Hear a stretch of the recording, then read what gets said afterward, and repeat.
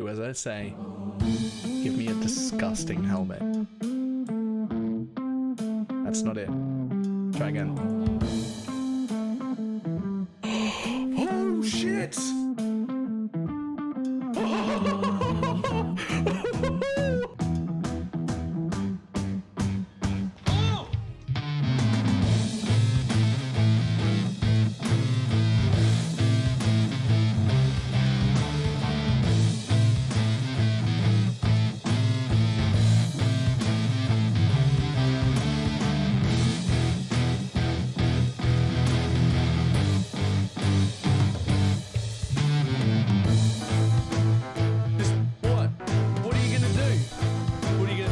Trying to hit me and hit me.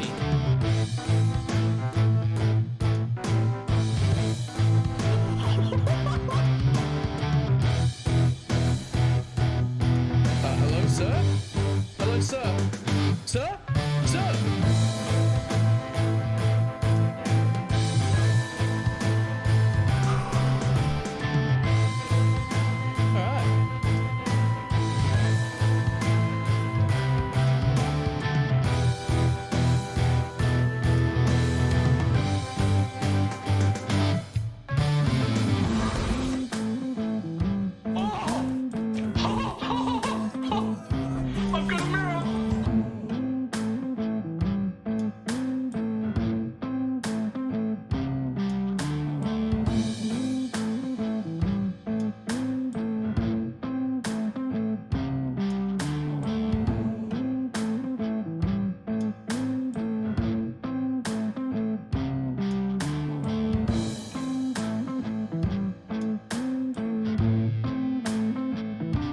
It's fine. What's the worst that can be? Oh, fuck, cunt.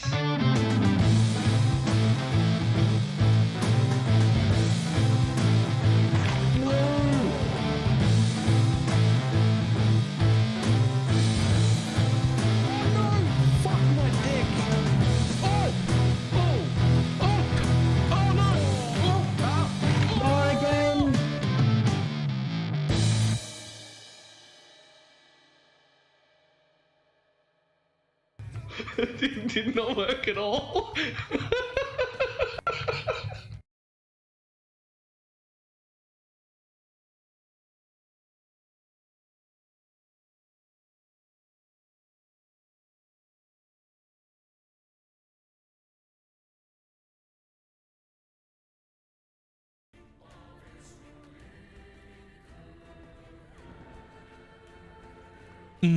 Why, hello. How's everybody doing? Just test, make sure my YouTube chat is merged. There aren't many people on YouTube, but they're just as important. Need to make sure I'm reading them still. Uh-oh. It's actually not come over. Interesting.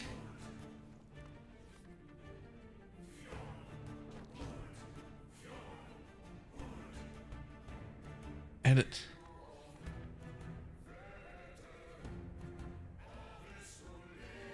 Save. Let's see if that works.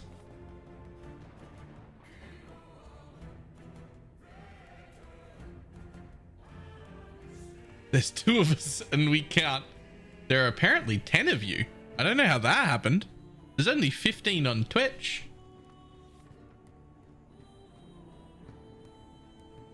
But right this second, the chats aren't merged because the bot isn't working. Chat test.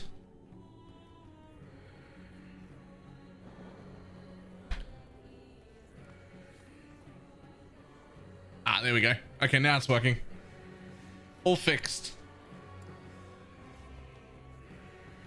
You highlighted on the last epoch page? How? When? Why? I know like one build.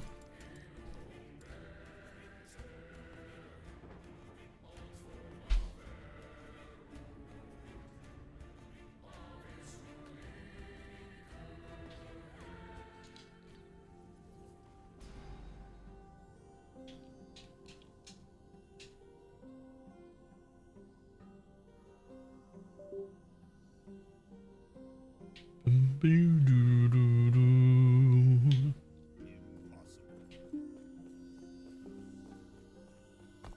where were we going?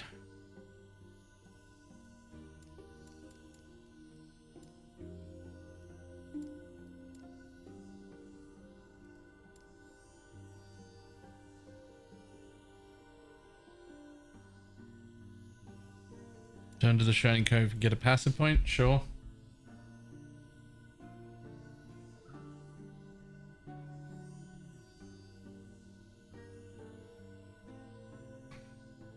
So one thing I do know about this game for sure is that I do not ever want to stop mid like mid leveling.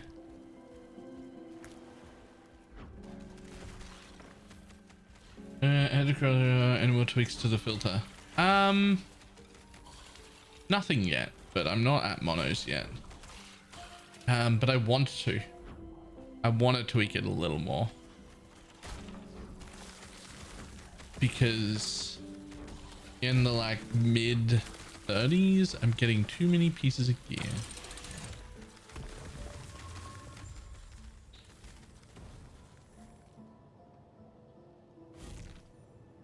But I think that might be my like end game brain, because again, I am getting back to town with nearly a full inventory, which is probably the right place to be at.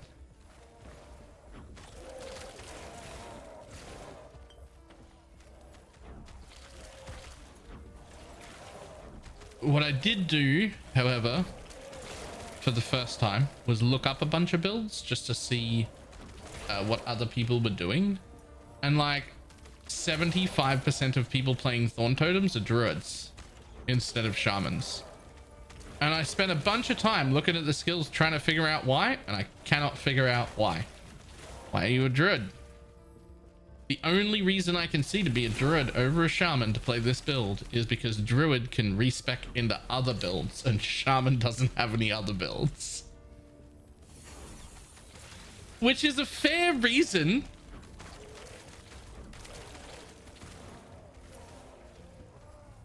But like, what is that really enough?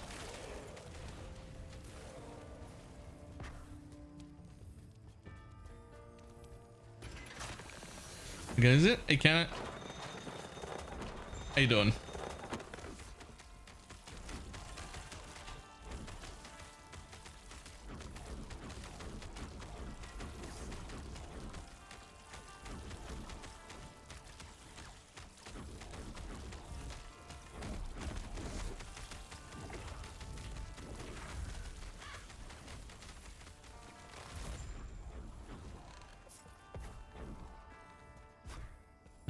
I'm doing pretty good. One other thing cool that I noticed this playthrough is that this dude gives way more armor shred than anything else. The crow. So but I really want to have two of them, and I can't have two of them, and I can't even really have one because I want two of these guys.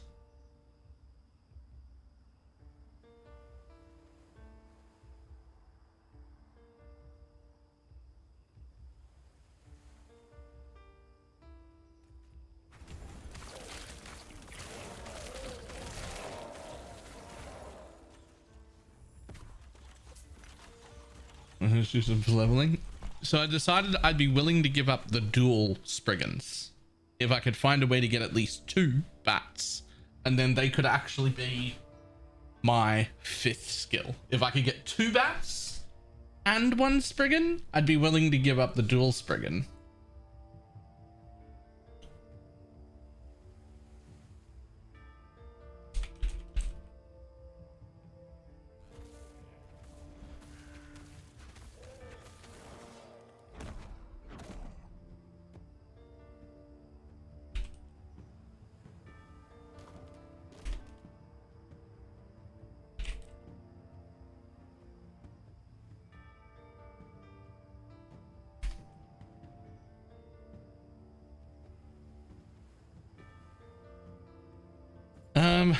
Right, so there are max companion nodes, but there are no max companion nodes in the Storm, and there are no max companion nodes in the Spriggan.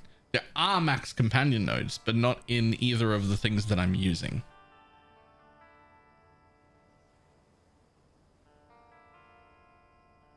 Which is awkward.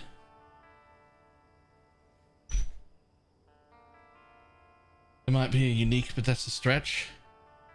Yeah, I think if the answer is it's a unique, then pass. I also don't think the bear's worth it over just having two summon Spriggans out. Maybe it is. The thing about having dual Spriggans is this healing aura that's going all of the time. It doubles. They stack and they heal each other, and they heal me twice. So like, is real strong. Does it? Gross? Yeah. There's two healing auras both going off. They heal each other and they heal me twice. And I just, so like dual Spriggans seems like the best option because it's so much tankiness.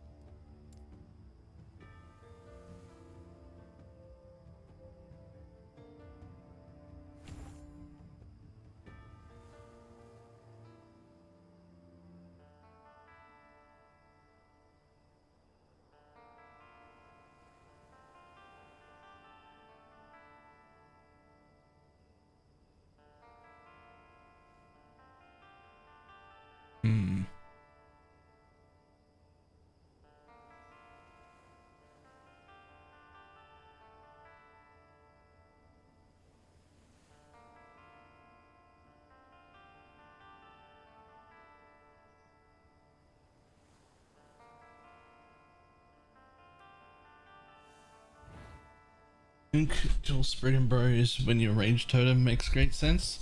So that's the thing. Your thought is like once you get the healing totems out, you don't need to you don't really need the double healing, right?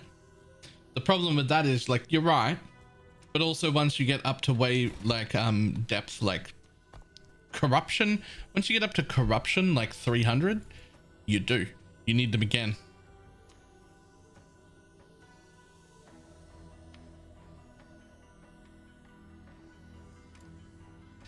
Because it's all about defense once you're in the really high tiers, you need like a ton of defense and recovery. Like that's the whole game is like defense and recovery at that point. Which means early game dual Spriggans is the best and late game dual Spriggans is the best. And there's this area in the middle where you could like make an argument for like using a bear or using a thing or using a, but it's just everything is so shit, man. Give me a 5th skill, please. Give me a 5th skill.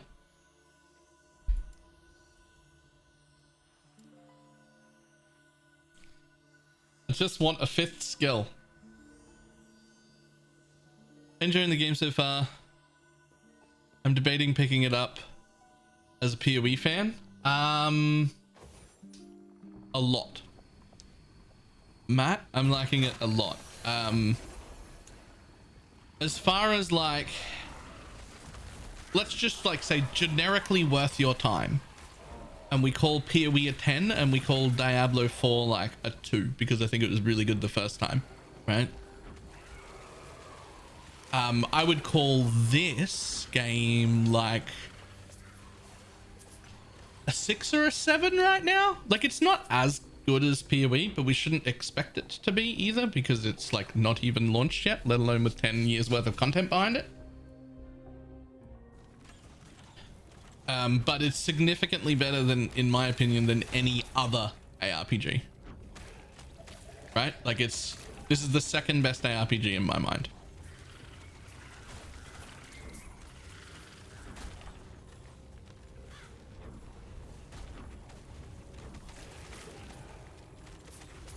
That being said, if you do plan on buying it,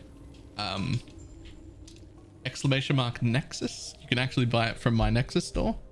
You still link it to Steam and everything acts exactly the same way. The only difference is the cut that Steam normally takes. I get that. So if you feel like just taking 1 or 2 extra steps when you buy the thing, I would very much appreciate it if you use the Nexus store.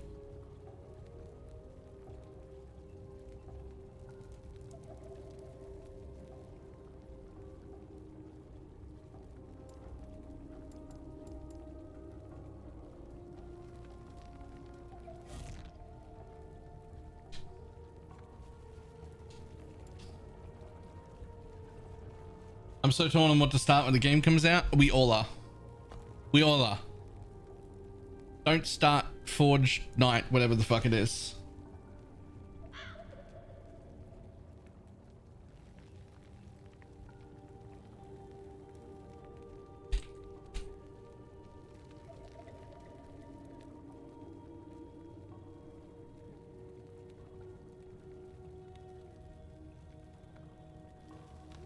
And don't forget the league start.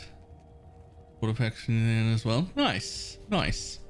I don't think that the new packs appear right away though on the store. The PoE ones. Although the Kirak Vault Pass does, but you can also buy that with like points that you've already got in game. So like, if you're going to fork over money for the Kirak Vault Pass, you should look for someone's Nexus store to buy it from. Even if that's not me. But you can also just buy it with points, so.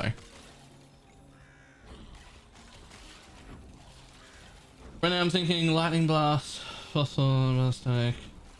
I am. I am doing a Frost Shaman. Already leveled it up in Monolith and it's pretty fun. A Frost Shaman?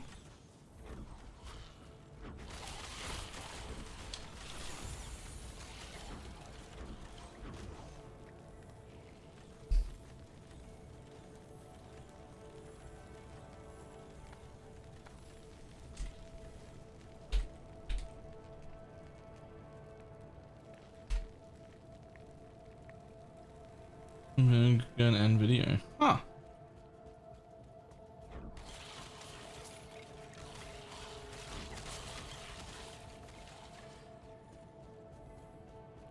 Just empowered monolith of mine, just Maelstrom. Avalanche, reversible Warcry. This is certainly my league start because it's like there's two reasons. One, incredibly league start friendly. Like, I need 0 things. Actually 0 things. There's a few things I can use, but I need 0. And then the second thing is, on top of it being a really good build, really good clear, serviceable single target, very tanky, it's also huge in the support aspect.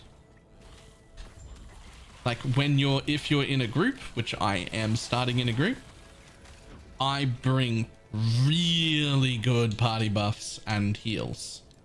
Really good party buffs and heals. So since I'm starting in a group, like I'm granting all allies near me 15 flat there and 8% base crit there, as well as this healing aura that's constant. There'll be 2 of those going off and I will buff it as well as a heal on hit that they cast, as well as my own heals that come from my healing totems, as well as this active heal, which I can cast, but also procs automatically the way I'm going to build it. So I'm like pretty good on the buffs and really, really good on the heals for free.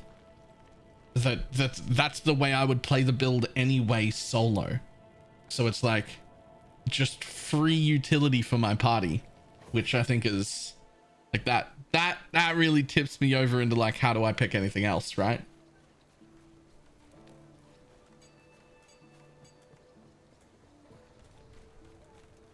Because it's literally the way I will spec it solo anyway. I just get all those party buffs. That's just part of the build.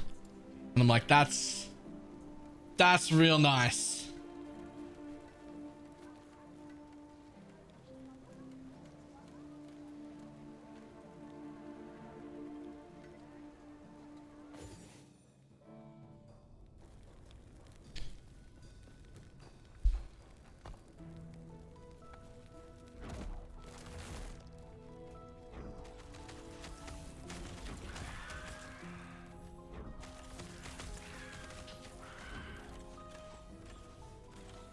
Kind of surprised that Snap didn't pick it, but I'm not overly shocked. What is their second support? Oh yeah, no, I know what their two supports are. So the reason that this build isn't in Snap's build is because it isn't the best support. This is a solo build, right? It's a solo build that just happens to come with a pretty damn good amount of party utility, whereas Snap's group is a like dedicated group with two real supports, like supports, whereas all of us are still playing builds that will be able to solo and whatnot, not like a dedicated party. It's just that an Ildris will probably go heavier on this than me.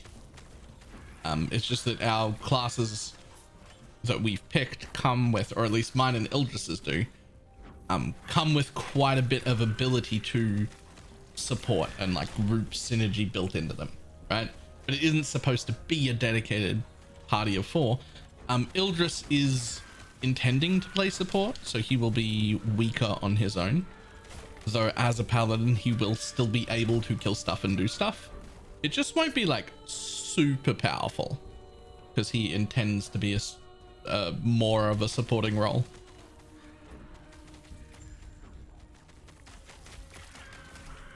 It's releasing anytime soon. 6 days, 7 days, 7 days. Also, huge patch coming.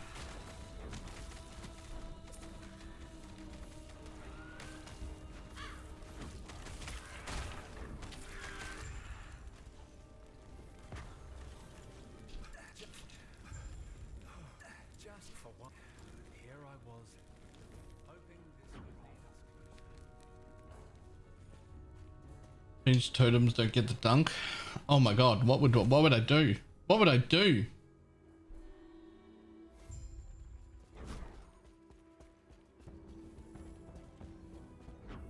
I think I'm a necromancer if that happens.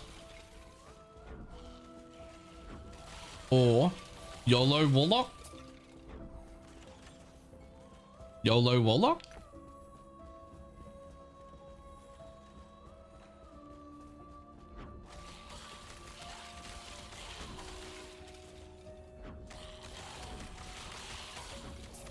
Join the hive, go Swarmblade. I very much like Swarmblade, but when this might have changed because it was like more than a year and a half ago or so when I played it. But Swarmblade was pretty shit to begin with, and I had to like get some gear and get some synergies going, and then it felt good. But it didn't like feel good on absolutely zero gear.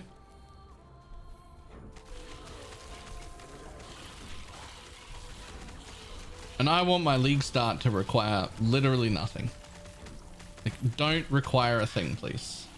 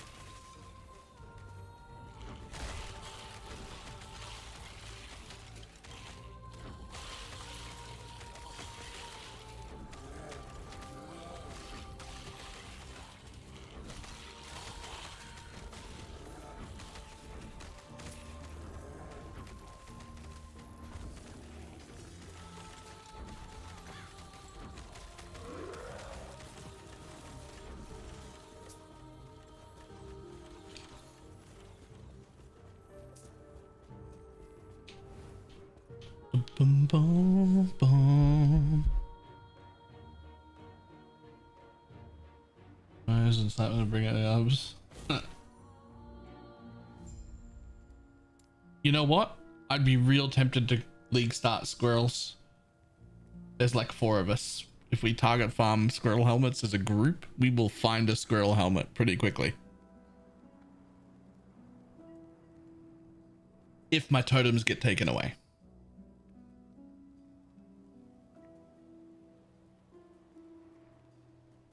It's damn rare. So the people I spoke to said it could take you as long as 4 hours of target farming to find a squirrel helmet.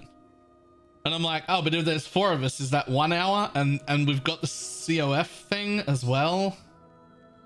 Like, it might be okay.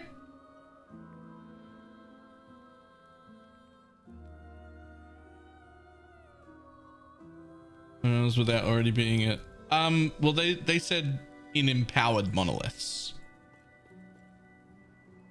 They did say in empowered monoliths.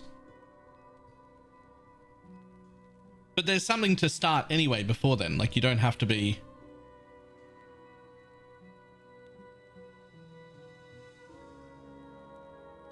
The expected nerf coming to squirrels is that they fix the bug, so they do the correct amount of damage, which will be half, roughly, slightly over, but roughly half what they're doing right now, which will be absolutely fine. It'll be absolutely fine, no problem at all.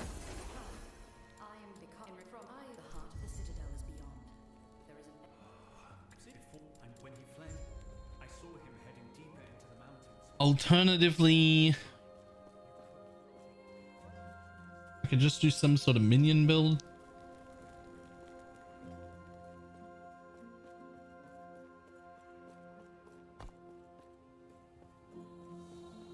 I feel like if my totems got taken away from me, I would just full send on Warlock, yeah.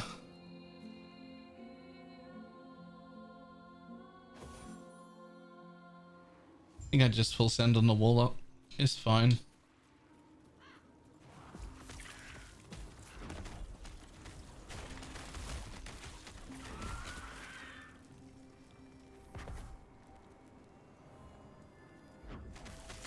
What other builds that doesn't require any gear can you recommend? Too many. Can you be more specific? Can you like tell me what kind of build you like to play?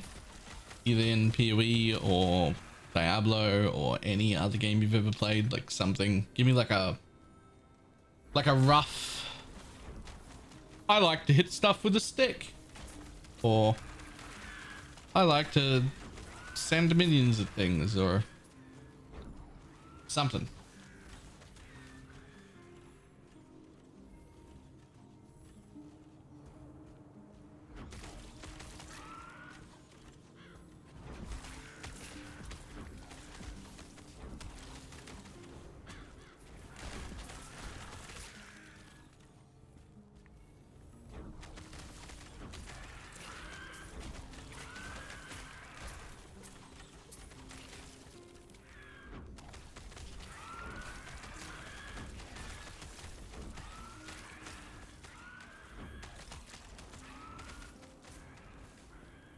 Only been playing 2 weeks, but just realized that you can spec into the other subclasses halfway. Yeah.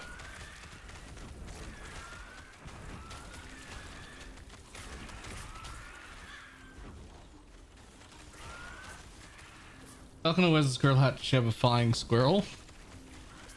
She has a falcon. It's in the name.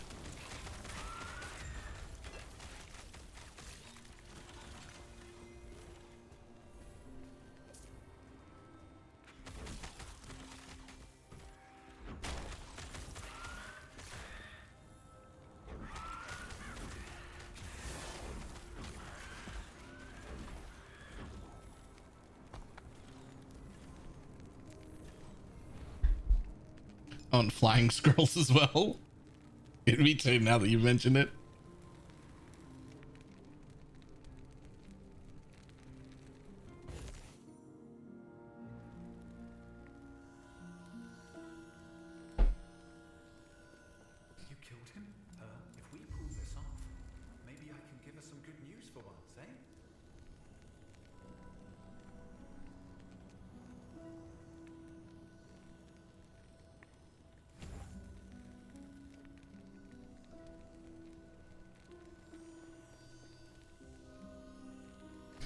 Something like Blade Vortex. Hey, that's perfect. That is a perfect description of what you want. There is a cold dot werebear. There's a cold dot werebear, and there is a tornado swarm blade build. Both of those are going to play like Blade Vortex, and both of them are the same class. So you can play one and then be like, I want to try the other one. So one of them is, well, they're both druids. That's where you get werebear form, just there. The cold dot one involves around proccing a whole bunch of this skill. That's right here, which I will just, hang on, give me 1 second. I'll run out of... Orbit Hammers is even more like Blade Vortex. I feel like Orbit Hammers is more like Spectral Helix. In fact, it's probably optimal to level / do werebear first and then transition into Swarm Blade later. I would agree with that. So this is unspec'd completely, right? Just so that you like are aware. So you'll see a little baby version of it, but basically here it is. We get 1 stack. It's just this little cold damage over time thing around me. And as I pump it up, stacks get higher and higher. The storm gets stronger and stronger. It's literally Blade Vortex. This is obviously an unspec'd version of it because I am not this build, but we've got like lots of area, lots of duration. This is built-in unleash, which is if you don't cast for like a second or two, then the next time you cast up to 3 of them instead of 1. So it's like built in like that. The werebear version of it has like ways to proc it automatically, a huge charge that like moves you around and is quite tanky. There's a little video of it right there. And later on you could become Swarm Blade form, which is this fucking giant bug looking thing, which uses some different abilities, but this is probably not something I'd start with. I would start with the werebear one. The cold dot werebear. That's exactly what you're after.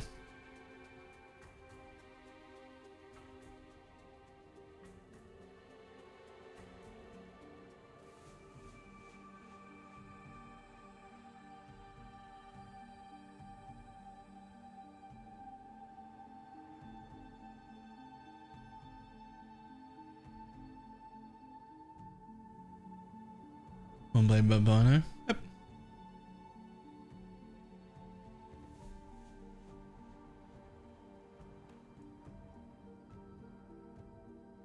Join the hive. Click, click.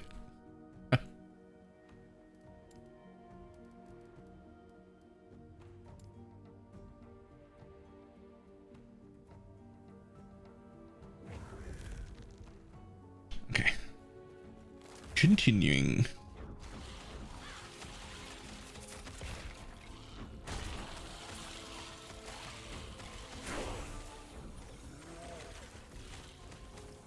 That Swarm Blade build is the reason why I'm still considering maybe I do want to be a druid. Maybe instead of a shaman, I just be a druid and I'm just like a little weaker.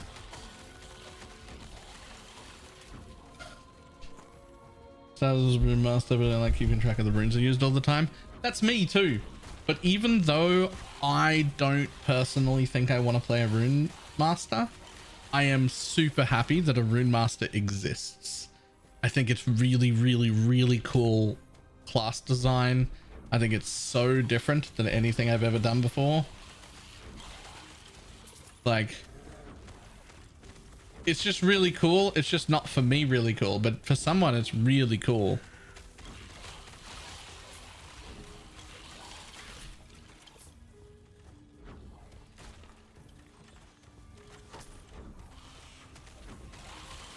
So there's a second thing, Core, that I was looking at earlier as to why I would maybe start a druid instead.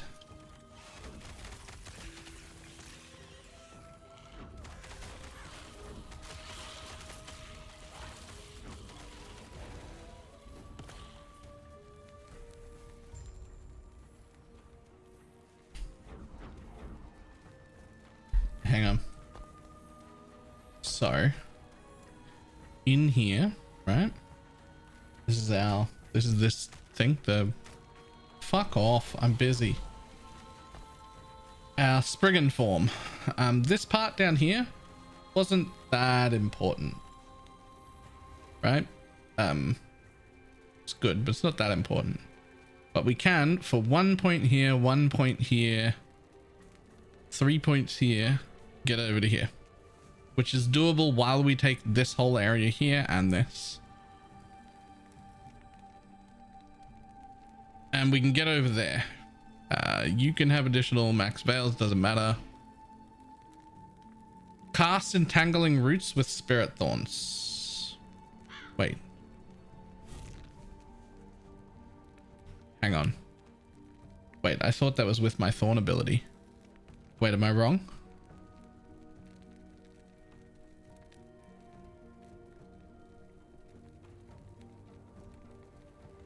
When you directly cast spirit thorns. Wait. Oh. Oh no. Oh, garbage. Never mind.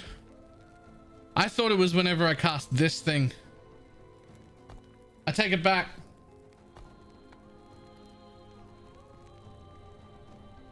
I was looking at the entangling root stuff and I was like, that looks pretty cool. It's got some armor shred on it. It's got some healing. Maybe I can get away with using that. But I'm not gonna get this buff.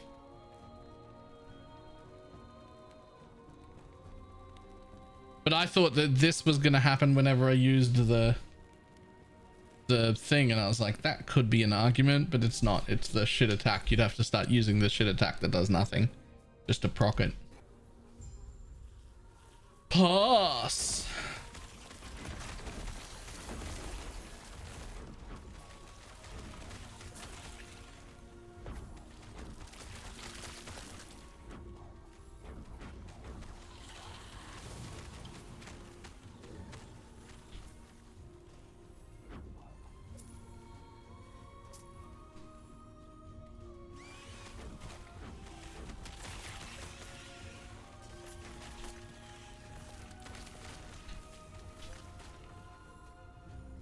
Build shaman is just straight better, but druid gives you the flexibility. Yeah.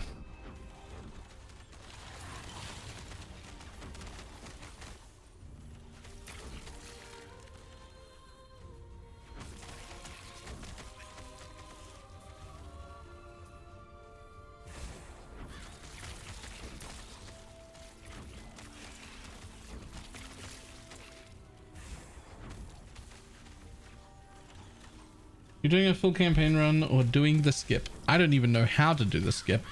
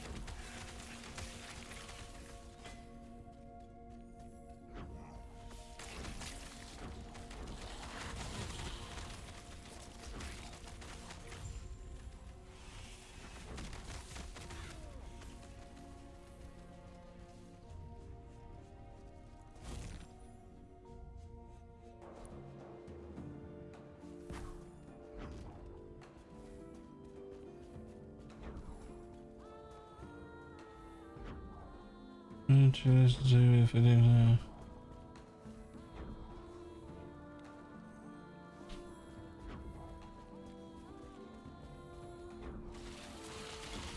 Yes. Press M. It's just down here. Passive point rewards 15 out of 15. Idle slot rewards 4 out of 8.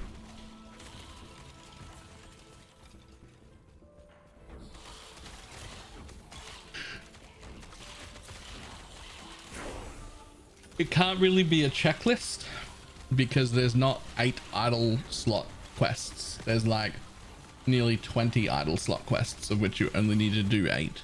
There isn't 15 passive point quests. There's again like 30 passive point quests, of which you only need to do 15. And it can be any 15.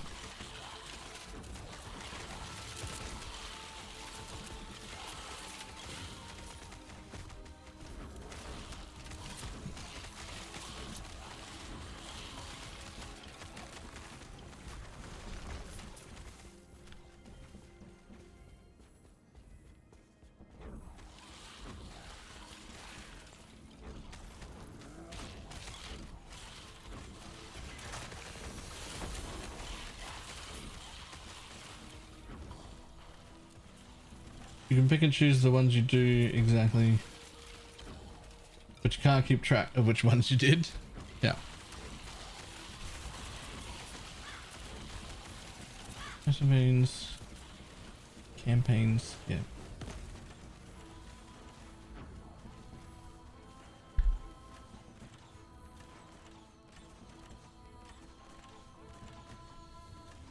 So my understanding with that campaign skip is that it's a little bit trash, just a little bit trash, because you still have to do all of the like passive and idle unlocks and shit. And I know if you use all of them, you won't get all your shit you need. But that doesn't mean you can't use some of them, or at least one, surely.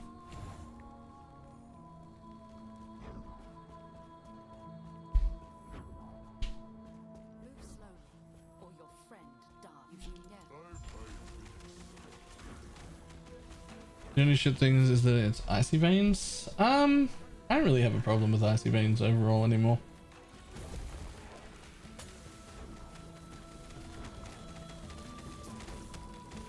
The only thing you gotta watch for icy veins is it's not really like super curated content, so you can't like trust every single thing you ever see. You just pick content creators that you trust and follow their shit on there, and it's fine.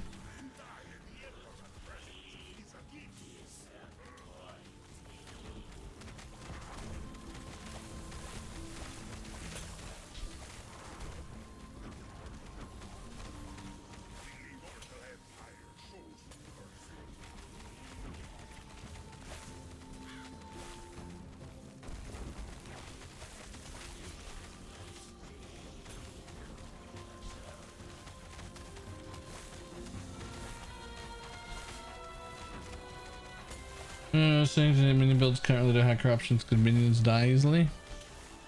We'll see about that.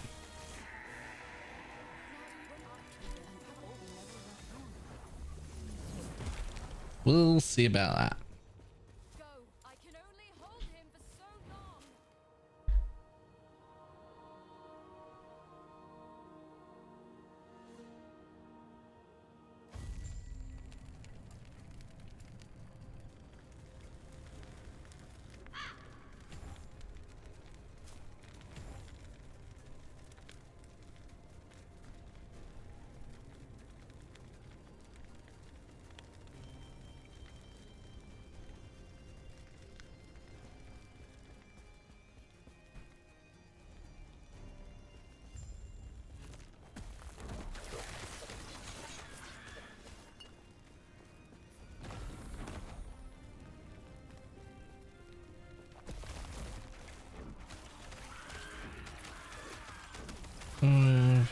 If not hit recently, that makes sense.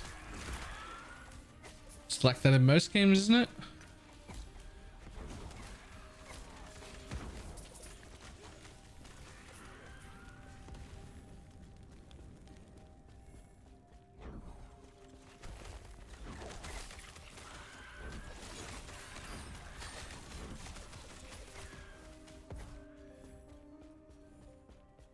You get hit by the dot damage? No, you take the dot damage. You don't get hit by damage over time.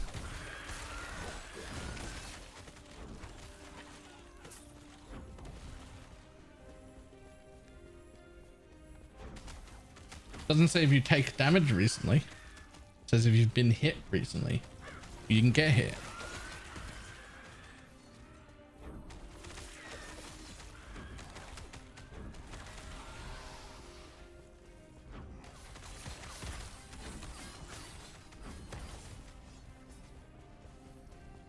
I found the chatbot censors in-game. Censor the name Chris Wilson.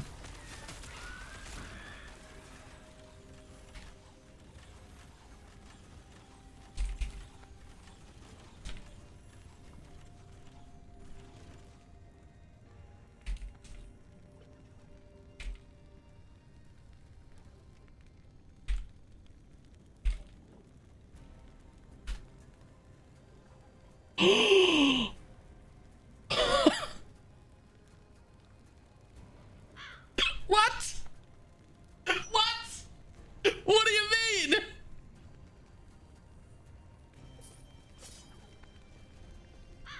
What do you mean?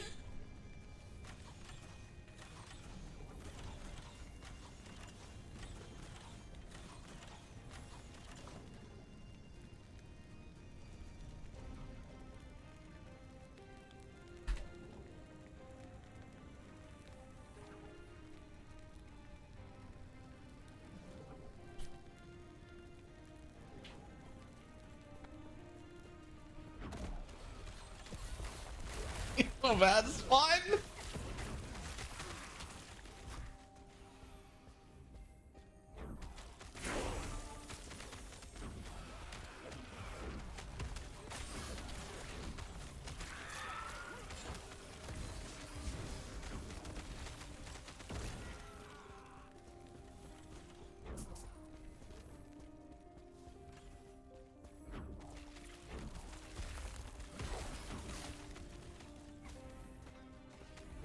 The command you can type /badbot.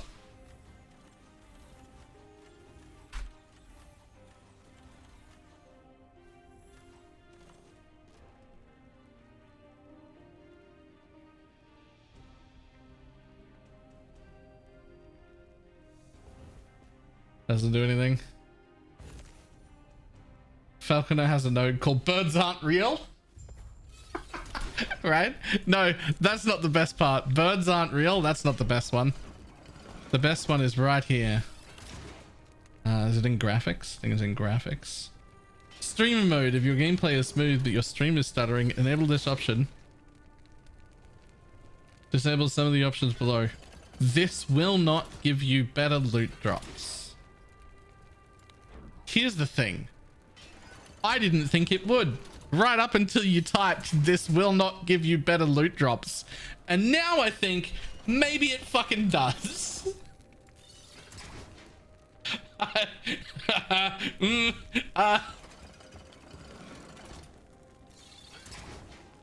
I'm just saying that I didn't think that it would. And then...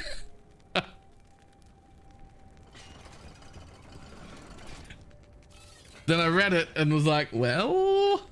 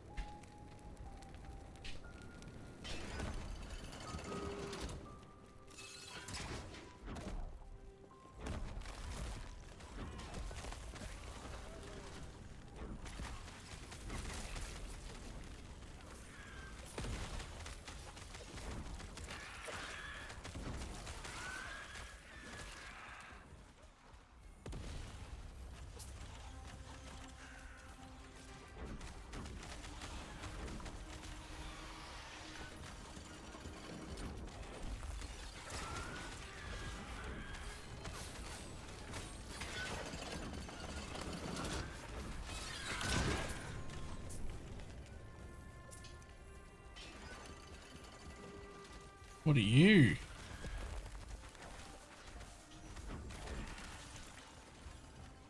That's an interesting loot filter problem. Dead. Dead.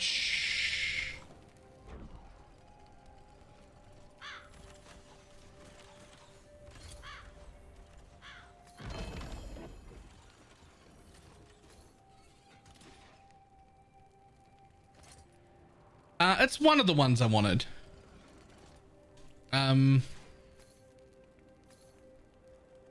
That's one of the ones I wanted. That's actually not the one I was thinking of. Is that the only one we have highlighted? Because that's not the one I was thinking of. I was thinking of the one that gives you rage per route you have down.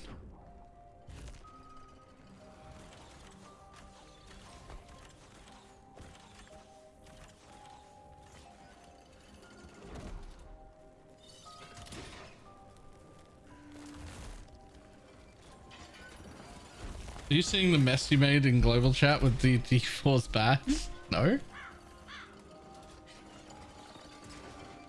Oh my god! What happened? Wait, is that like a trigger word? What the fuck?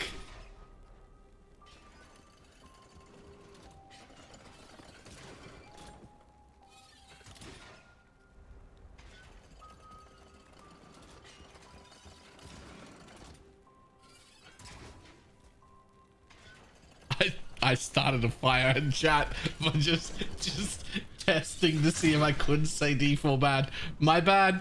My bad. I'm sorry. I didn't mean to.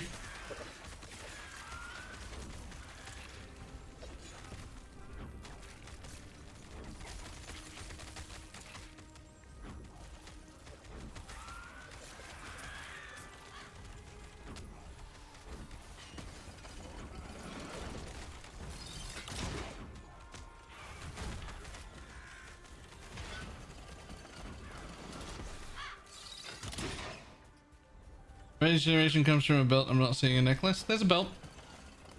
It gives +1 to all minions, and you gain 2 rage per second per vine you have down. It's one of the ways to generate infinite amounts of rage.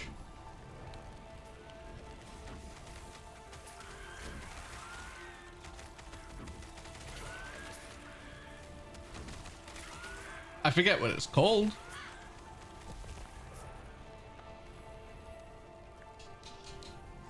So we go for rage regen, or if you've got the ring that makes you teleport, or if you just cast a vine every now and then. Like, it's still fine. It gets you out of having to have rage totems. So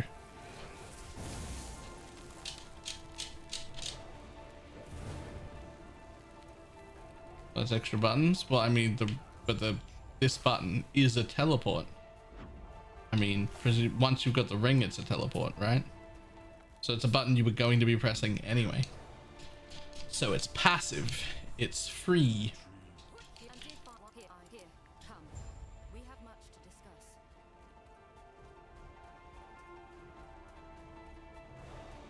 More than one button ship build. I mean, but it's just adding a buff that happens to your movement skill, which we don't count as a button. So it doesn't add an extra button.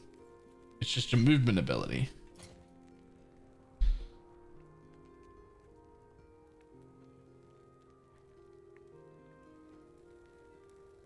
Yo, that is quite the idol for that build.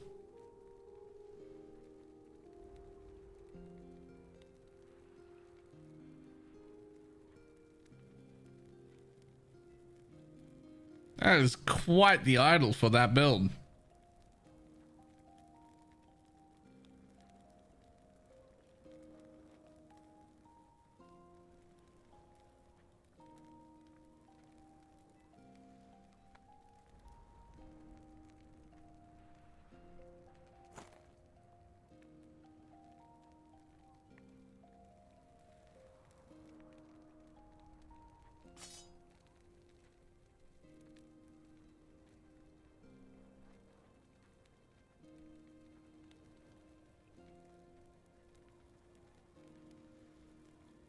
Of course, I'm not playing that build, so I don't care. But Yes.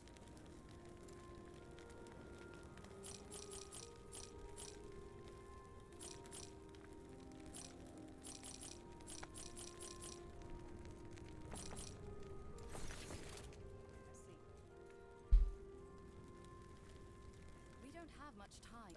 It is, and you will say there have been. It is, but Raya is the larger threat. If freeing more. shit, I use all the buttons. The more buttons your build has to use, the more shit your build is. That's not real. That's just, you know, by my standards of automate everything possible. If it's possible to automate something, it should be automated. Automation is key.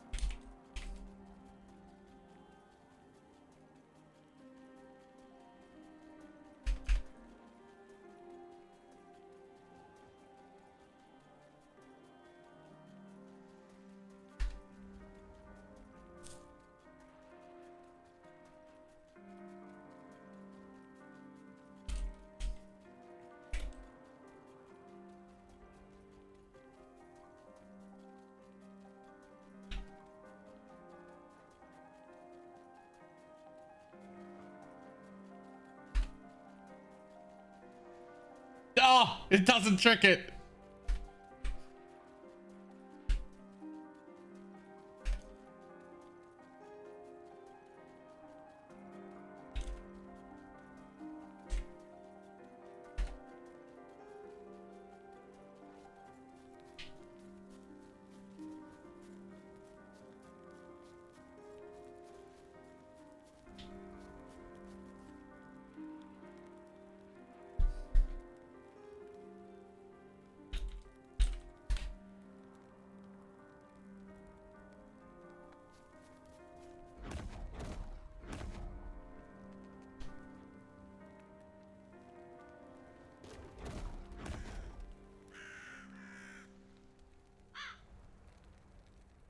This all started from the beginning bit.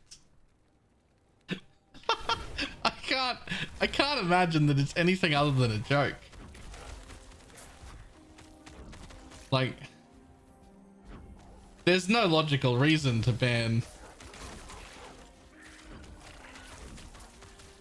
that. It doesn't make sense. I can't imagine what must have happened if it's not a joke. Like,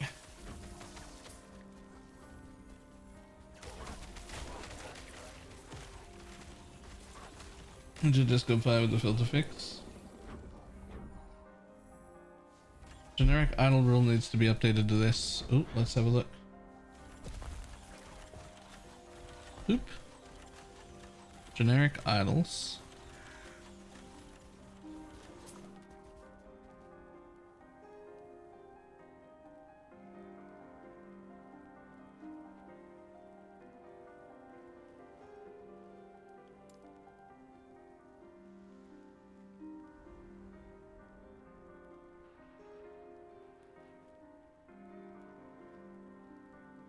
Why? Why? Wouldn't any idle be fine?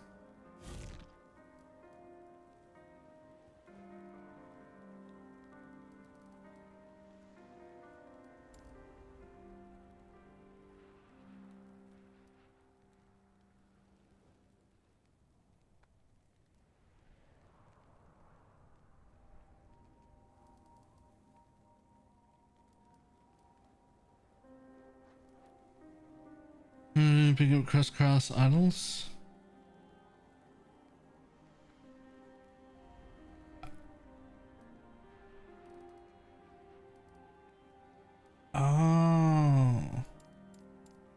Isn't grand and large also fine though? I'm so confused.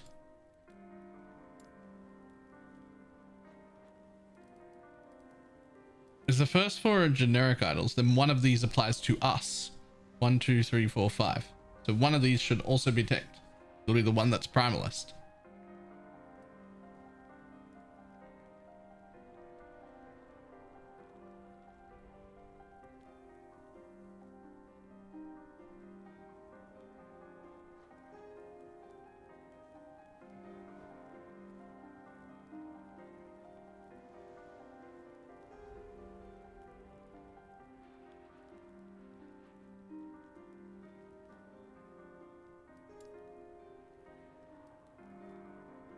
Grand, I believe, is primalist. I'll put it in too.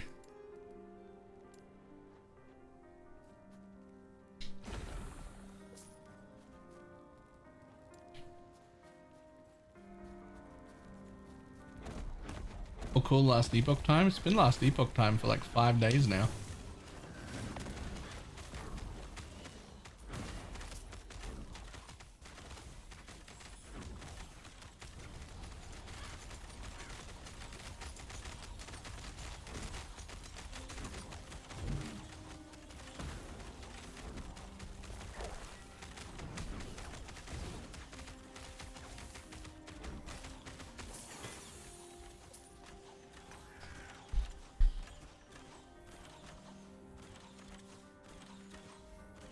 Yep, that is indeed trash. Good job hiding that.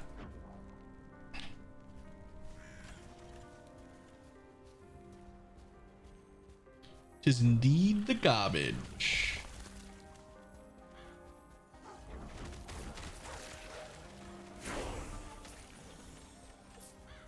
Scale well into late game. Yes. Yes, it does. It starts for free and works on nothing and scales quite well. That is why it's going to be my league start.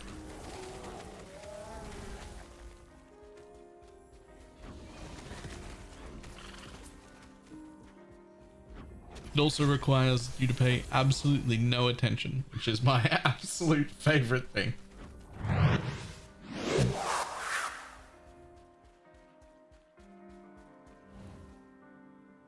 A 70 trade or 15-month SSF? resub.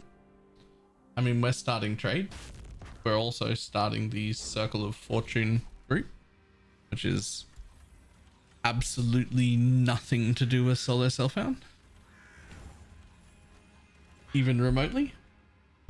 But there is a solo self-found mode, which I will not be starting. We'll be starting in a group.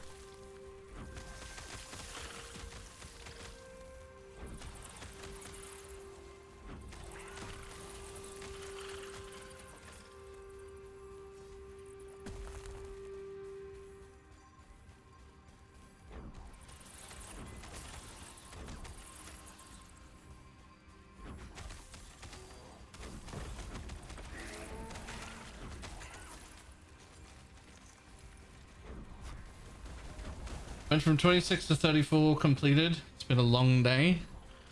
Hey, only 4 more to go though. Only 4 more to go though. The purple health bar is worth it.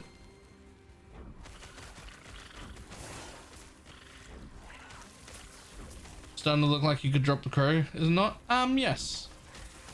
Yes, I could drop the crow soon.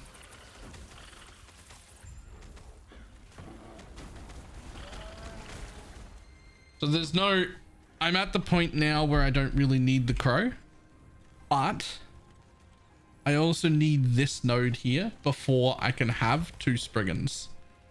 This is the only way to get my second Spriggan. So I need 2 more levels on that to be able to get the second Spriggan. So there's no point in dropping the crow early. He might as well just stick around. But then once I get there, then I'll drop the crow.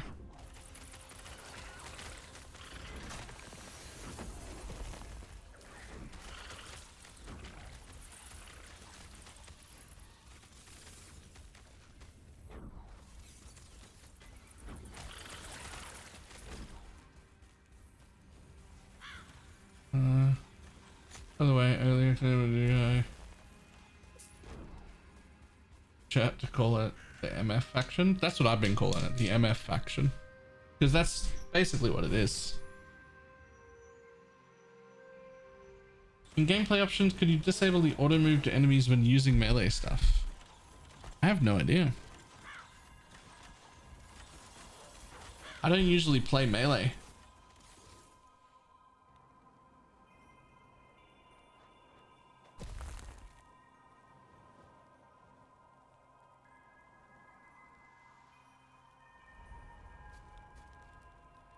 Yeah, I have absolutely no idea.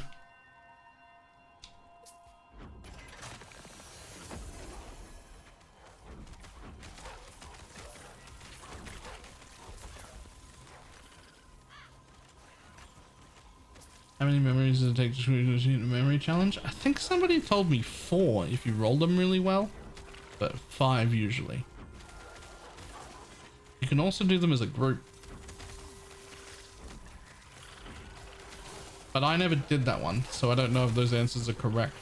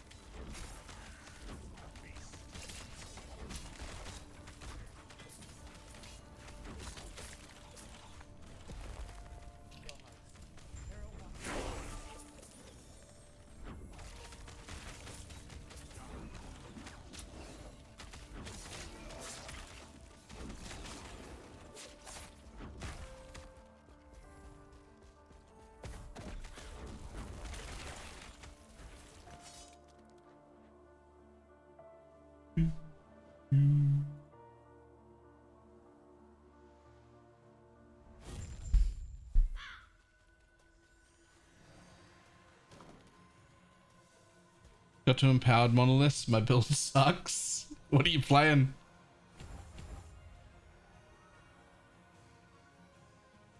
That's a fire turret guy, whatever. See the gameplay. Gotta say, not enjoying the playstyle much. Might swap to Frostclaw and see. Yeah, I very much like the Rune Master, but it's like a lot more paying attention than I want personally.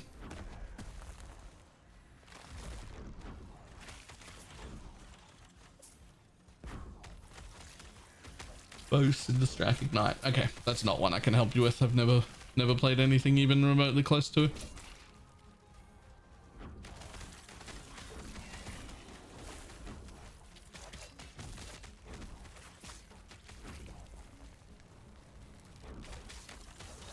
There's my one button god build. I'm playing it. I'm playing it right now.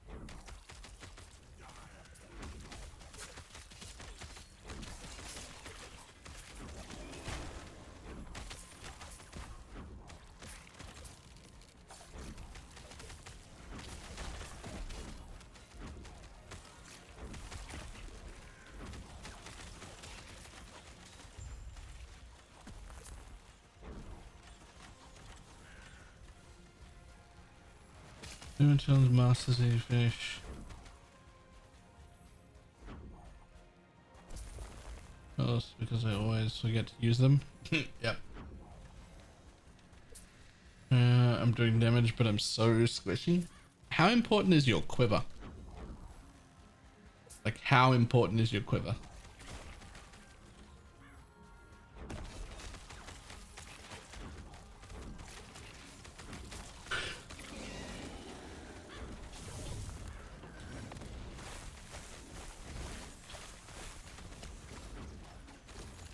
This is just Aragard. I'm using that. Damn.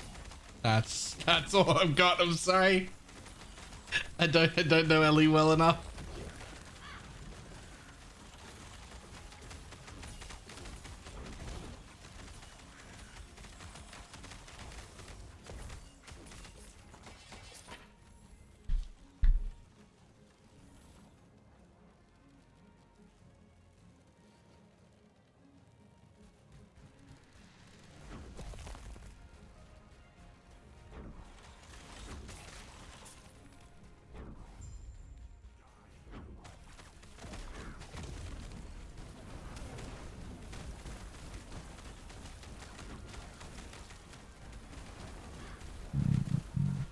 Are you playing a marksman? They are.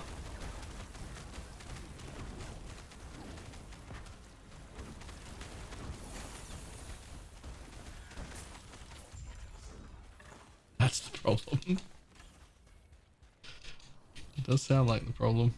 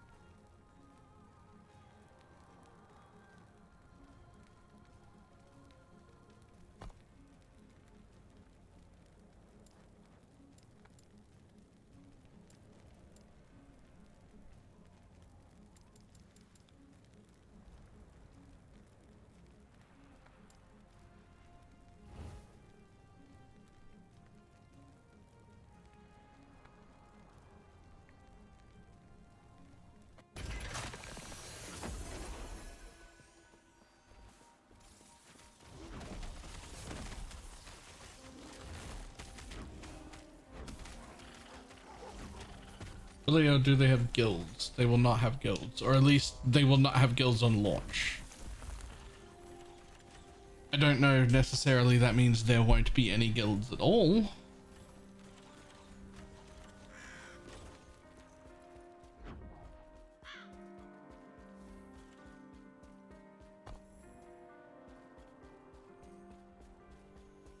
But there will not be any guilds on launch, sadly.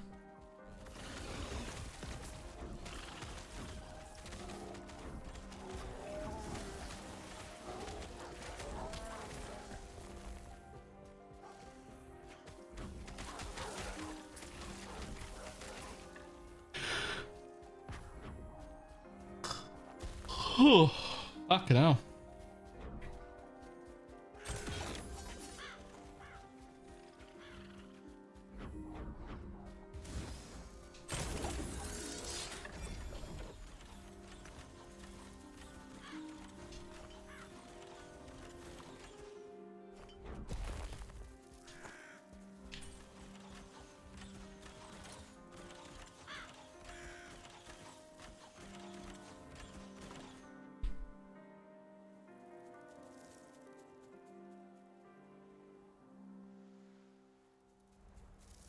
I mean, if any of us were leveling bows, that'd be pretty fucking pog. 10% bow, 18% bow attack speed and 11 flat fizz with some armor shred. That'd be cool. So you're gonna have a guide and a filter out for this to launch? Yes. Well, unless it gets insta-murdered on the patch notes and isn't a build anymore.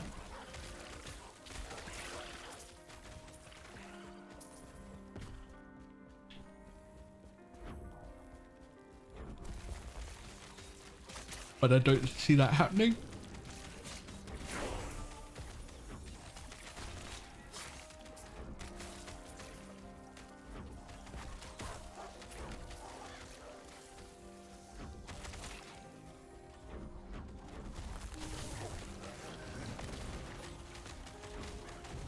And Shaman getting a mini rework. Yes. Put me on and you're killing me? I don't know why I'm so fucking tired today, man.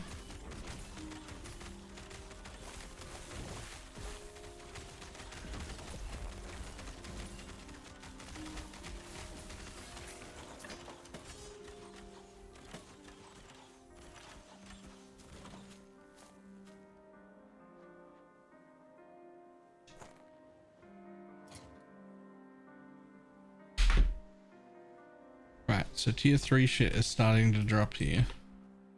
So this is where we go over here.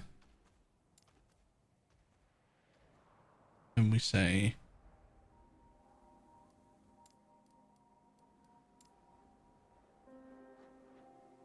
I can stay.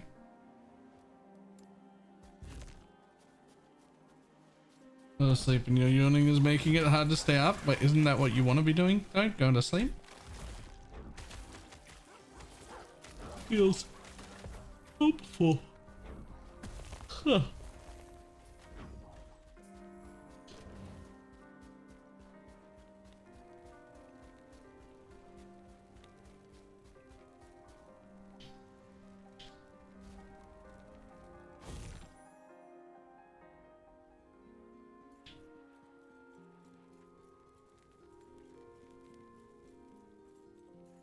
True, because he's stay up for that. The dog doesn't know what time it is. You can just give him his meds now. He won't know any different.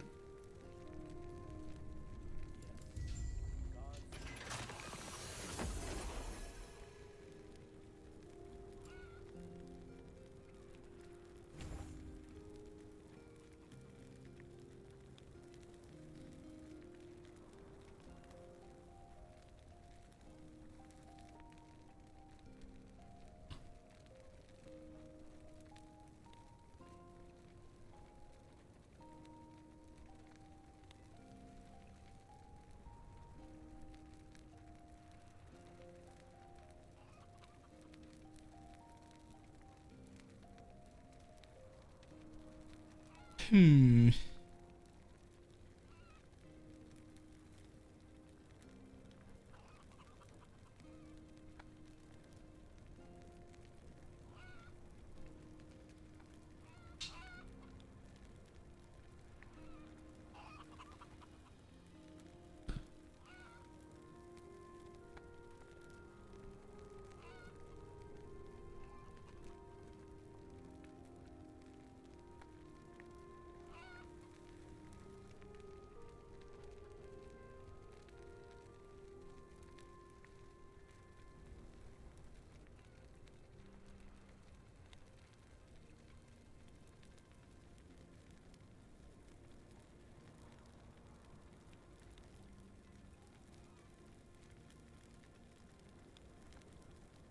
This is dodge.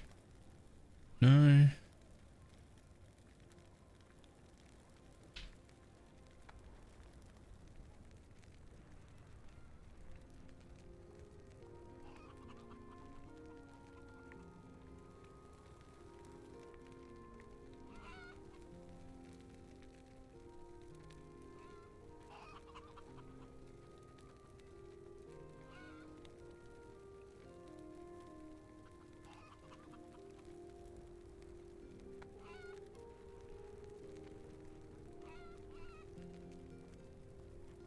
Just seeing what else is around.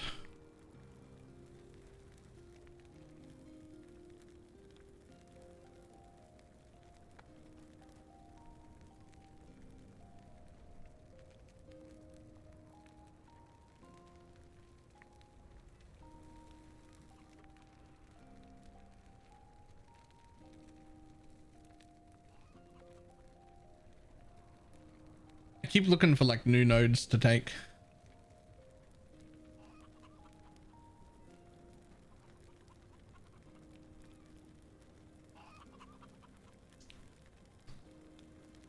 don't really see many.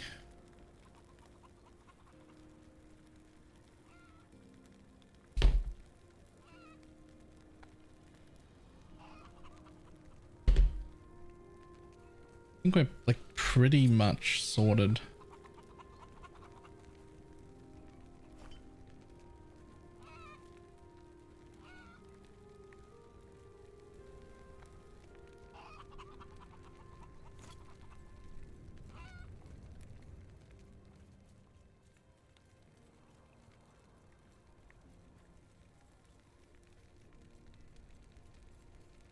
Yes.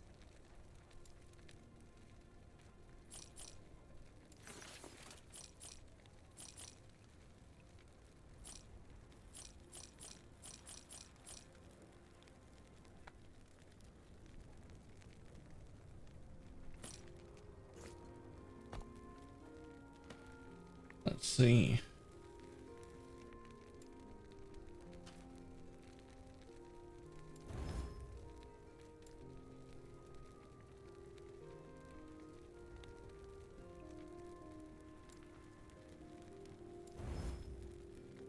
Sure.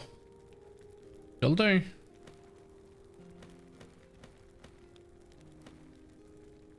%9 cast speed, 1 attunement. All it had. This one's got 10% cast speed on it implicit, 60% minion damage, and 1 attunement. Sure. Yes. Imagine actively crafting gear during the campaign. Just looking at something and being like, yep, I can craft that. Like this thing. Boop.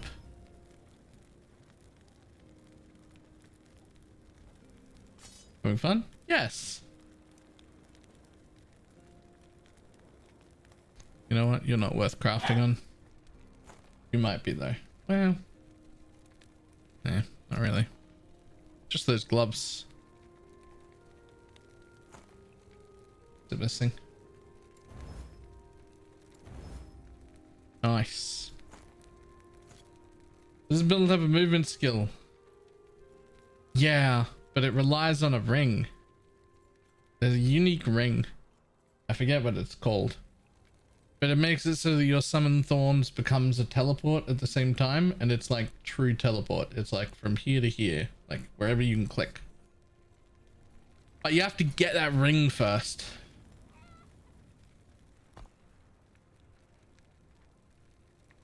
But as soon as you have it, then yes.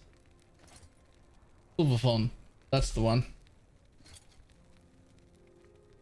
Not this one. This is this one.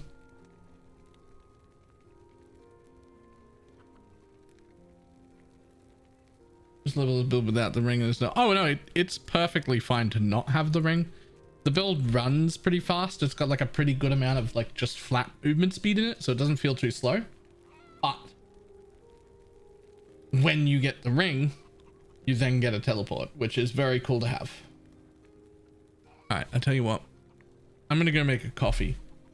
See if I can stop this horrible yawning. Huh. All right, we'll see if coffee will help. I'll be back in just a second.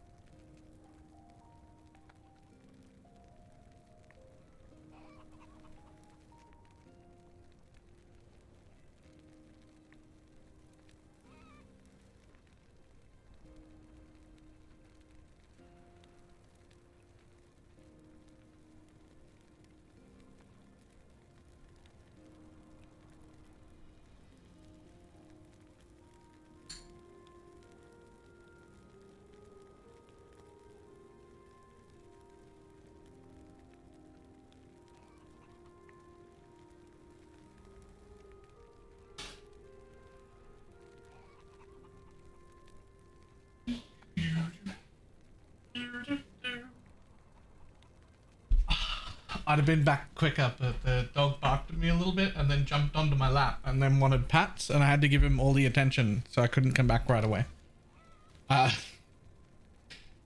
Things happen sometimes.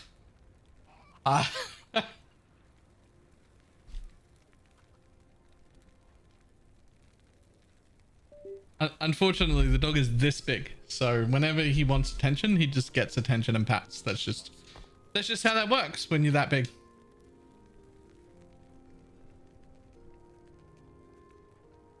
That day you not give the dog more attention. Something else happened outside and it excited him and he jumped off and ran away. And that's when I came back inside.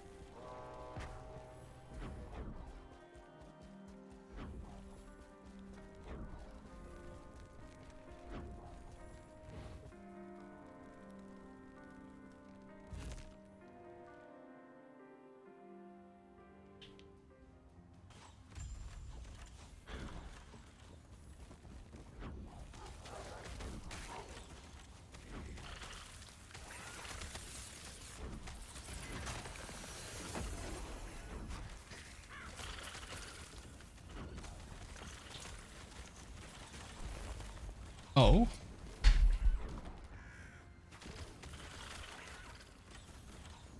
Oh yeah.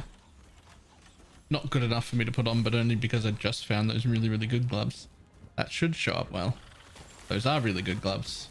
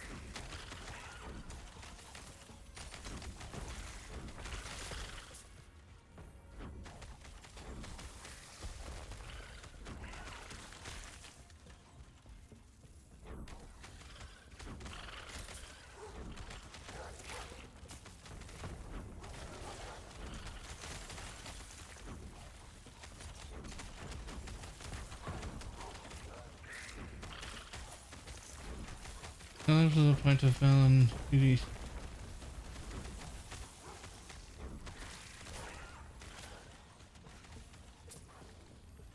I don't know what that is.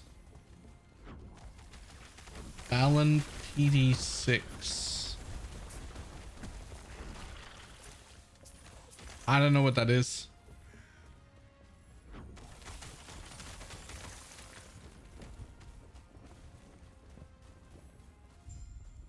Balloons TD6? That wasn't very helpful. I don't know if you thought that was going to be helpful, but it was not.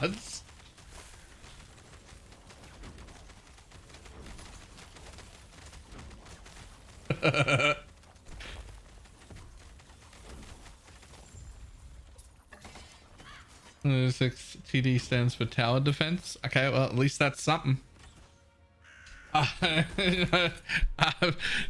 now know it's a tower defense something. That's something.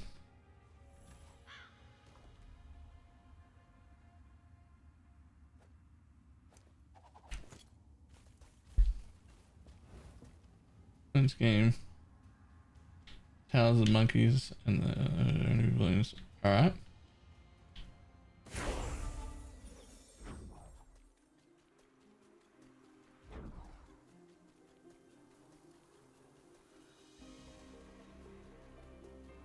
Just found a trick for the template version of the loot filter you can put.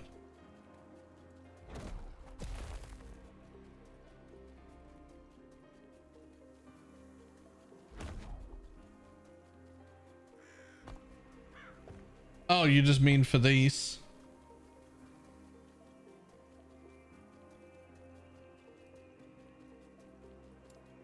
Right.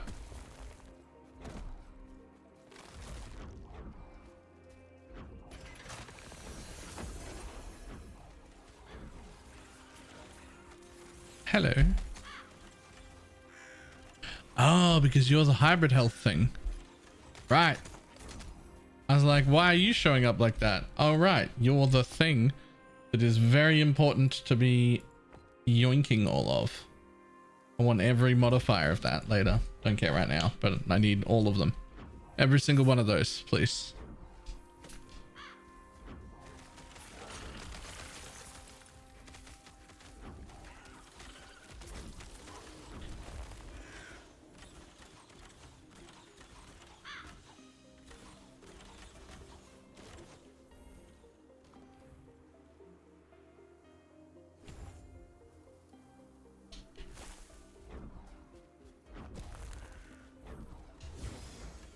I just need to stop playing you for a warm up.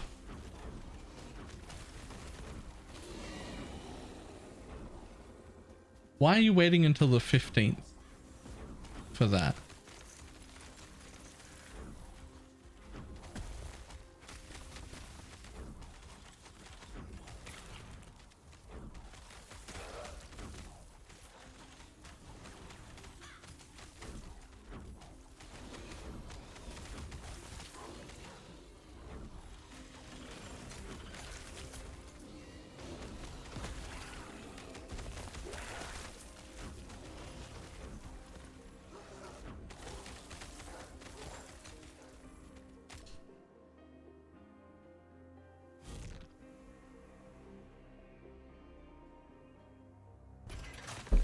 Sounds like you just want to pop balloons, no kink shaming. Isn't there an actual kink about popping balloons? Like an actual, like it's got a word and everything?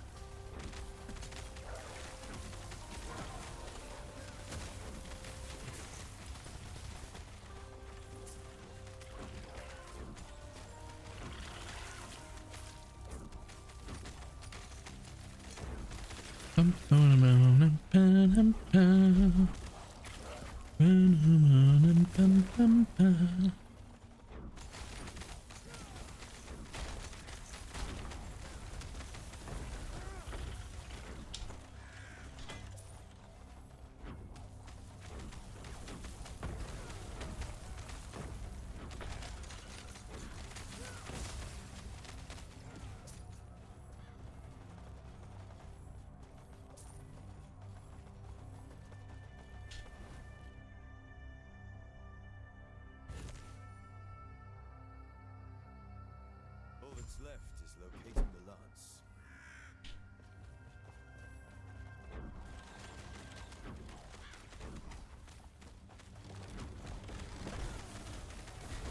Oh. Oh. Okay.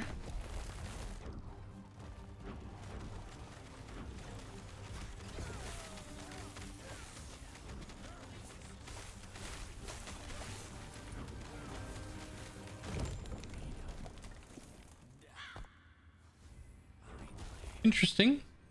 My resistances are quite good. At least my elemental ones.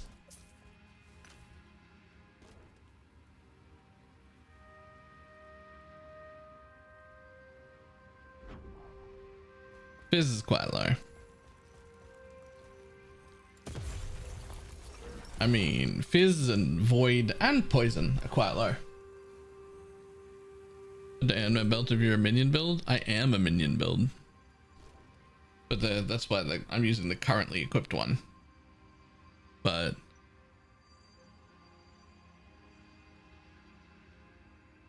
that one might be good. We have the land which It's also like my only Fizzmit though. this immortal emperor on our journey. We have the land which you would want. Ha! Immortal empire. Are you serious?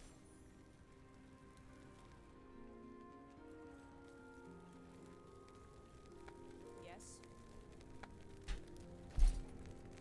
Although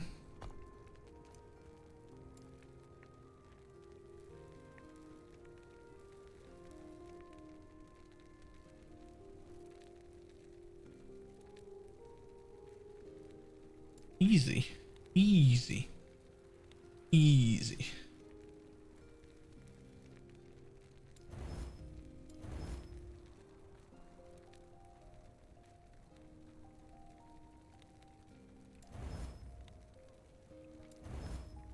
Huge.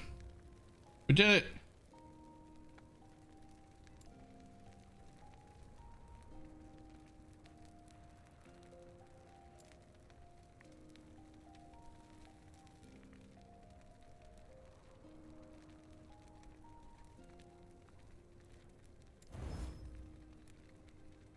Still got more forging potential on it too. Huge. Huge upgrade.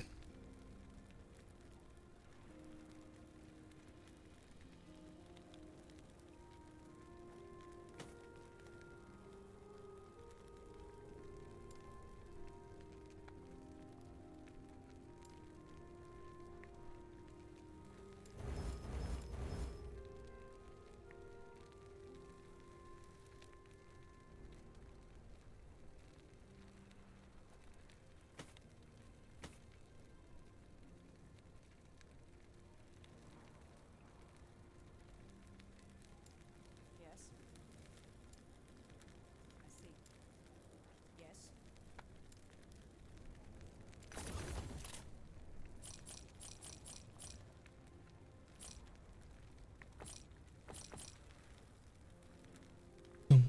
Dun-dum, bum, ba-na-ba-na-ba-na-bum-ba-dum. There we go. We gained 100 health there as well. 100 health and like 30 or 40 crit multi or something.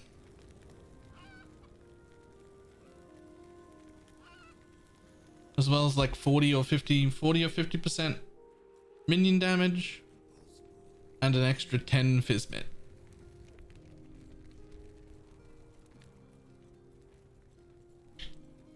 Turns out crafting OP.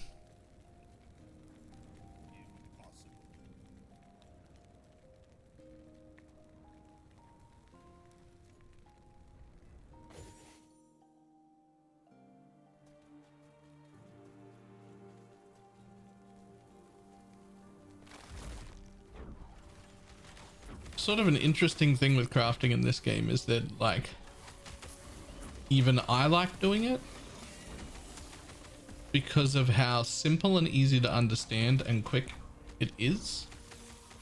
However, because of that, I suspect that the people who are like super into crafting normally will find this version of crafting pretty boring and unintuitive.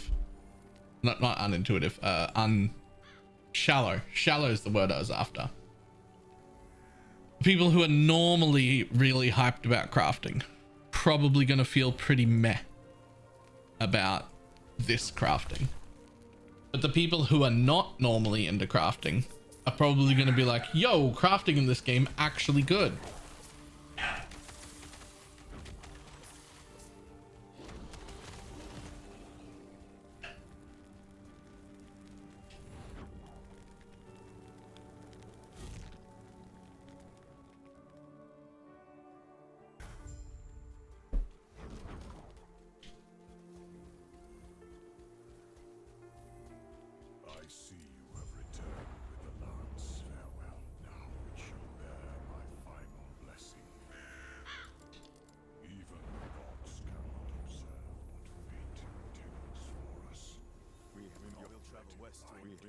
from what, but we should get to the coast.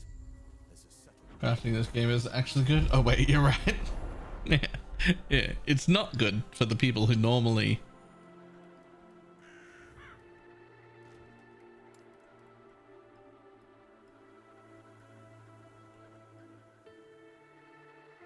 I have one single more idle slot to unlock, and then at that point I could just stop questing entirely and go do endgame stuff. It's so easy, it's really fun. More impactful this game, more accessibility related. The green gives you a passive, I think. Nope, it gives you +1 all stats, which like we know is pretty impactful because like +1 all is pretty good. Hey, even the stat we're stacking, like I only have 28 of it right now, and 10 of it's coming from my passive, and it's the main stat that I want. So 1 all stat is pretty good, but that is all it gives. So you want to go back and do it eventually, but you absolutely don't have to do it. My suggestion to people so far has been, if your build is absolutely cruising, like you're blasting no problem at all, you should just finish the quests, because if you can just walk through it, you should just do it and get your +1 all stat. But if you're struggling, especially with bosses, you're probably better off going into some endgame stuff and getting, you know, a few extra levels that are really much quicker there, and like better gear and whatnot, and then just coming back in like 10 or 15 levels and just quickly finishing the thing for your stat. Oh, Baylor, can I still ask about PoE? Always. The only time that you can't ask about PoE is literally in the middle of a sponsored spot for another game. Otherwise, if someone's not paying me to play their game, it's PoE stream. No matter what I'm playing.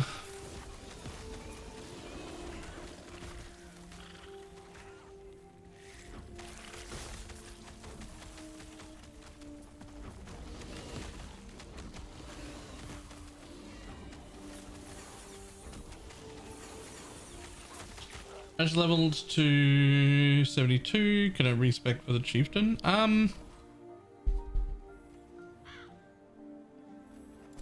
don't know what level you need to be for that, but I do know what the minimum requirement for it to feel good is. The minimum requirement for it to feel good is about 85 maximum res, and at least enough to do 1 large cluster into 1 single small cluster. You must have the fan the flames thing going on. Like you just have to. So that. What? There's a chest out there and I want it. What?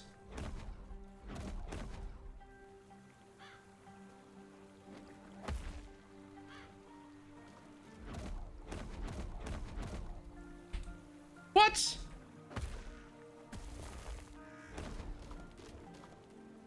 It's not on traversable terrain. You can't actually land there. It's not that I can't jump gaps. I can. There just isn't a place to land.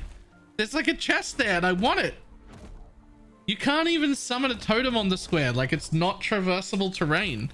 That's fucking troll. That's so troll.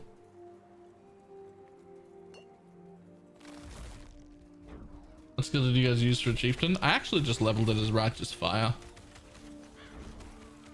And just to see if it was worth doing over Armageddon brand, I tried a full ignite like fire version of penance brand. I should have just done Armageddon brand.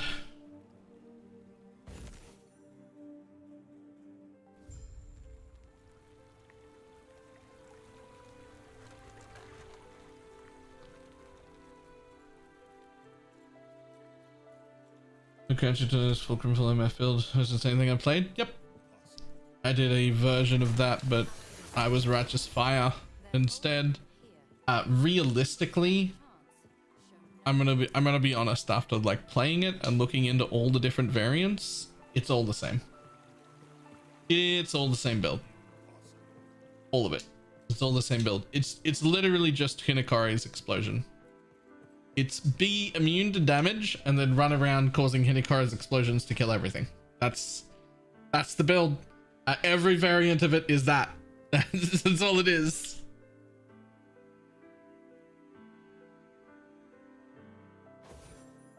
To just be immune to damage and get all of your damage from Hinekari's explosion. That's...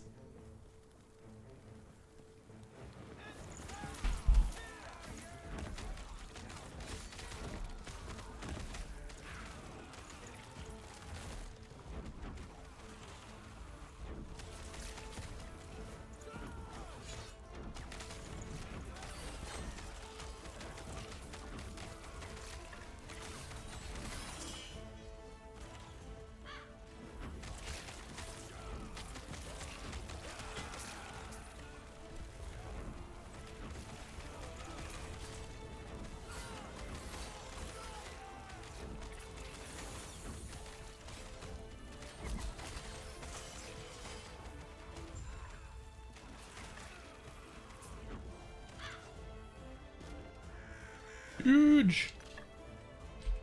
On you go, buddy. Thanks. I don't need elemental res. It's actually not as huge as it looked. Ooh.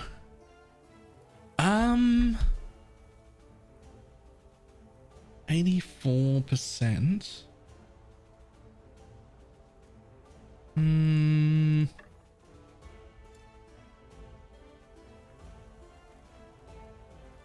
I've only got 2 of those shards.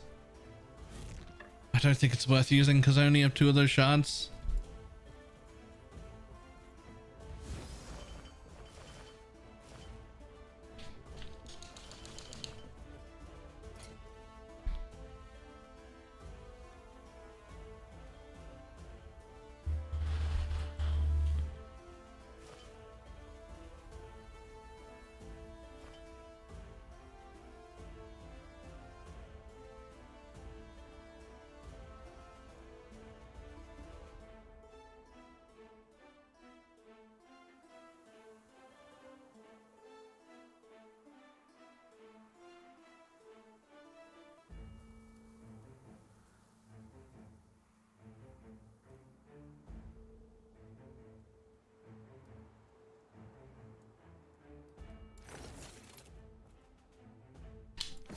There's been any discussion about doing another private group found league star. There doesn't really need to. I have a system now. I really enjoyed it, but I also really enjoy trade. So I'm just going to do alternating. So one league, we will be starting a group found private league, and then the next league I'll be starting in trade. So we just did group found. I'm doing trade next time. Group found the time after that. Back and forward every time. Till I get bored or something else changes.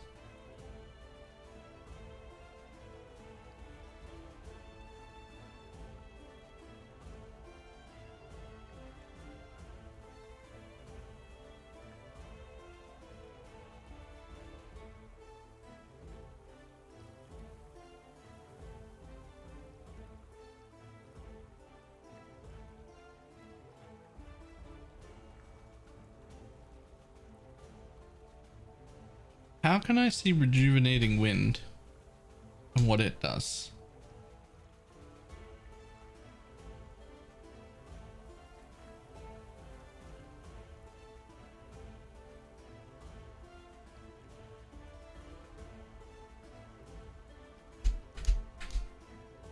This only shows me, sorry, healing aura. How can I see healing aura?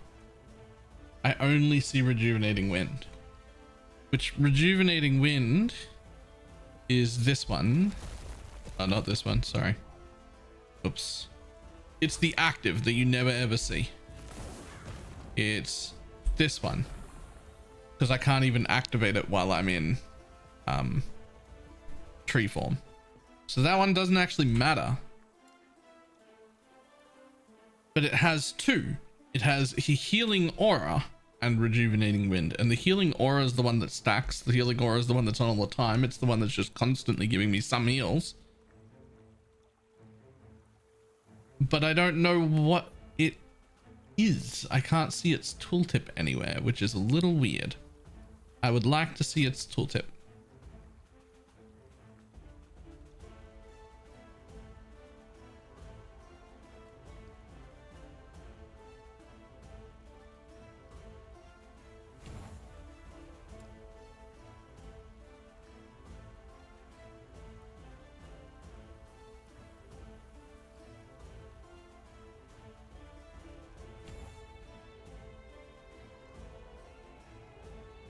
Can you ult on a passive that only affects...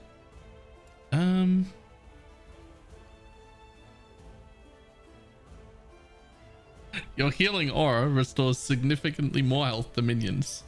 Rejuvenating wind.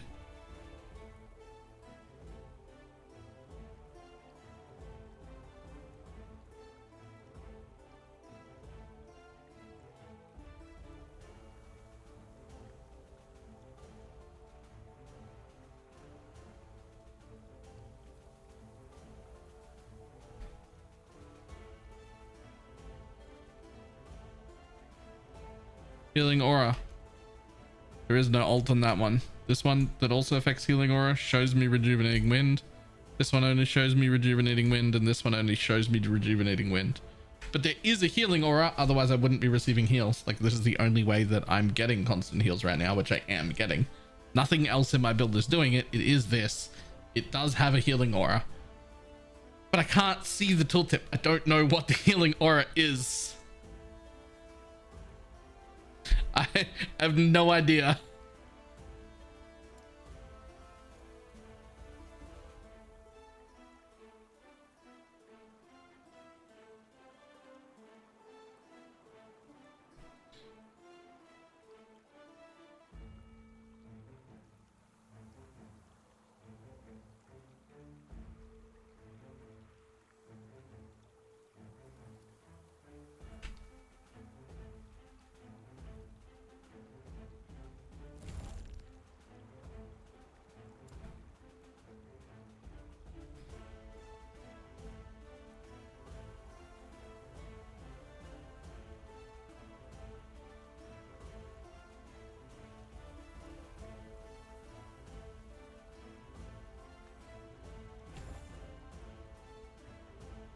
Oh well.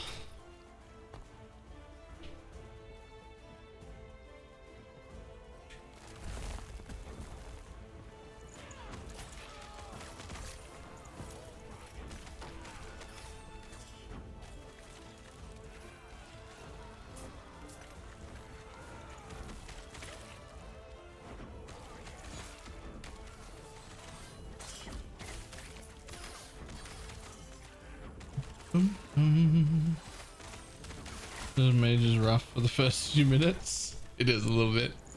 It becomes okay pretty quick. It turns out a mage that doesn't have any spells is actually quite shit. You're just gonna get a few spells first. I also wouldn't be scared of a mage punching me in the face though. Totems are the ones healing you. They are indeed not healing me. They will be later. But for now, your healing totems are converted into fury totems and now restore rage instead of healing, but can only affect you. They're the reason that I have permanent rage while leveling.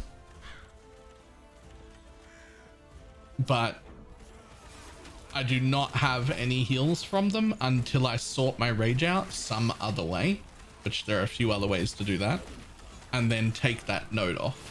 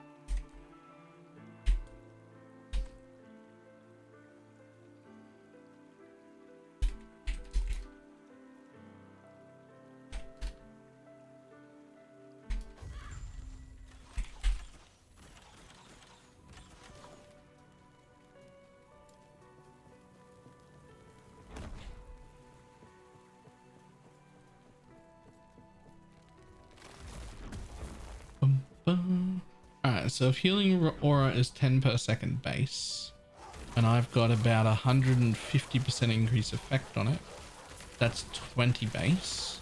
Then I have 2 Spriggans, so that's at least 60 health a second, which doesn't feel like a lot. Maybe I've got more scaling that, I just don't know it. Oh, it also scales, right, so I've got like, so that's 60 base and then 4% more per attunement, right?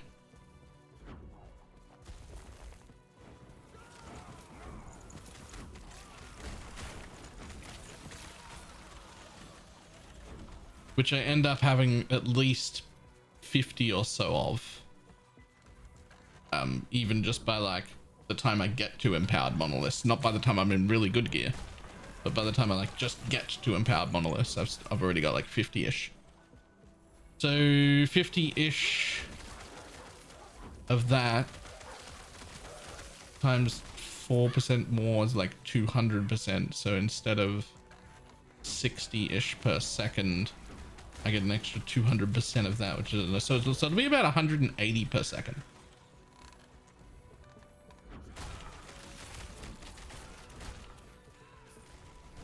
Why not use the vines to shoot projectiles and gain rage until you get the amulet? The amulet is the last way to solve rage. It's not something I actively want to use. It's more like something I'm willing to use if it's the only thing that drops that solves rage. I would rather solve rage with the belt, but also vines to shoot projectiles to gain rage. That's... Are you thinking about this one?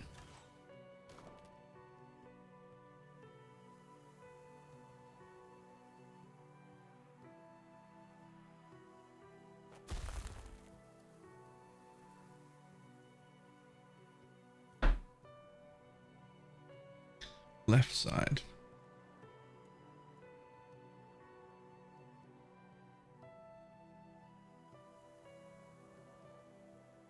Vines have a chance to get you rage on melee hit.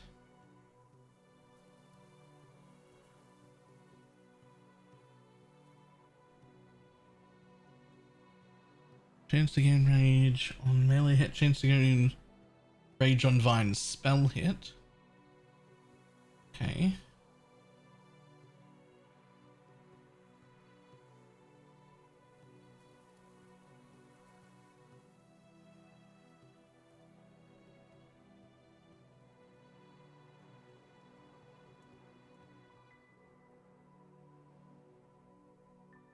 I think it's just too many points.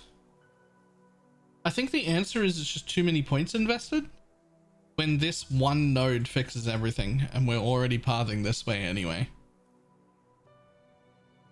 And that one node fixes everything, and the healing that I've gotten from my Spriggan and the entangling roots is already enough healing for all the way up to empowered monoliths.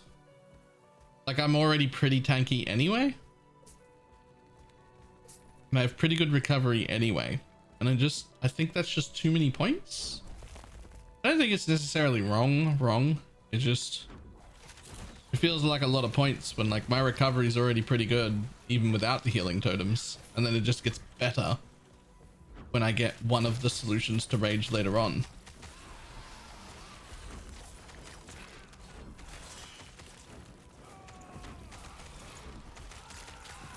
I might consider that if I was hardcore.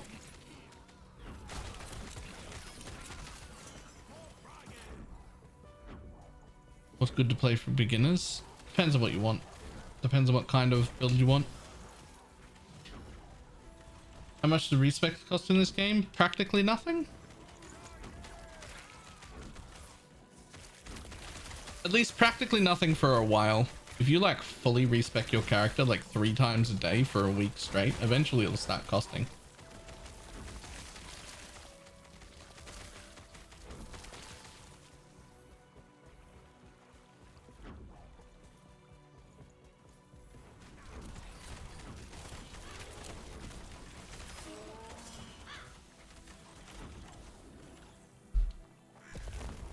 but generally nothing.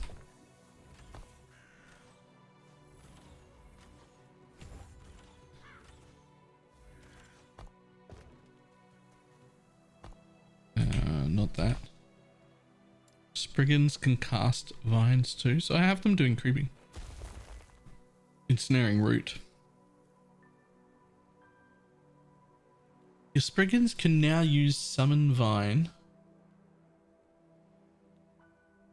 Huh.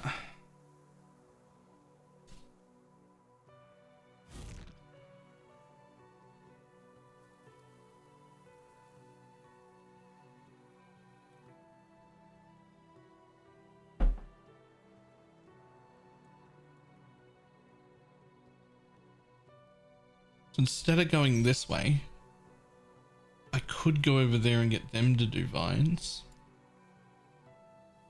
And then if I did that, I could spend a few points instead of here. 1, 2, 3. We get 1, 2, 3. What, 2, 3. And then, so it'd cost me like 1 extra point or maybe 2, but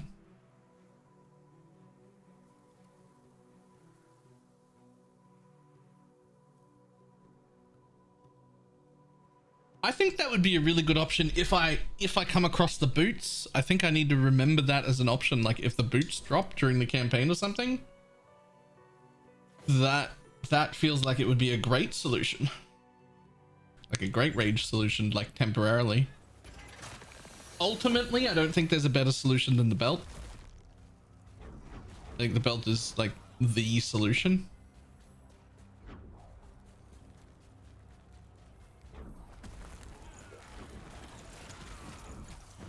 But I hadn't thought about that spec.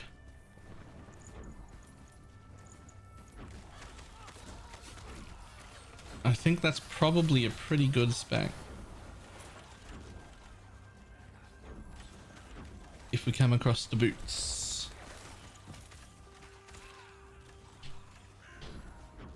I do think the amulet that fixes rage is probably the worst solution, though still better than not having a solution, right?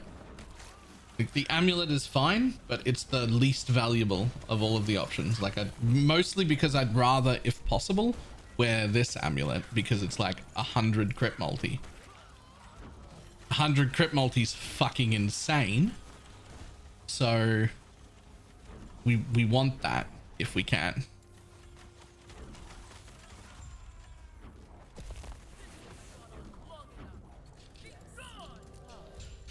Though I will say, I wish there was a shaman version of this because it's like +1 to sacrifice. It'd be great if it was, imagine if it was +1 to minions or something like that. Or +1 to Thorn totems, or even if it was fucking +1 to Spriggan, I wouldn't care. Just like the 100 crit multi is like everything. It's so good.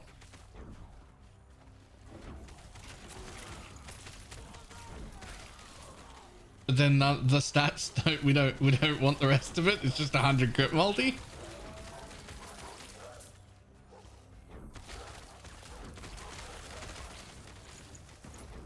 The lines are pulled before 100 before the nerf. Ooh.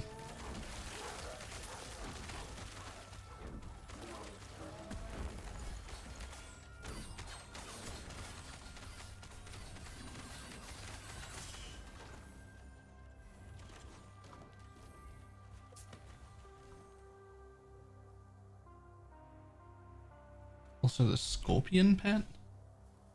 I don't even think I looked at the scorpion pet. What does he even do? Oh, armor shred. He does armor shred is what he does.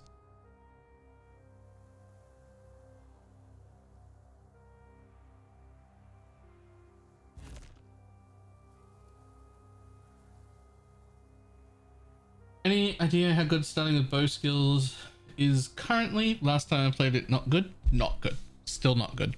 It's still not great at all, especially during the campaign. However, Falconer is still coming, so presumably some form of bow with the falconer will be quite good. Also, bows themselves will be quite good, but just not to level with. Not early, not like early in the campaign early.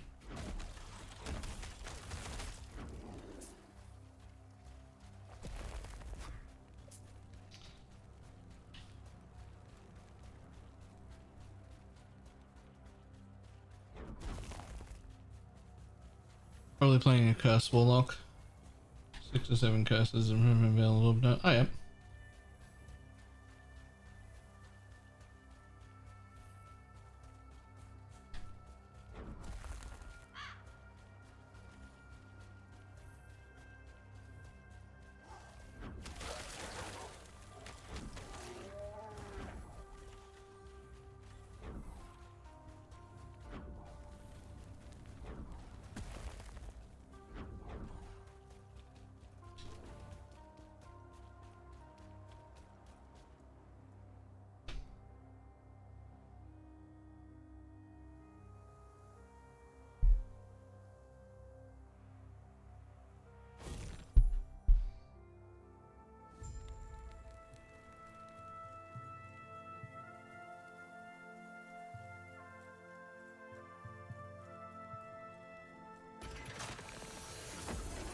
I'm glad I did. That would not be wise.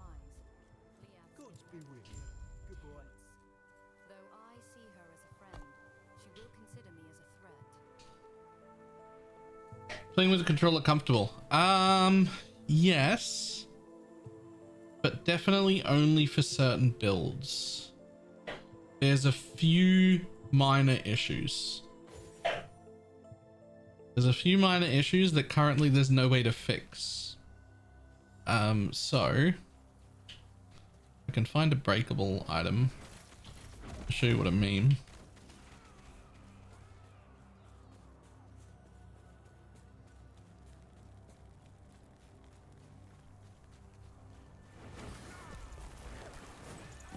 Okay, I can't find a breakable anywhere here for some reason. They're normally everywhere. So normally, all right, here's the few problems.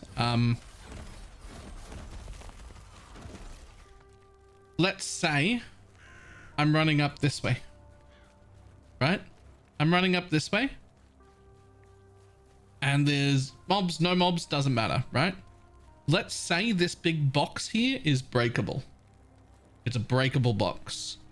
If I get to here, where it's still in the like 180 degrees in front of me with a controller while I'm facing this way, and I press jump, even though I'm facing that way, it will go "Huh," and break the breakable beside you and not jump all the way over there.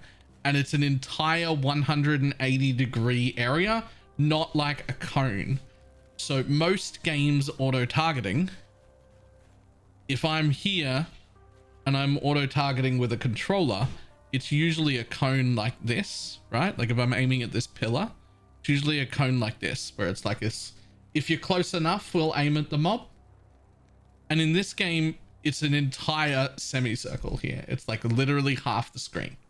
Like anything, draw a line sideways, anything in front of you, it'll auto target, which is actually worse.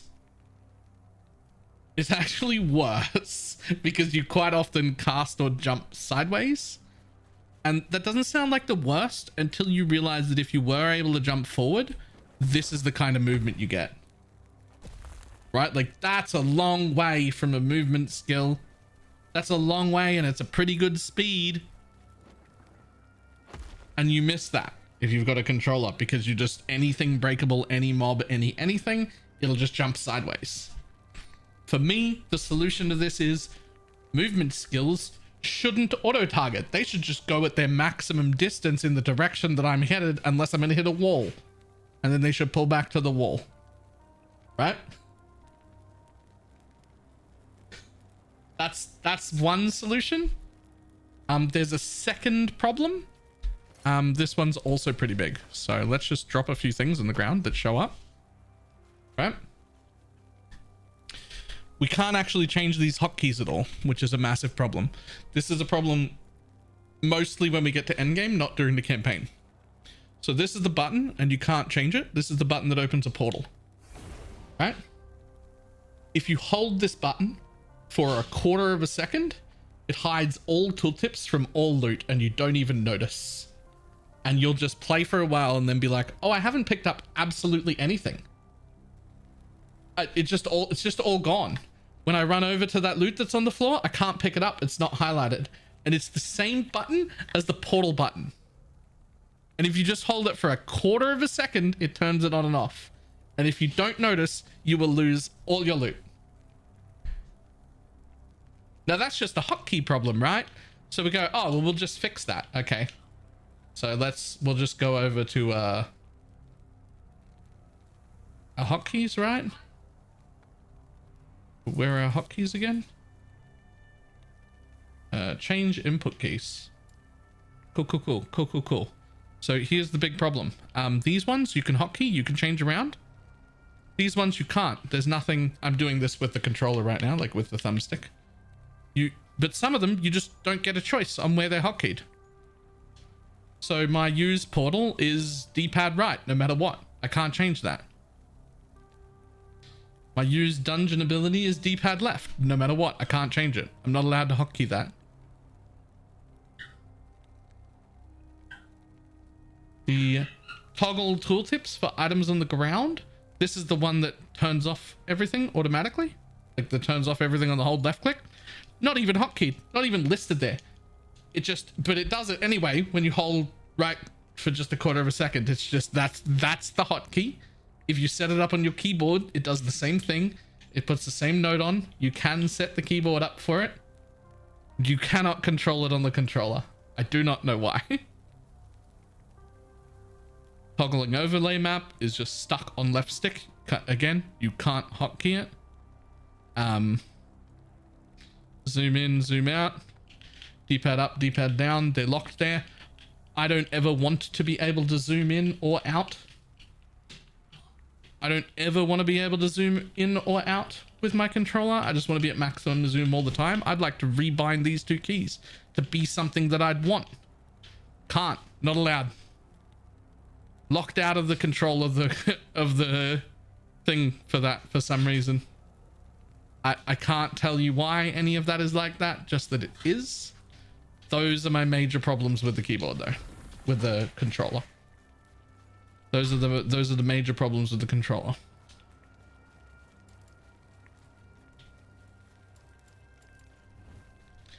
I do think both of those problems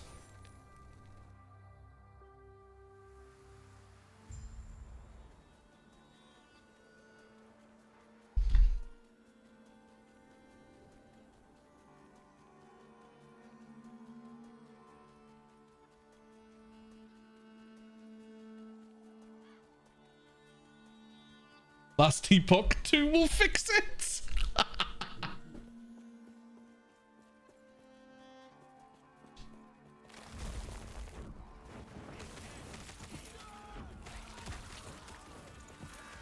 Zoom in and out is because the game has cosmetics. Right, but I do sometimes zoom in and out. But there's a limited amount of controls on my controller. And my mouse is right here. So I will use my mouse to scroll in and out when I want to. When I'm like showing stuff off or picking up MTXs or whatever, I'll use my mouse. Don't worry about it. I've got a very limited amount of buttons on this thing and I would like to use more of them. So 3 things to me need to be fixed in order for controller to be good. 1, we'll go over it again. 1, auto targeting on a controller. Move that from this whole area to like this area. Give me like a 40-45 degree angle so it doesn't auto target shit that's beside me that I'm clearly not aiming at, right? I want it, if I'm aiming here, I wouldn't mind if it summons totems here. I wouldn't mind if it summons totems here, but it shouldn't summon totems here, right? That's too far out of where I'm aiming. 2, movement skills should not auto target. They should go in the direction that I am facing for as much as they can. They shouldn't. I shouldn't be hitting a leap button and being like, oh, there was a breakable there. Boop, leaped sideways. And then 3, let me apply the hotkeys how I want. That's it. Fix those 3 things and you've probably got the best controller support in one of these games I've ever played. Fix those 3 things.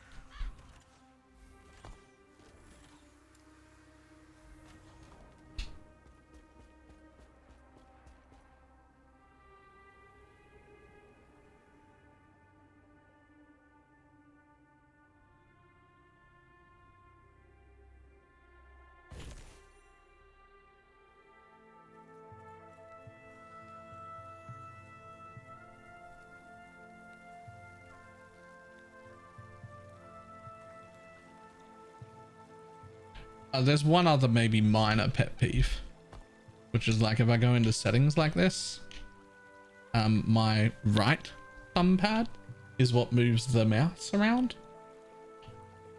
But that means that I have to go to something, take my thumb off the stick, click on it, and then move my thumb back. Now that's fine, except for like, how do I scroll down here? Right? Like,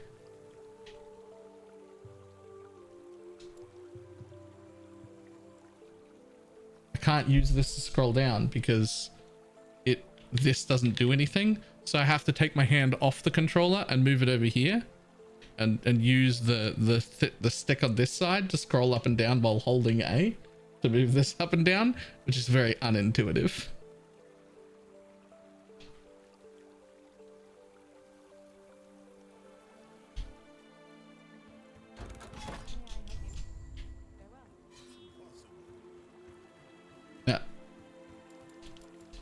Outside of those like things, the controller support is very, very, very good.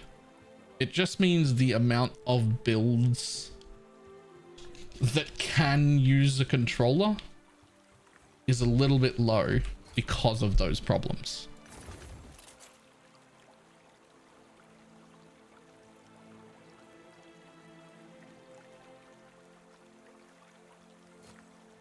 Because some features like moving in can control this. I don't really play melee builds ever.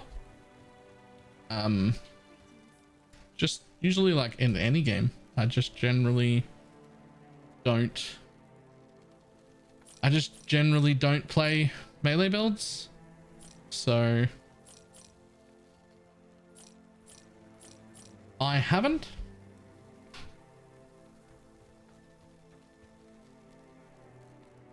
What's up?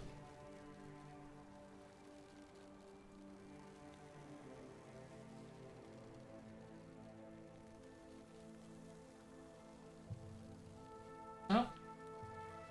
I have absolutely no idea what it is, but that's adorable.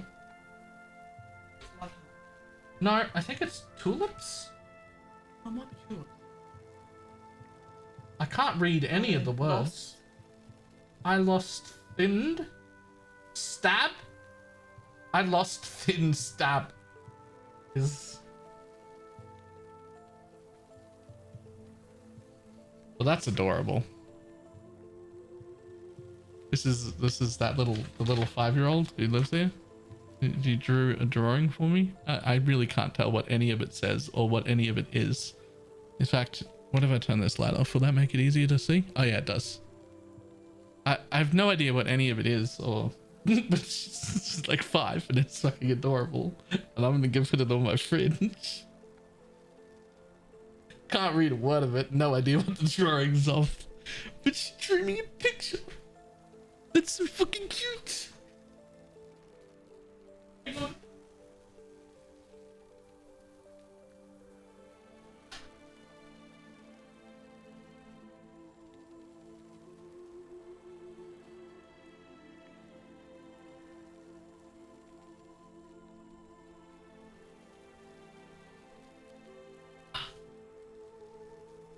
Okay, I went and put it on my fridge.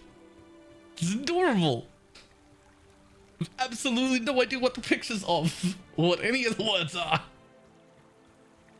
But it doesn't matter. Doesn't matter because she's 5 and she drew it for me, and that's fucking adorable. I love kids. My ovaries hurt. I want one.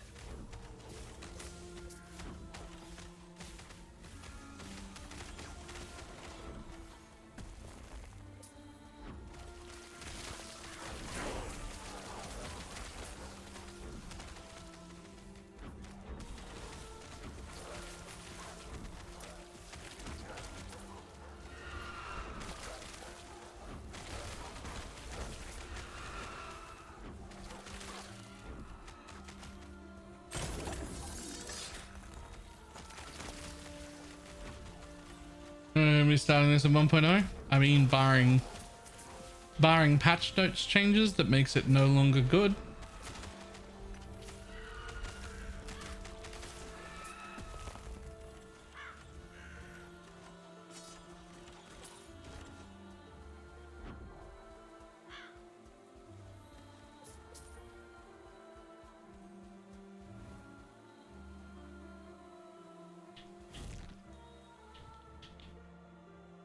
It's time. Release the Kraken. Oh, now I'm gonna listen to that song. Excuse me for a moment. Release the Kraken. Release the Kraken. Bum, bum, bum, bum, bum, bum, bum, bum, bum.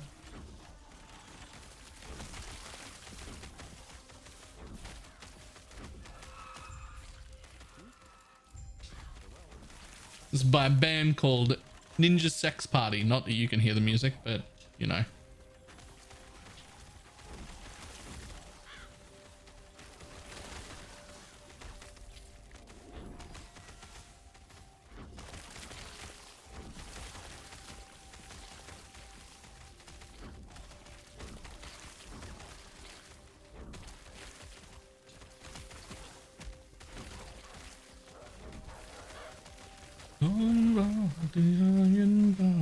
Release the Kraken.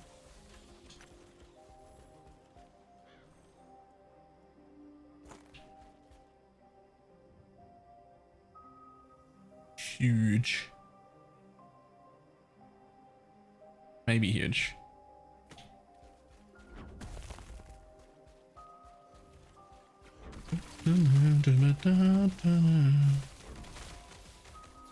Which class are you going? Poison or crit? Crit. Poison feels...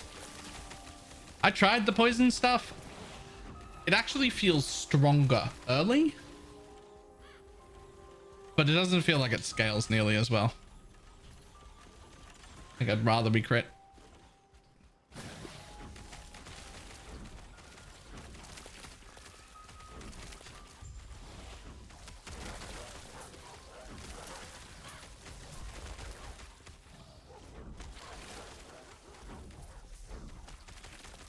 I can't even figure out where to start on today's one. Uh-oh. Listen, do I have to go into emote only mode when I click this?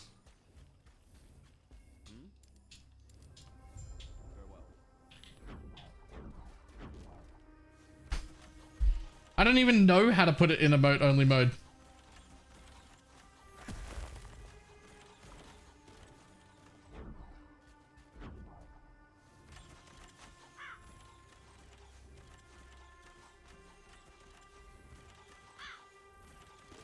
Apparently I do.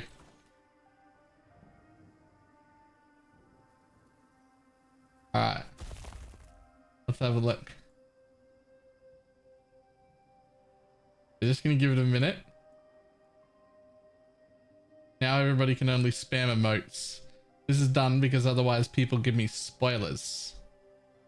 Right, connections. Today's connections.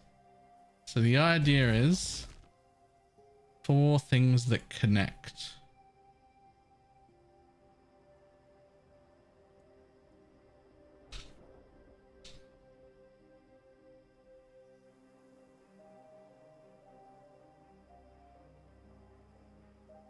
Soy, skim, types of milk. Nothing else is there. Whole milk, soy milk, skim milk. Whole milk, soy milk, skim milk. Are one of these others a type of milk?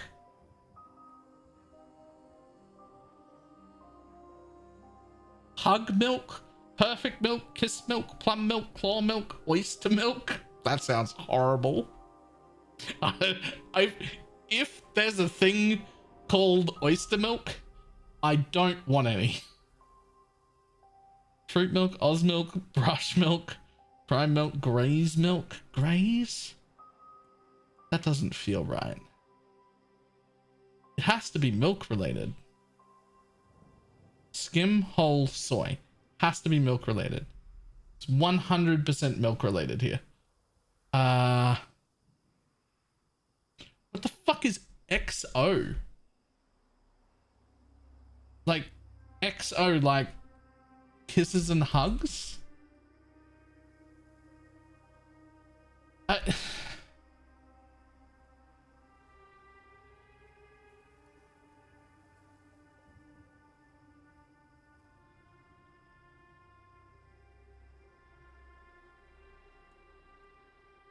The thing is, I don't know what this is. Could be part of anything. It's not. It's not it, by the way. Oh my god, it's worse news. It didn't say you were one off. I was just expecting it to confirm that I was one off. I was not one off. It was not one off. That means those are not the connected 3 that I thought they were. Shit. Okay. So, what else?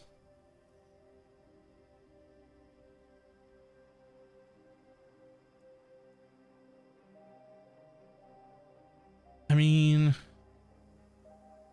these 4 are like actions. You can perfect something, you can witness something, you can brush something, and you can prime something, like prime an engine, perfect a recipe, witness a murder, brush your hair.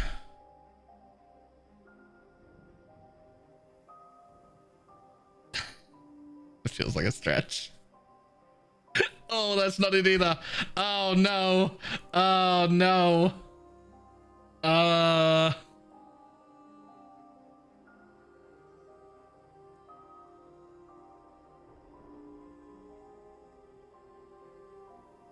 Okay, here's the thing. Hug, kiss. That's that. Hug, kiss, exo. That's kiss and hug. Is there another thing here that would be like affection showing? Like affection showing? Like...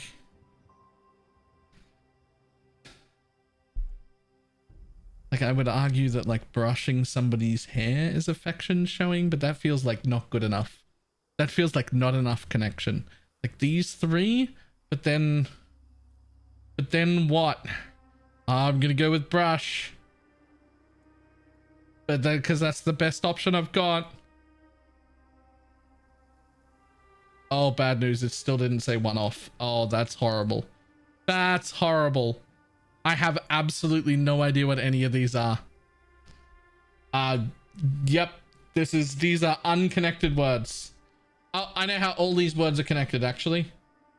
All these words are connected because they're in today's connection word puzzle. That's how they're connected. I'm turning off emote only because I have nothing left to give. You can type now. This is the only way these words are connected, is they're all in the connections today.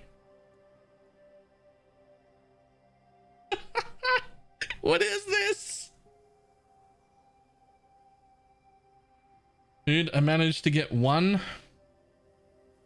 I mean, I was looking at that. Like, oyster and fruit are both food, but none of these are really food.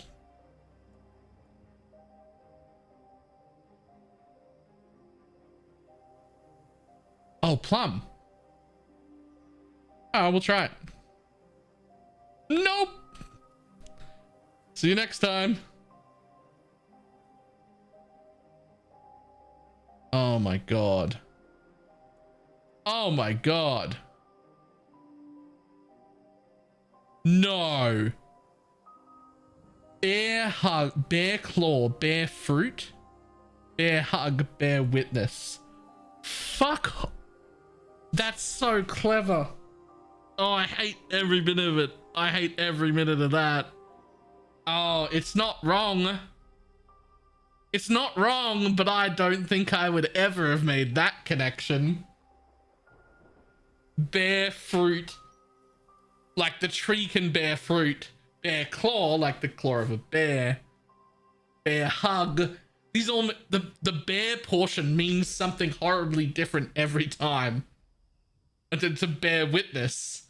Like, the bear portion of that connection also means something different every time. There's 0% chance that I would have made that connection ever. You could have given me a year to sort that out. I would never have gotten that because the word bear is an English word and I don't think in English. So I would never ever have made this connection.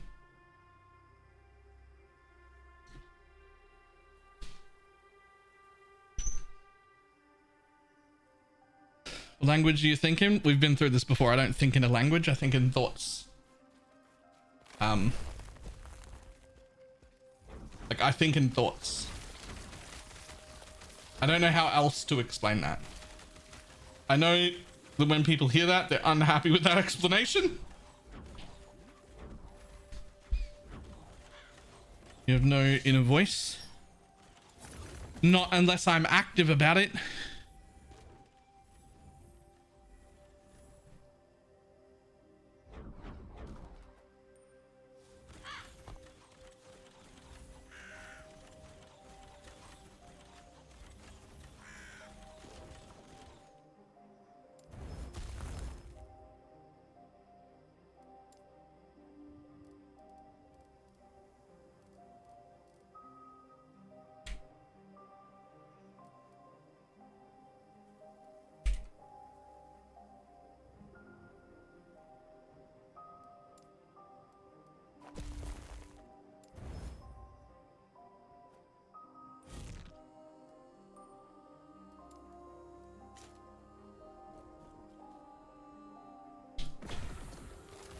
Some people don't know rare bird. Yeah, it's less about the internal dialogue, which I don't have, or the pictures in my head that apparently other people can see that I also don't have, and more about the fact that I think in like a fluid state.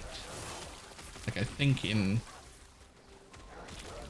the only thing I can still the only way I feel like I can describe it at all is that I think in thoughts.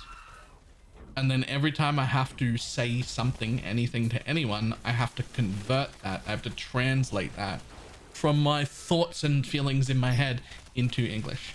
But because of that, I would never have made that connection ever. Not in 10 years. Because like a bear claw and to bear witness, even though the word bear, which is spelt the same, is at the beginning of both of those sentences, they mean completely different things. So I would never, ever, ever, ever, ever have made that connection because I would have to translate first to be able to make that connection. Can you go again? It's one of those once a day things. Like the Wordle and whatnot, like those sort of things. It's one of those. You can go back every day and do the new one.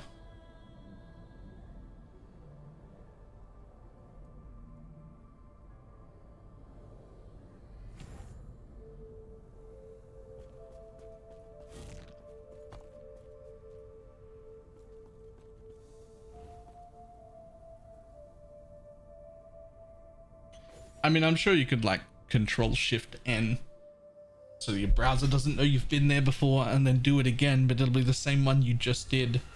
So like that's a level of cheating that feels weird to do, but I mean, you do you if that's what you want to do. But there's no point system. There's no one to like. There's nothing to gain.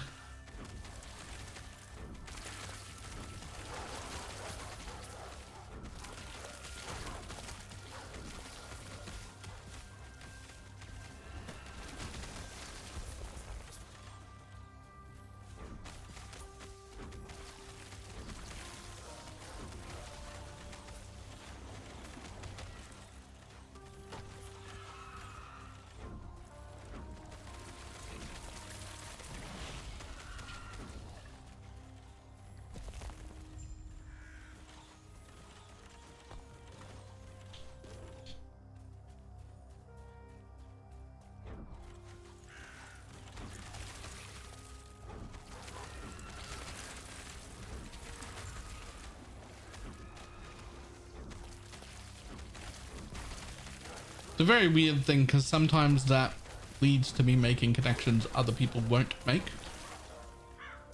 But sometimes it leads to me missing connections that other people would think are very obvious. And I would argue that that second thing happens more often than the first thing.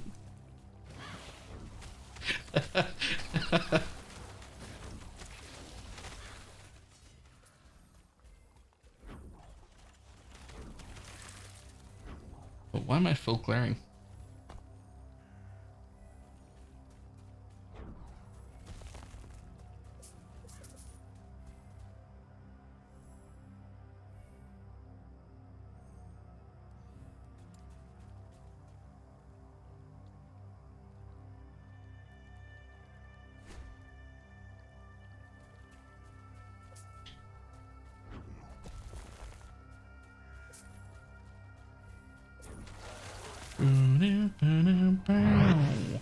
Oh, King Condor, thank you very much for the prime.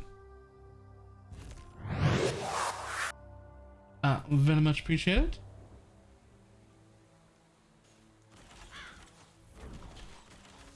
Especially while we're out here on Last Epoch.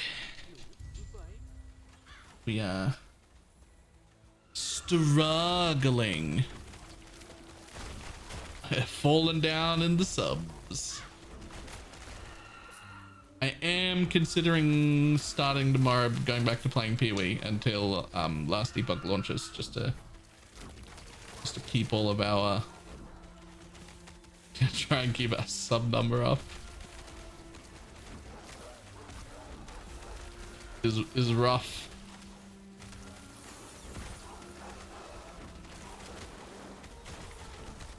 Yo, I need that one more piece.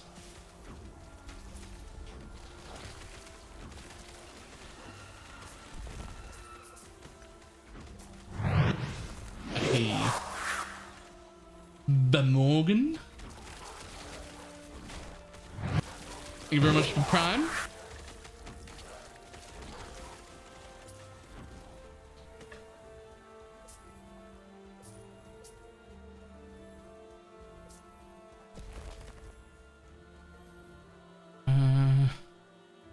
Let's see. Shift F U for update. Okay, cool. Now let's see how many of those things I just picked up don't make the cut anymore. Hopefully all of them. That one's actually decent-ish.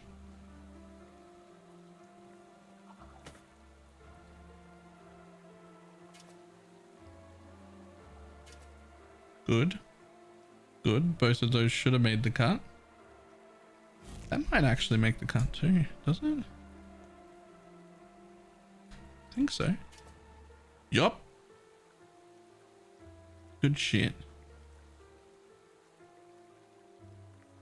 That should too, maybe? Yep.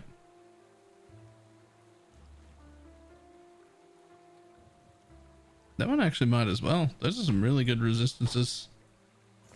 I don't actually want it, so I'm gonna leave that one behind. There we go. Cool. Cool.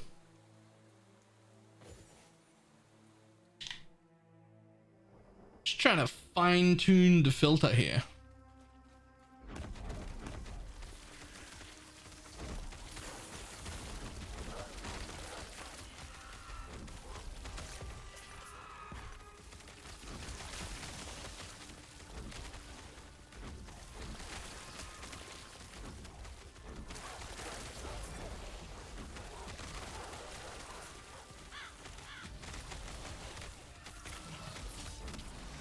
Did you know you could get exalted shit in the campaign? Because I did not. I did not know you could get exalted shit in the campaign. But apparently you can.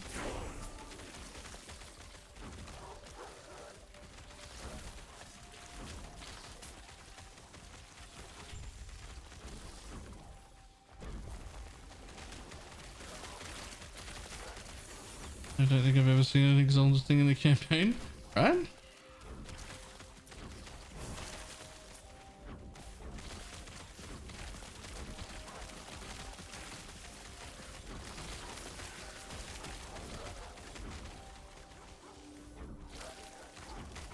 Area level 50 enables exalted shit.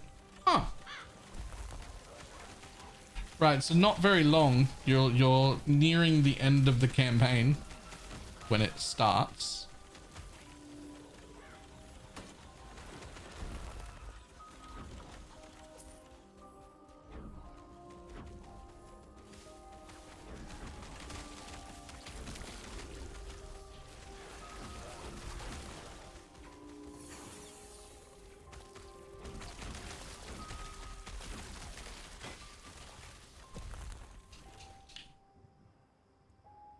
That streamer button mode a button. I actually turned that streamer button mode, the streamer mode off.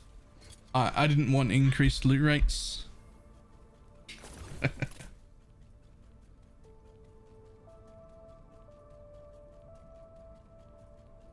Are we allowed to make that joke, or is people gonna think we're serious?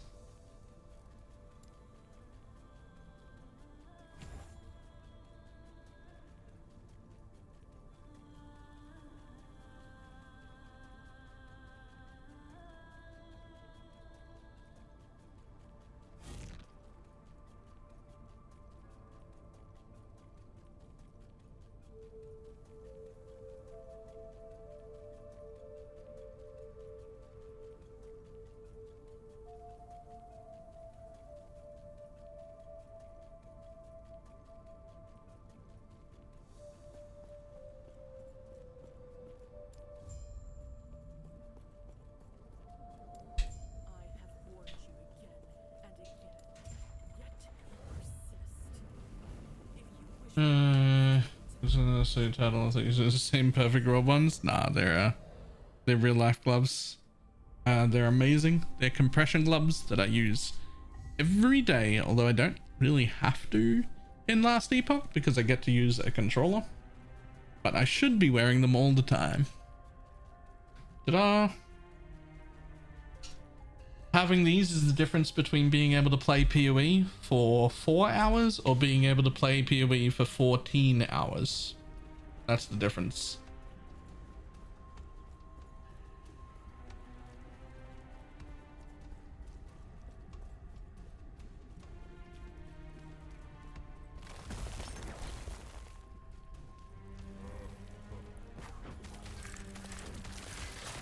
What does it do exactly? They're basically just compression gloves. They're just the best compression gloves that I could find anyway.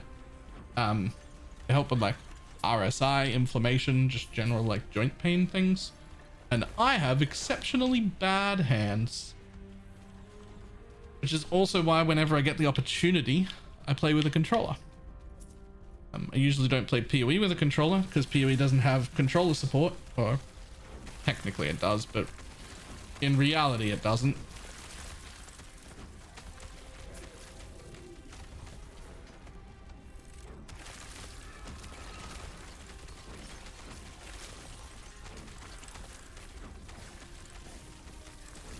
huge D4 fan. I want to be. I do play D4 with a controller.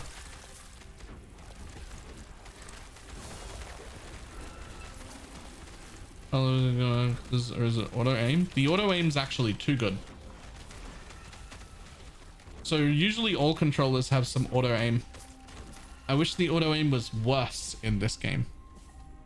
So these sort of games, I'm on my mouse now. These sort of games, right, normally. Let's say this was the mob you were aiming at with your controller. Hang on. Or this is the direction where this pillar is, right? Normally, if you aim anywhere from about here to here, it would auto target in this little window, right? In this game, if I'm walking down and it's anywhere, like I'm aiming here, and the mob or breakable item is anywhere in front of me, as if you put your arms out wide and draw a line, and if it's anywhere in front of that line, it'll auto target. So you'll click down here and it'll auto target the thing over here. It's too helpful. It's too helpful, and it also auto target locks all the movement skills in the same way, which means as you're running, you'll press jump and it'll jump sideways slightly to just a breakable item that was beside you instead of out the direction you're going. It's nice though. It's not nice. It's not nice at all. It's actually too helpful. So helpful it's bad. Specifically for this build, great. Fine. Doesn't matter. This is like a totem set and forget thing. It's fine. But there are a bunch of builds I would not play with a controller in here because of that.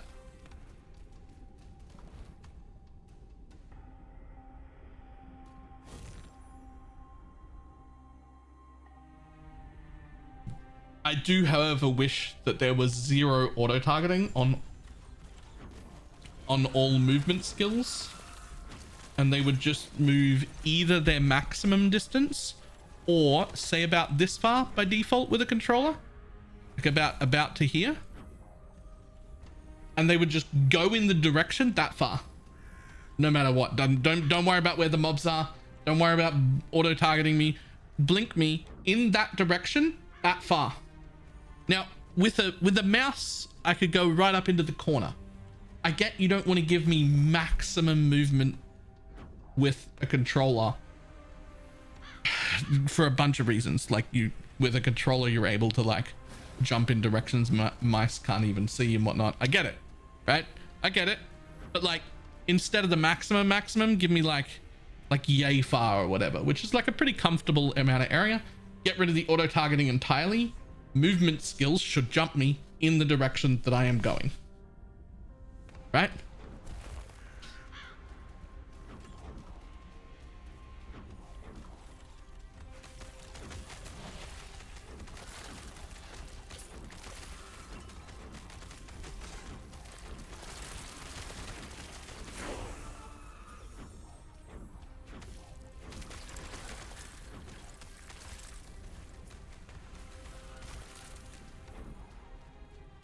Is that something they're working on or not on the list though? I have absolutely no idea. I have not talked to a single person at the company, except for the time where one of them was like in chat, just chatting to me, but I didn't like one of them. If one of them like shows up in chat, I'm not going to be like the first thing. I'm going to be like, oh, you work for them? Hey, here's this thing I'm really unhappy about. Fix it. Dance for me, monkey. Like, they're just not going to come back.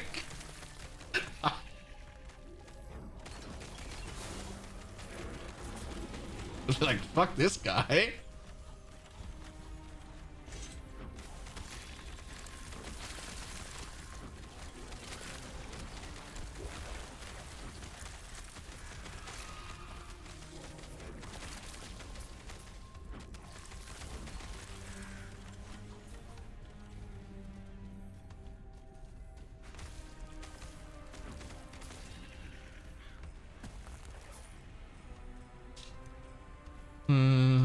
what Rax does. I don't know if that's something Rax is known for.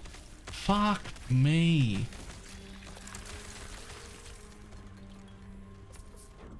Okay, well, we got rid of that. I apologize for the follower only mode.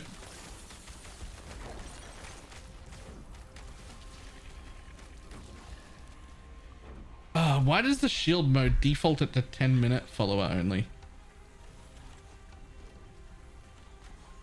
Hang on, let me see if I can fix that. I want it to be like instant, really. There we go. 0 minute. There we go. I apologize for the follower only mode, but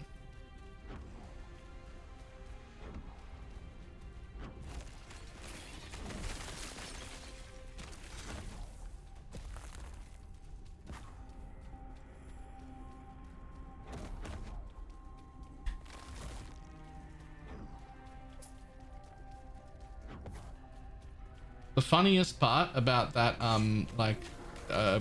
thing, that like viewbot thing, is that they're advertising 10,000 live viewers. Could you imagine if you open up my stream tomorrow and there were 10,000 extra viewers on my channel and chat looked exactly like it does now? And not instantly being like, excuse me? Like, how would anyone think they're gonna get away with that? Like, what do you mean?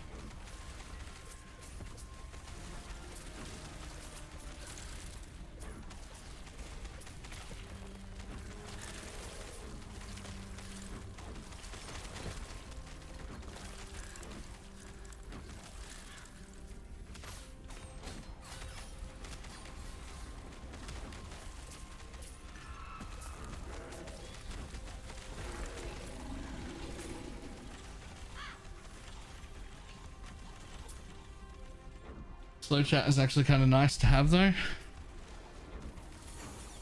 I don't actually hate slow chat, to be honest.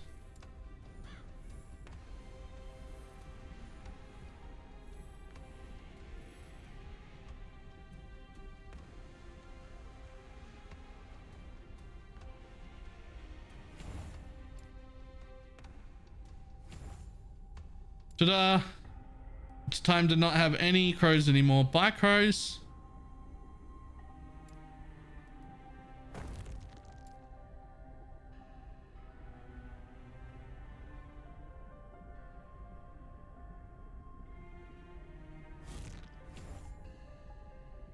Who else a controller preferred? I prefer controllers, but I prefer controllers when I can actively use a keyboard and mouse to do all of this stuff. Like, I don't want to do any of this, or my inventory management or my crafting or anything like that with a controller ever. I never ever want that.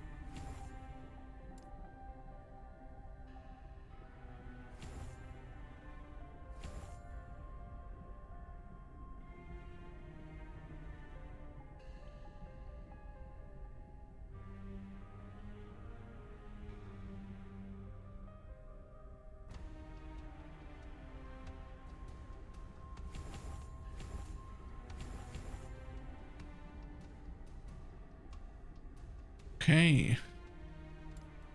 Better. Get rid of that. Put anything in, doesn't matter.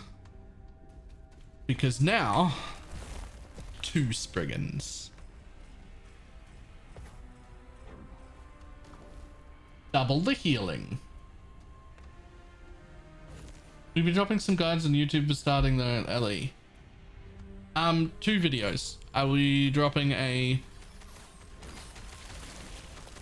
like must know for PoE players.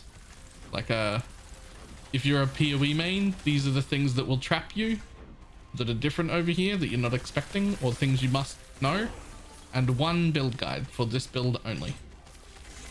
As much as I'd love to do more, I do not believe that I have the necessary amount of time to really understand a second build. And I refuse to do half-baked bullshit content just to get more clicks. Like, if I can't give you all of the answers to the build, then I don't know the build well enough to be doing a guide. There's a big difference to good enough to do the build yourself and good enough to do a guide for other people. And I only know this build good enough to do a guide for other people.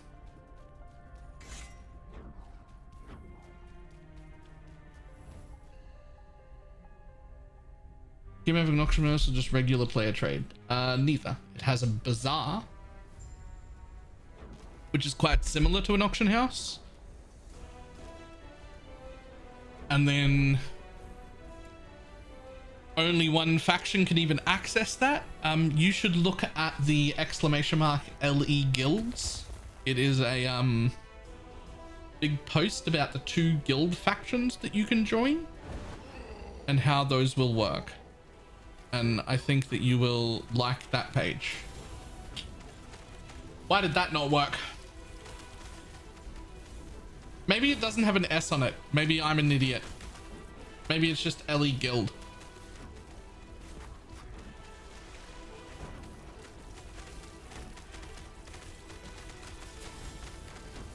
Hey, there it is.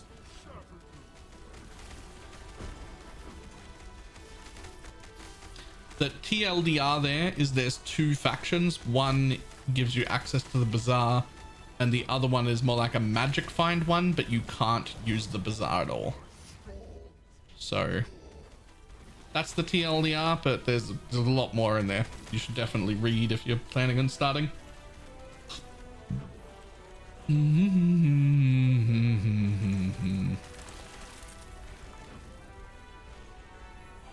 Clans like Diablo? Maybe. By the way, if anyone's ever stuck doing Lagoon here and you're on any kind of ranged build, this entire downstairs phase is literally skippable. You should come over to right where I'm standing, right here. And nothing hits you. You just wait until the phase is over.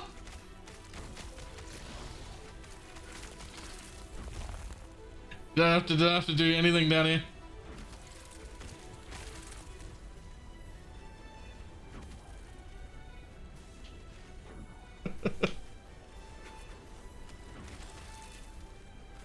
That's news for me. It's been like this since day 1. The moment this fight existed, this little bit, I found it on like the 2nd time I ever fought him and was like, oh, okay. And then I thought, it'll be some amount of time and they'll fix it. But like everyone else, what everyone else is doing is they're running around in here, like actively trying to swap, like not get hit by all these things for the entire duration of this fight.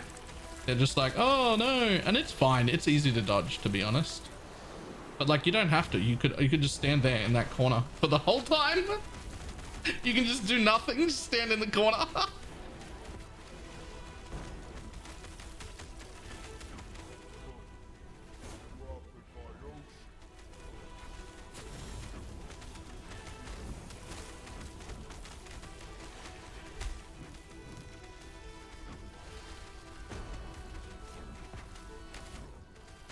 It is not solo self-found at all. I'm not letting people say solo self-found because it makes it sound like you can't play with people. me and my entire group will all be playing as a group, and we will all be picking the magic find section, and we will be able to trade with each other, and we will be able to group with each other, and we will be fine. We just won't have access to the bazaar.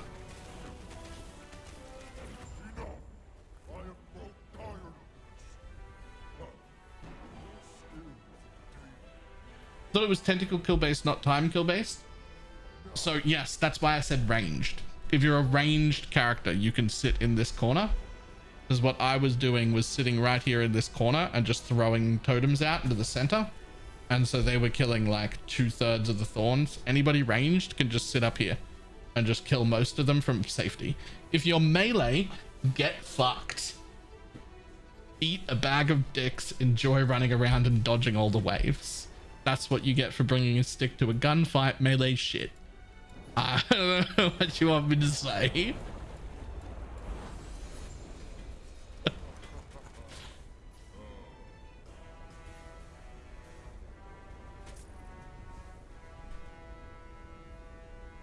We don't play melee builds here.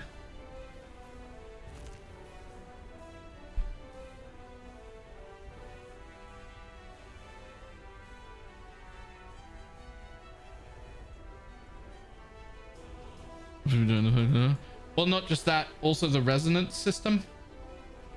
Becador.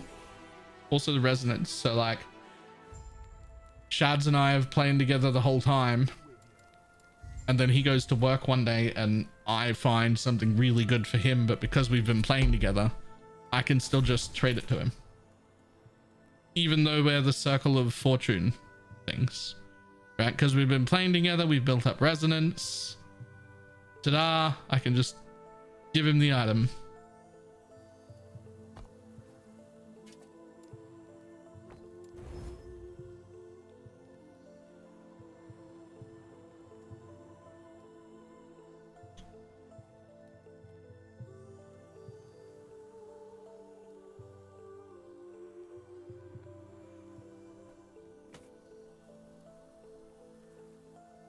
Only enough the trade faction cannot do that. No, they can.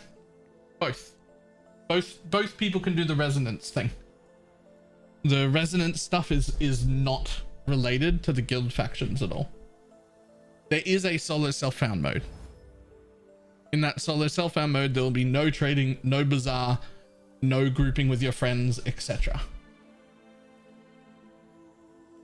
Funnily enough, in the solo self-found mode, you could still pick the faction that has access to a bazaar, and there would just be nothing on it. So it would be, there would be nothing there, and it would be silly of you to do so. So don't do that, because you'll have access to an empty bazaar with nothing in it.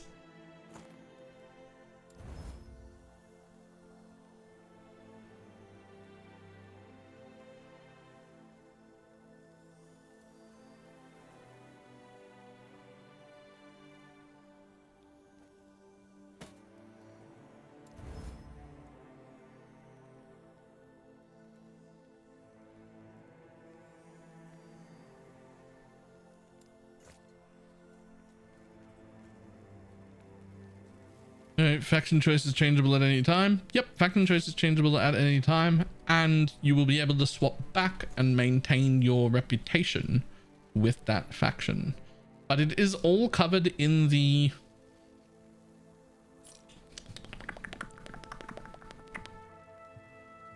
It is all covered in that thing at Ellie Guild.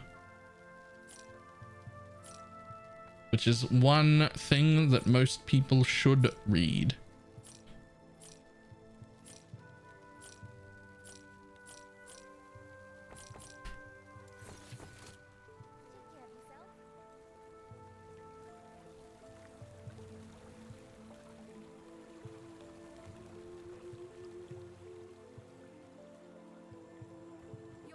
Mates, yeah, neither the guilds, whether you have access to the bazaar or the magic find system, has nothing to do with being solo self-found or group related at all. That's why I keep pushing back against people calling it solo self-found, because like solo self-found is a separate thing. That is a game mode that exists. You can play solo self-found, but which guild you pick is irrelevant. It's a different thing. Bazaar means like PoE's trading. No, Bazaar is a lot closer to an auction house. Not quite an auction house, but closer to an auction house. Other trade related things, items can only be traded once. No price flipping possible. Items can only be traded through the Bazaar once. If I get a really good chess piece, for instance, that just has some really good stats on it, but then I get an even better one, I can send my old one to Shads and he wears it for half a day, and then, oh shit, a really good chest drop that's even better than that. And then he can take that chest and send it to Ildris if he's got a resonance token, and then Ildris could wear it. You can only trade through the Bazaar once.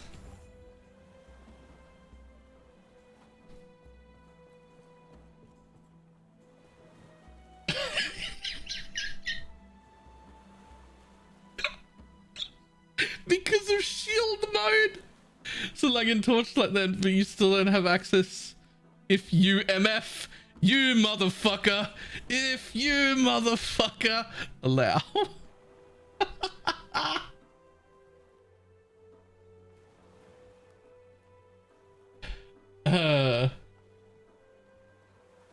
Let's turn off that shield mode.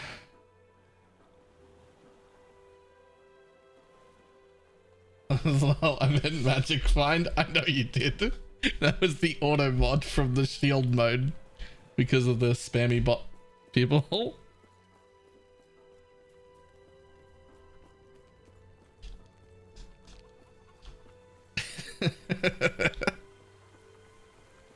You motherfucker. Like, I don't normally have I have like the lowest level of auto mod. Like, I had a look at the list of terms that's banned in my chat, and I was like, nobody who shows up in my chat is saying any of these things. I will never see this work. But then when you put on shield mode, it puts it to like the default one, which is very, very loose.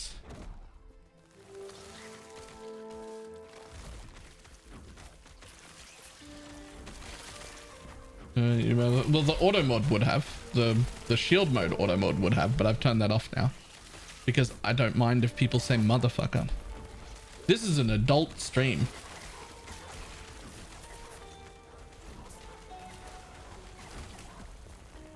Coming from bland D4 with constant disappointment, would you recommend this game? Highly, yes. Just watching it and I'm quite impressed. Rate from 0 to 100. Okay, before I do that, tiny bit of background. I've spent around about 28,000 hours playing Path of Exile. Path of Exile is my #1 game. I give Path of Exile a 10 out of 10.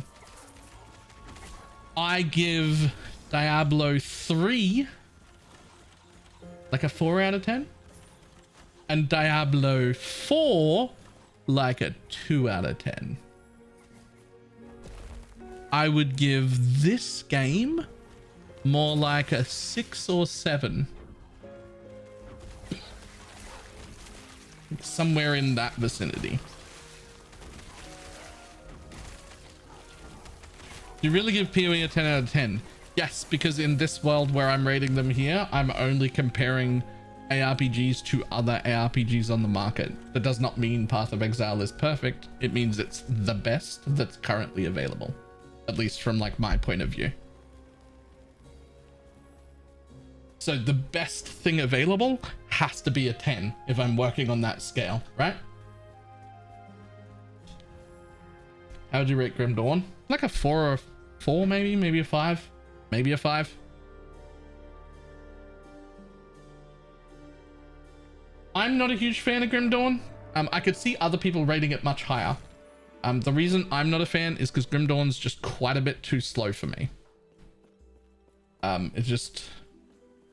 Some people really like that, but I am a bit more of a speedy boy, and I want that speedy gameplay. I don't mind if the campaign's a little slow, but for me, Grim Dawn is just a bit too much on the slow. Does that mean last epoch would be a 10 if PoE didn't exist? Yes, the way I'm doing it, yes. Because whatever's the best on the market, that is a 10. Even that doesn't mean perfect. It just means this is the best you can get currently. I think this is the second best ARPG on the market. And then I think the third one is Torchlight.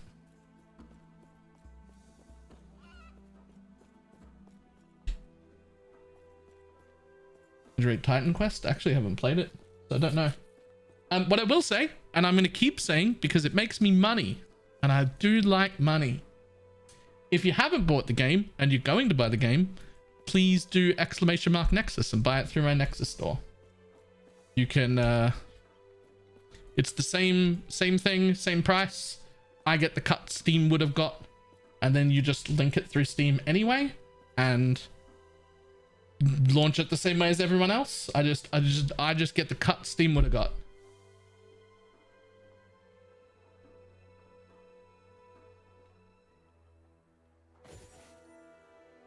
Imagine liking money while expecting money back.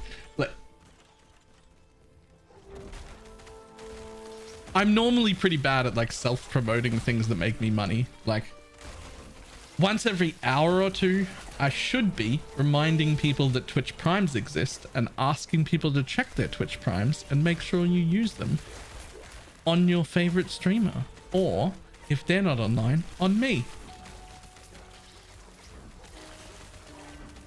But I don't do that.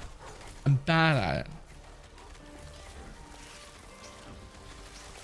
But I'm real good at pushing things like my gloves, because they're really good. Or pushing people to the Nexus store to buy a game they were already going to buy.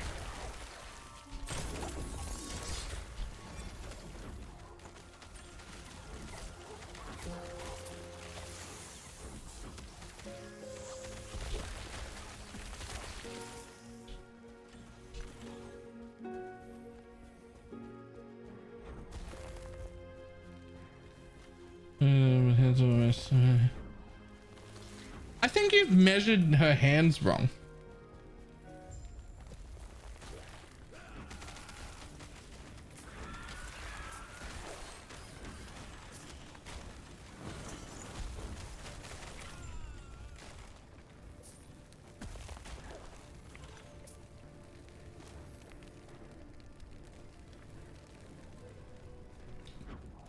I think you've measured her hands wrong. And the reason for that is I've got a 12-year-old cousin who fits the small gloves. Like she's small. She's like 4'6" or something. And her hands are proportionately small. And she fits the smalls. I think you've measured her hands wrong.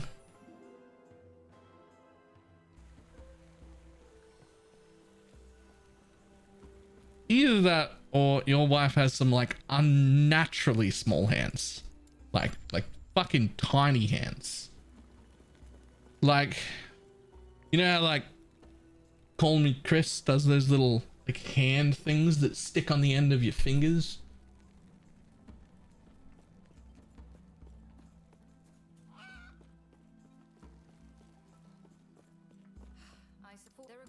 Okay, nobody else knows who Call Me Chris is. Well, some of you will. But probably not enough to be making that as a reference.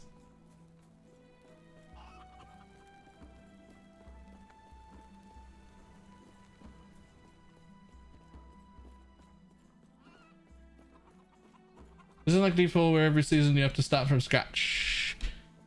Yes and no. Yes and no. So there will be a new season start with a fresh economy and a fresh start every season. However, at least for the time being, with no promise that it'll stay that way forever, but at least for the time being, the plan is to add all the new features that come with the league also to standard league at the same time. So if you're somebody who wants the fresh start economy, which is me, you'll always have a fresh start economy every new league. Cycle, they call them here. But if you're someone who doesn't get to play enough for that and hates the idea of restarting, the new content that comes with the league will still exist in standard, and you'll be able to log into your standard character and continue playing it and experience the new content if you want to.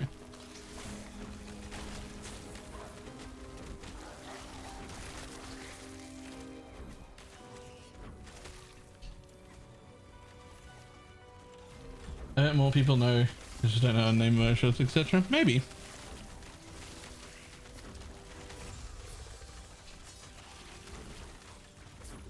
What's maximum level? 100. As it should be.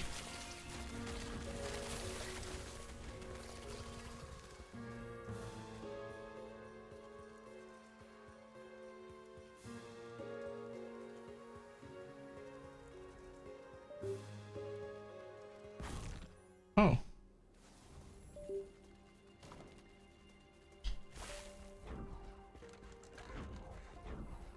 Anything else to level after hitting 100?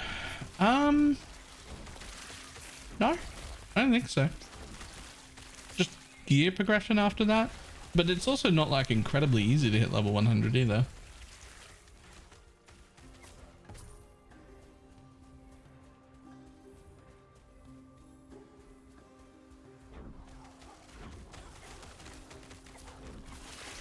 I wouldn't say it's as hard as PoE, but it's not like Diablo's set up. Like Diablo is set up that the idea is get to maximum level and then start the end game, and that's not how this is. You will be well into the end game already before hitting level 100. You're not supposed to be like, oh, I level to max level and then do these things, right? That's not. That is a uniquely Diablo experience where they expect you to be maximum level and then progress into endgame. That is not normal. Well, not level 100 in Diablo, it's 70 or whatever, but max.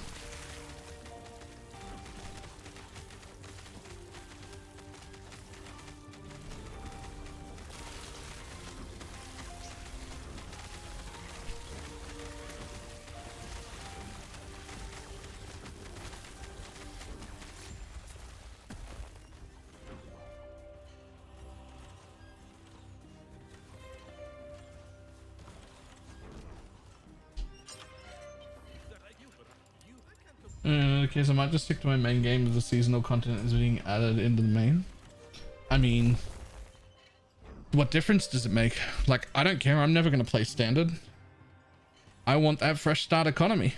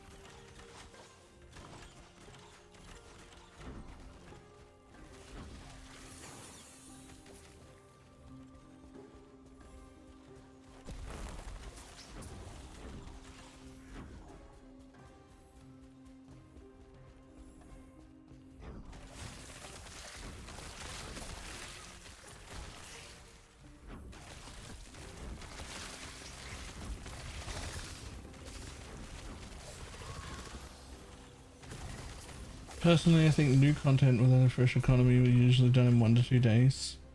fresh content without a new economy being able to log into your already leveled character would be like not 1 or 2 days. It'd be like an hour or 2.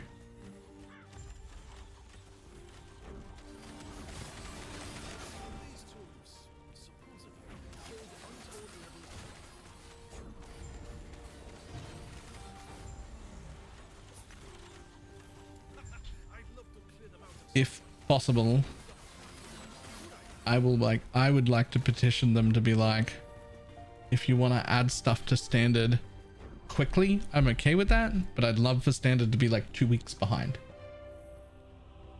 Not because I don't think that, like, I think standard people should be able to play. It's fine. I think if you want to play in standard and you don't have time to be in the league, I think it's actually a great thing that you get like the ability to see the new content and stuff. There's no reason for me to like, what do you call it? Like gate that thing at all. But I don't like the idea that like a new boss comes out and then 3.5 minutes after launch, somebody on standard's already killed it. And now there's a guide up for the boss fight. And meanwhile, the entire community's in Act 1. And like, boss is already done, everything's already discovered. We're fucking 19 minutes into the league and somebody's uploading a video. I just don't like it. I would like the exploration part to still happen. So in my head, it would be a lot better if standard was just like a week or 2 behind. Like if you don't have the time to play, I like that they're giving like, you know, if you don't have the time to play a lot, it's really, really nice that they're going, hey, new content will be on standard as well. So you can enjoy all the new stuff if you don't have time to level a new character every season. That's great. Just make it like a week or 2 behind.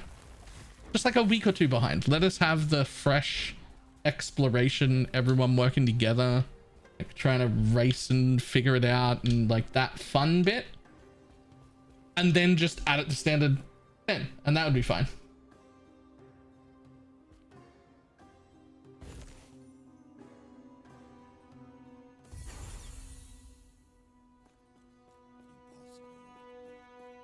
There's a couple of bleed dominions. The totems just melt. Oh, I have seen the like bleed chance ones. When make a new character and just play until I hit a wall and then check for a guide. Yeah, that's super valid. I like that.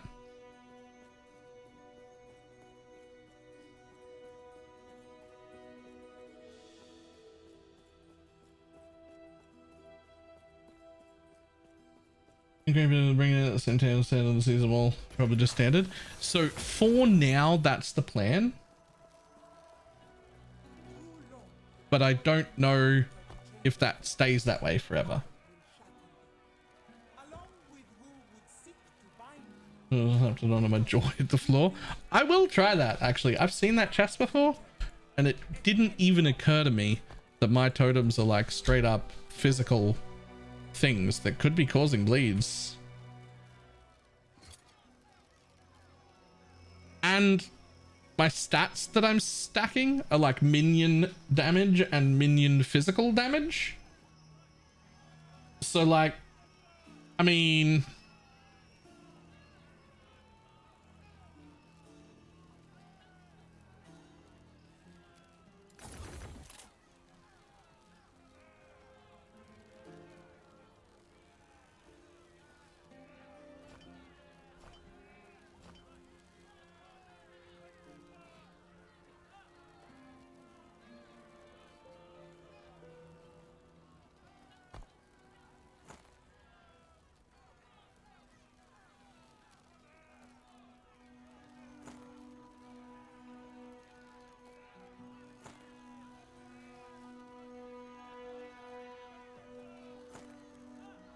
oh, I can't put it on yet. That's why. Level 58. What level am I? Here's a similar level 54. Okay.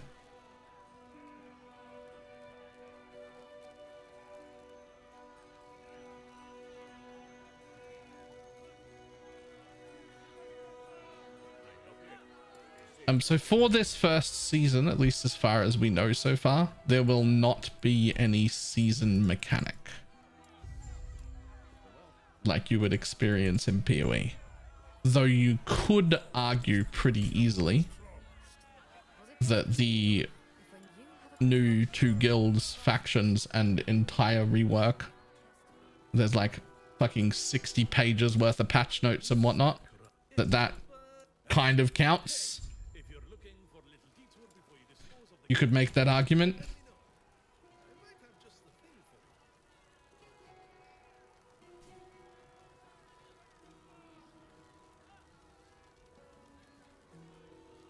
They've spoken about seasonal rewards like things as though I'm not sure.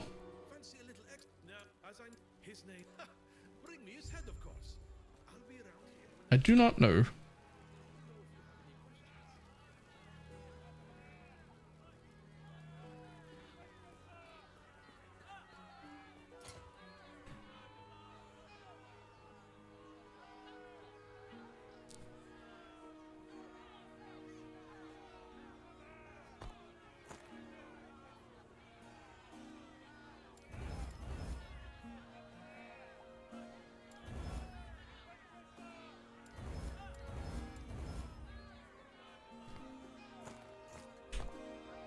Nice.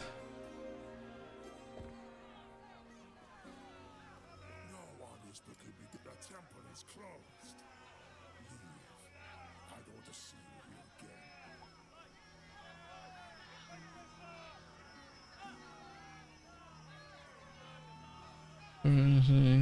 here again. Yeah. Cool. Right. I'll be back in just a moment to visit the bathroom real quick.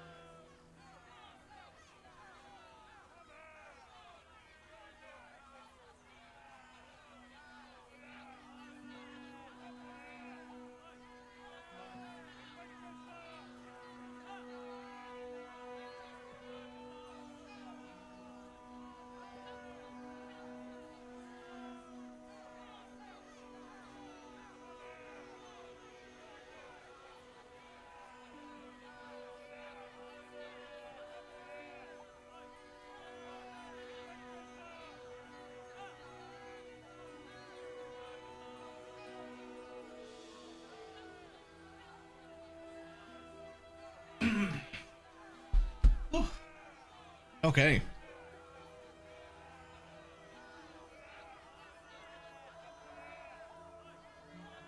Whew. During Flask effect nodes, work with the Mage Blood as a passive constant class application for the belt.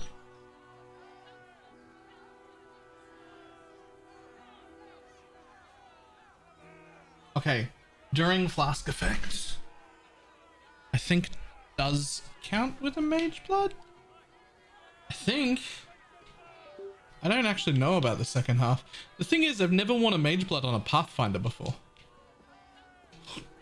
And I don't think you should.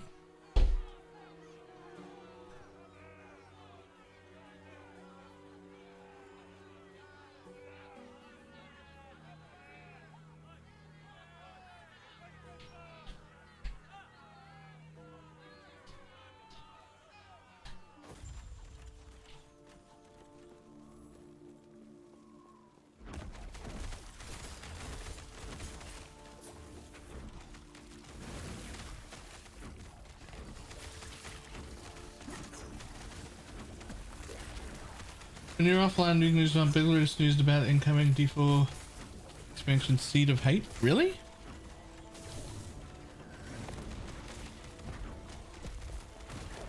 Let's see it. Link?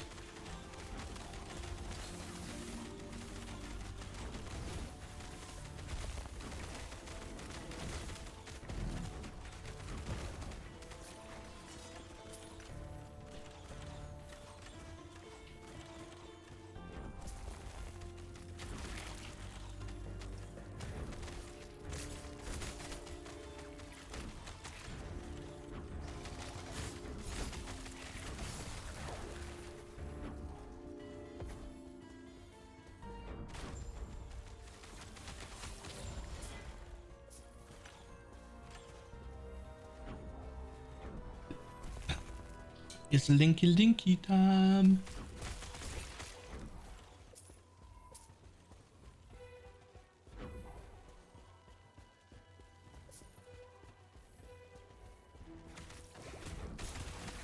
It would have been funny if you actually stopped playing and started frantically Googling it. Nah.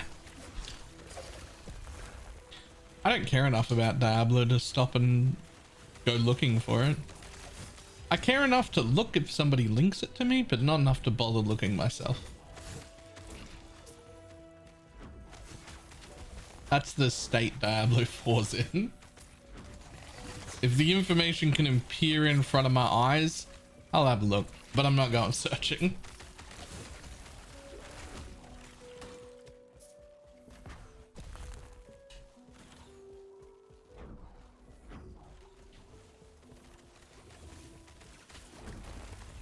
Thinking you would choose the Pathfinder would be the go.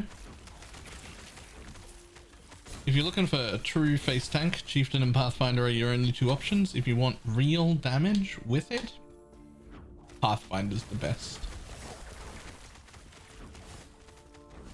But I still don't know if I'd go Mage Blood. Well, I could see reasons to do that.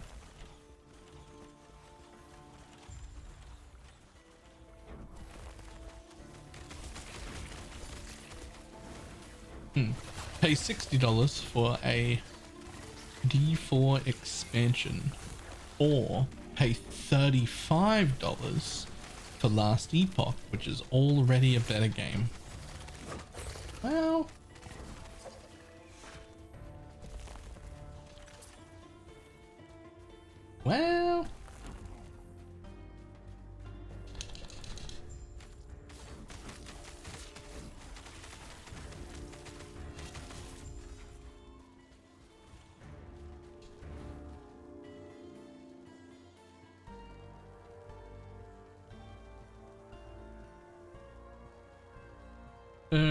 D4 is such a low bar. It's true.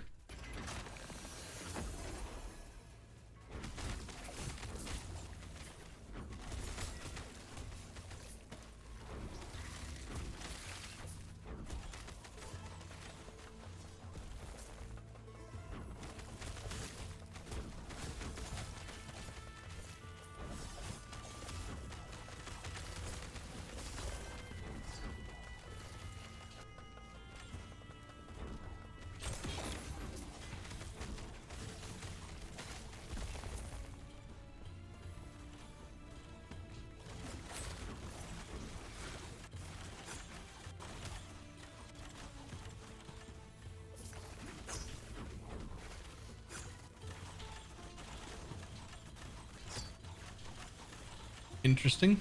I can't go back down there.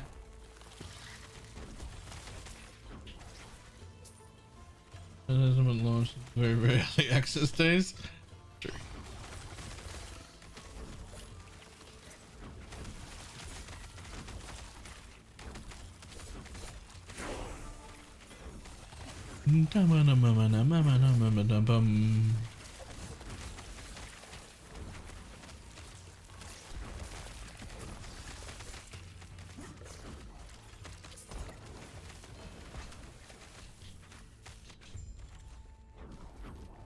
What brings you here?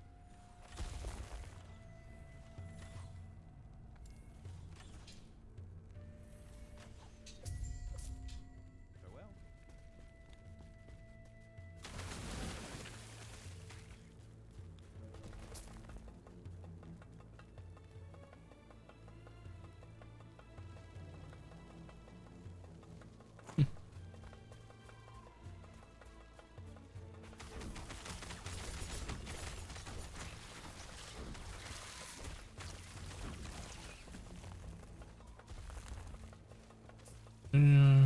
Exists a reskin version of D3 called Warhammer Chaos Bane? What do you think of certain totems? Is it going to be able to perform at 250 plus corruption? I absolutely think it'll be able to perform at 250 plus corruption. However, I've only brought it up to about 150 myself. So, I don't have personal experience, but I don't think it's gonna...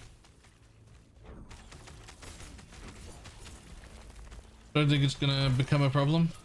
Spriggan form still have that super annoying bug skills are in the wrong slot. It is pure zoning. No, that's fixed. That's gone. That problem's fixed. That was real fucking annoying though. That was real annoying, man.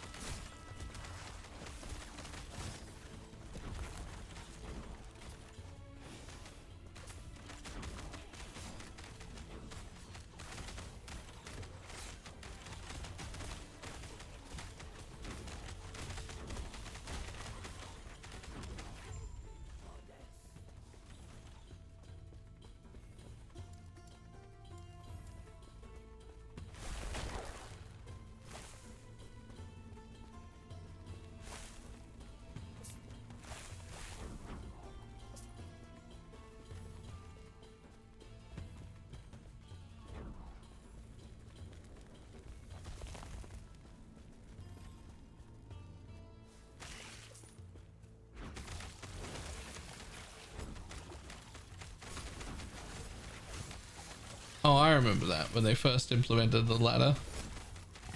It was by like an offline thing and people were just like, lol, I'll edit that text document.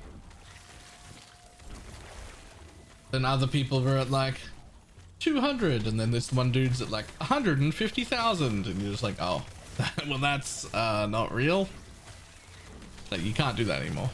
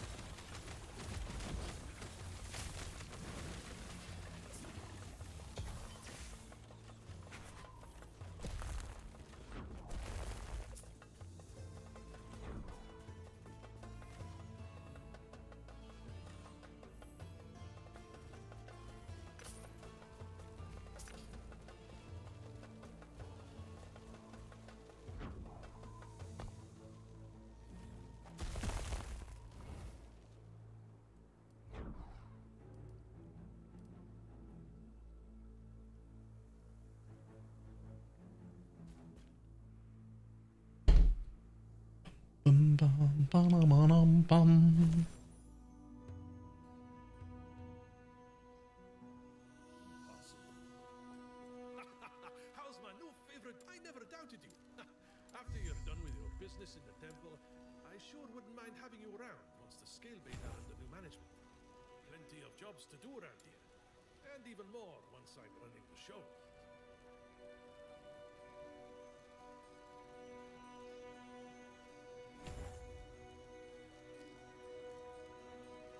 Totems minions? Yes. Totems are minions in this game.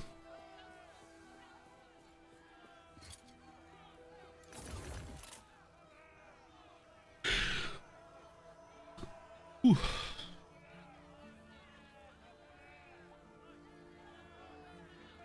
There goes it. Pretty good. Pretty good.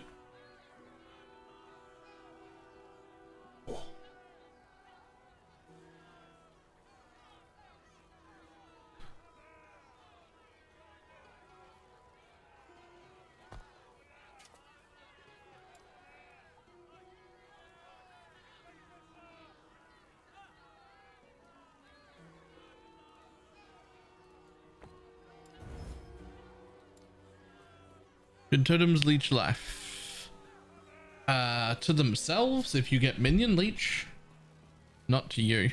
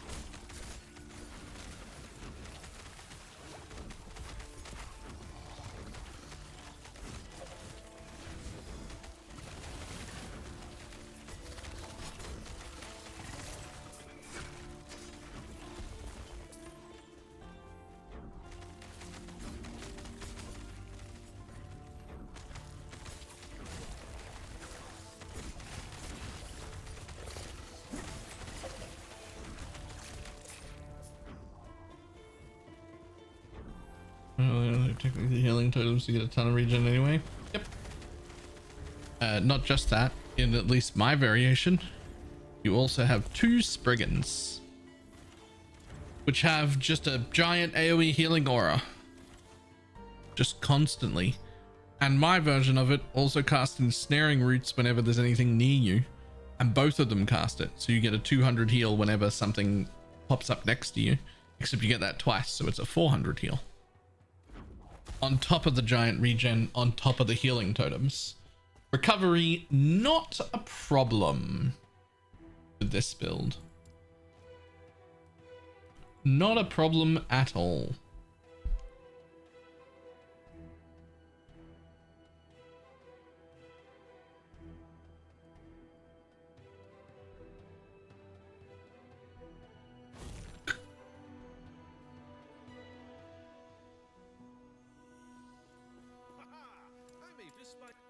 Win-win, right? All right. What's after? Oh, come on. Where's that fighting spirit? It's going to work.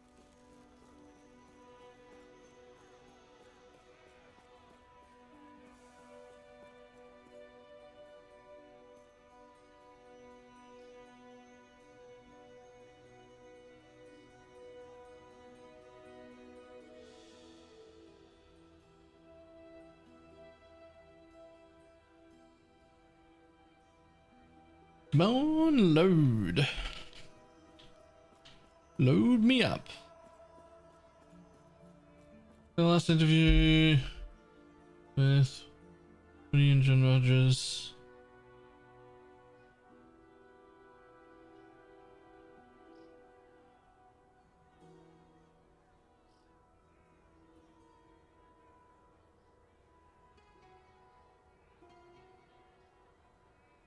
I don't know what you're talking about. I watched that whole interview too. I didn't get the... Yo, I might have broken the game. It's not loading. I didn't get the opinion that he criticized anything.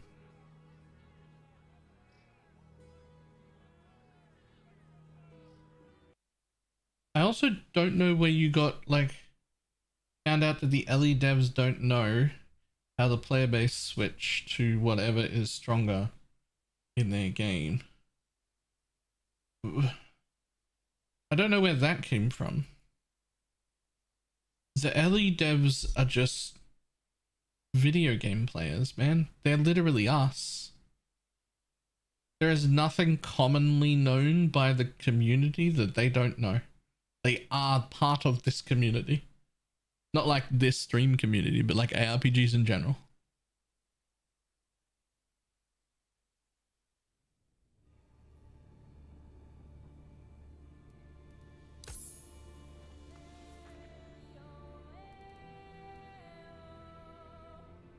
Shit, which one was I just playing? Was it that one? I think it was that one.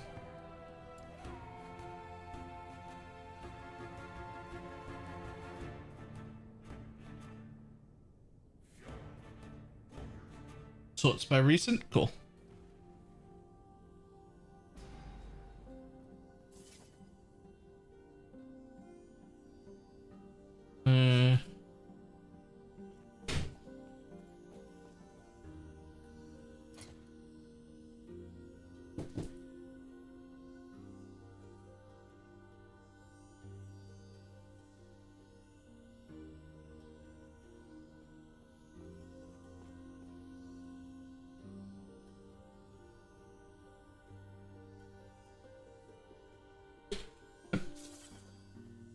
You were on the mage? I was not on the mage.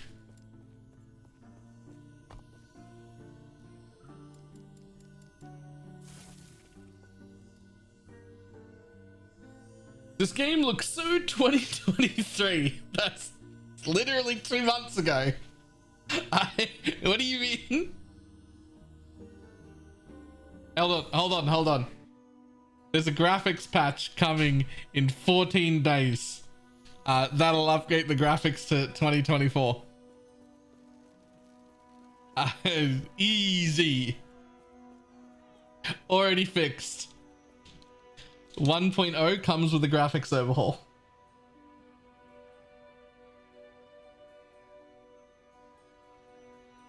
Like 8 days or 7 days or whenever the fuck it is. 7 days.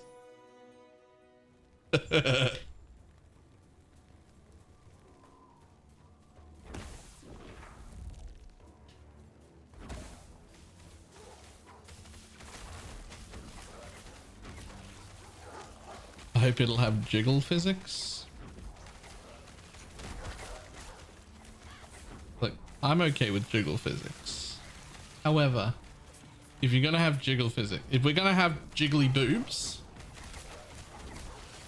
then I'd better also see the men that don't have tight pants having a bit of jiggle physics in the, you know, like if you're wearing white sweatpants, you know. If you're gonna give me jiggle physics, it's fine, but be reasonable and give those jiggle physics to everybody.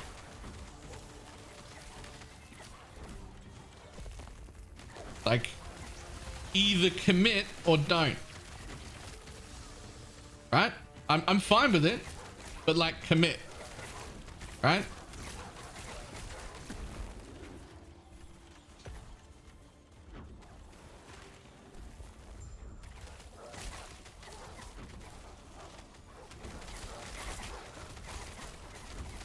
The tree man wouldn't need any jiggle physics because he's always got wood.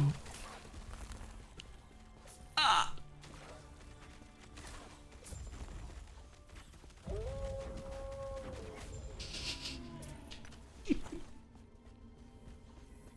Get the fuck out.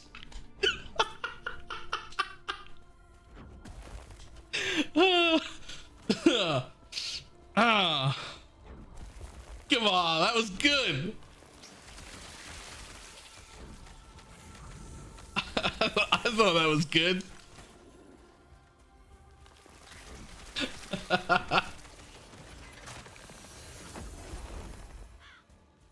There needs to be an option opposed to subbing where you owe me $5.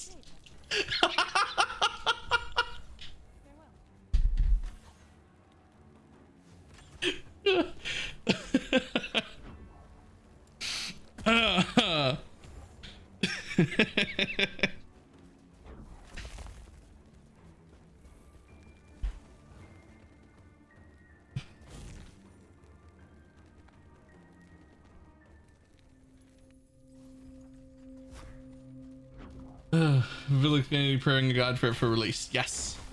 But I will not be releasing the guide until we hit patch notes in case things change.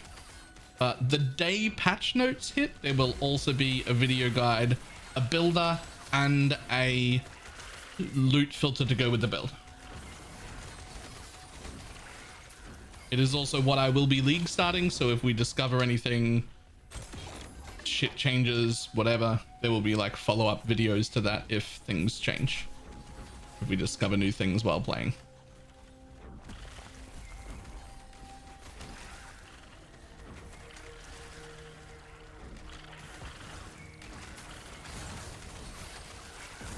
Do you like this version of Thorns more than the basic pop one? Yes, significantly. I do think the poison explode one is probably a little bit better. Like right now at this stage that I'm at, it would be doing a little bit better. Earlier than this, it's doing a lot better. And a little bit later than this, it's worse. It's basically, it's like a lot more free power right at the beginning. But when we didn't need it anyway, I was already strong enough. And it just doesn't scale as well as going crit does, so...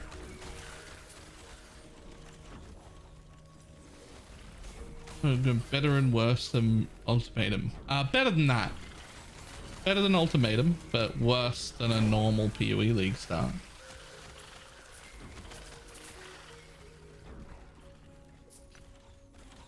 Like, this is their first launch ever. I don't see any way where it goes very smoothly. But we do know that the developers have been working very hard to try and make it go as smooth as possible. And we know they're all prepared for everything to go on fire. And I know that they're all ready to put the fires out as quickly as they can. So I'm just letting people know constantly, like, give them a break. It's their first game launch. It's going to be, there are going to be server problems. There's going to be, I'd be shocked if it was less than 300,000 people trying to play. Like, it's going to be a bit rough. And it's their first time. So, like, be gentle. Go easy on them. Lots of lube. Wait until they're ready. You know.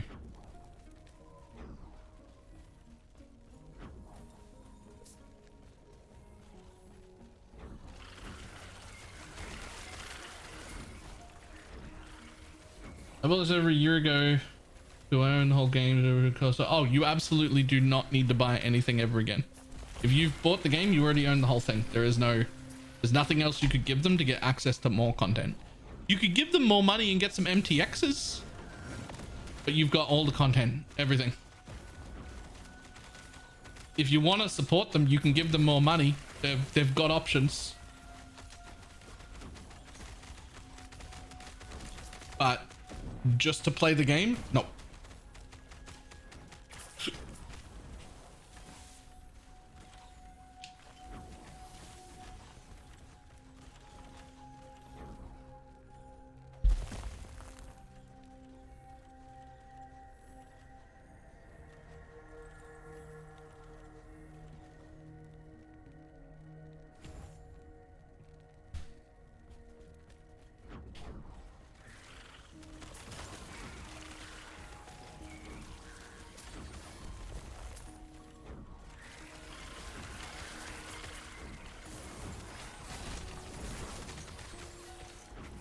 I love for you and Ellie and sometimes support them. Yep.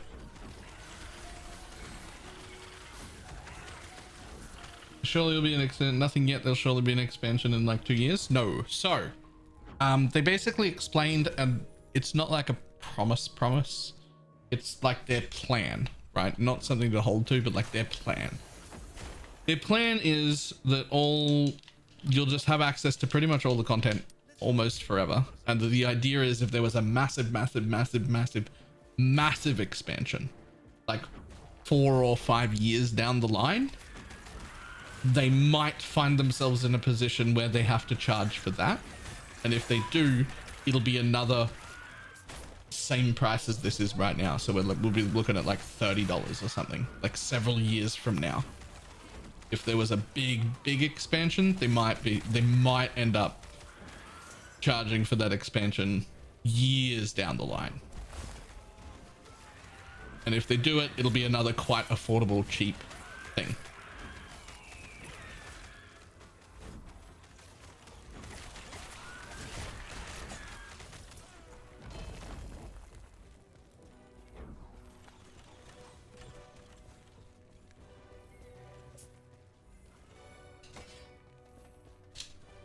Like, remember, these guys are all just degenerate gamers like we are.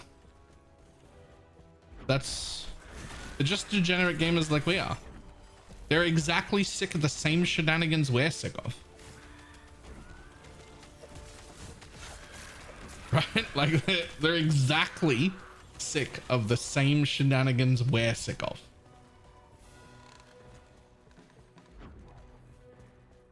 It's just a full team of fucking degenerates who like ARPGs just like us. Like, this is that's it.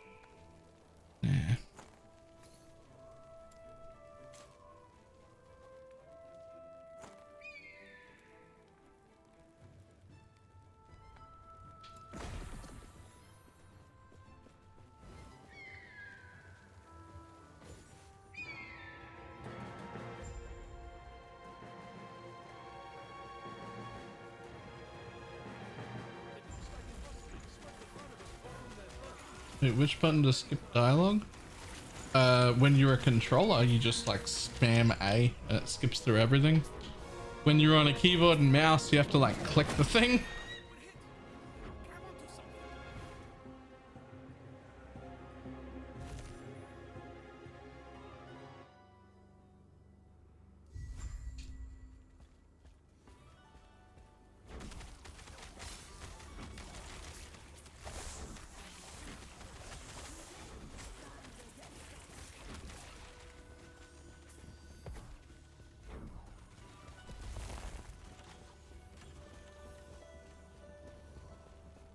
What the fuck does a quadruple A game mean? What does that even mean? Honestly, I don't even know what a triple A game means, to be honest.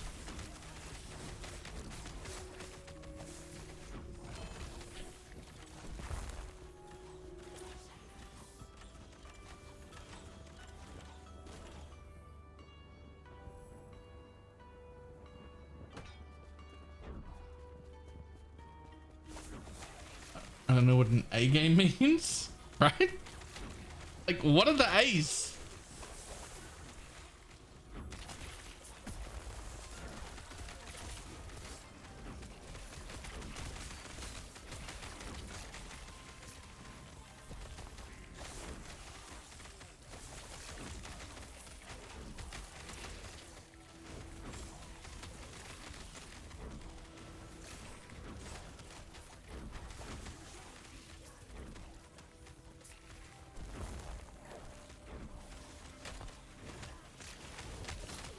Oops.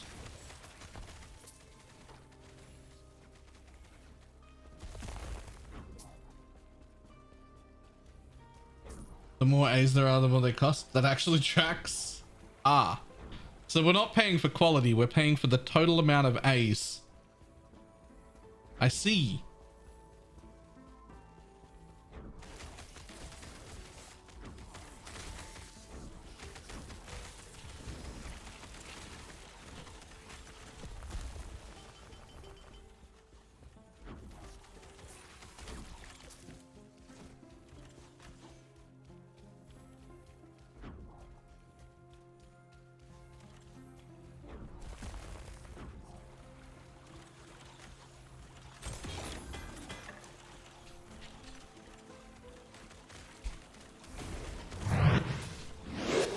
A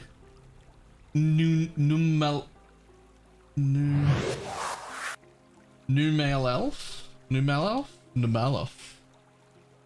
Sure. Nailed it. That's exactly how that's said. Thank you very much for the T1 sub.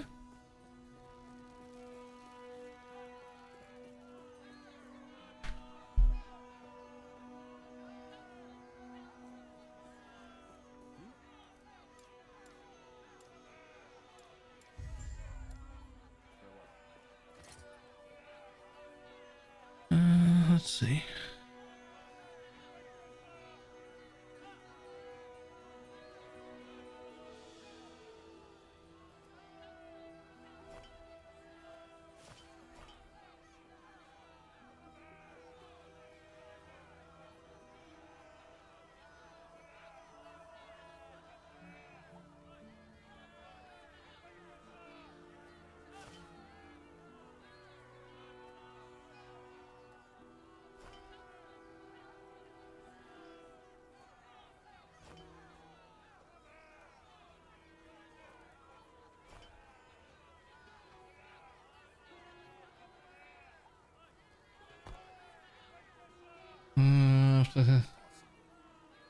First message after subbing. Yeah. Okay, how much total cost? I don't know. Began being used in the 90s by retailers attempting to gauge interest in upcoming titles.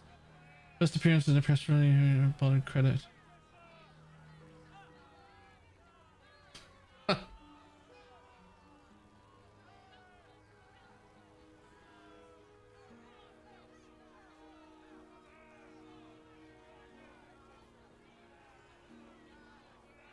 How are you managing such a high mana pool / uptime? I always struggle with that. On this build? Like, are you also playing this build? Because there are a bunch of solutions to that. Yo, I'm in town. Why can't I vendor?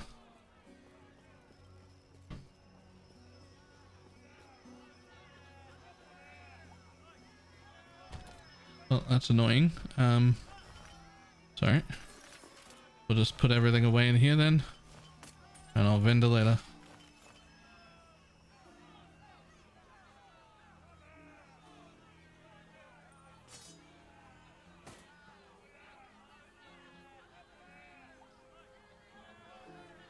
Yo, that's a lot of minion damage.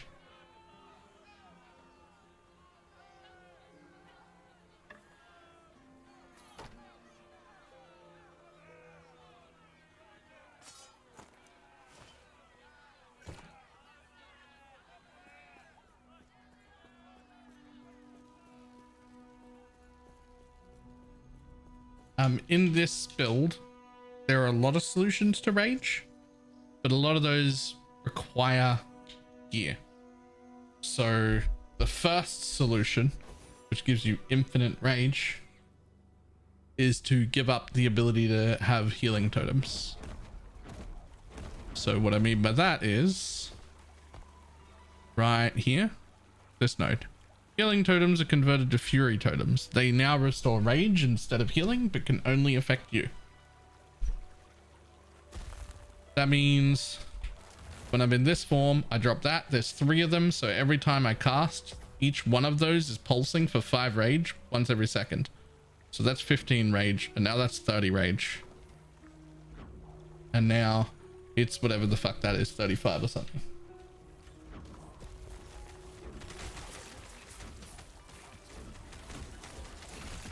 Is fly like Grim Dawn? Yep. Like I'm using the controller now, and then I just put my hand on the mouse and ta-da, here I am.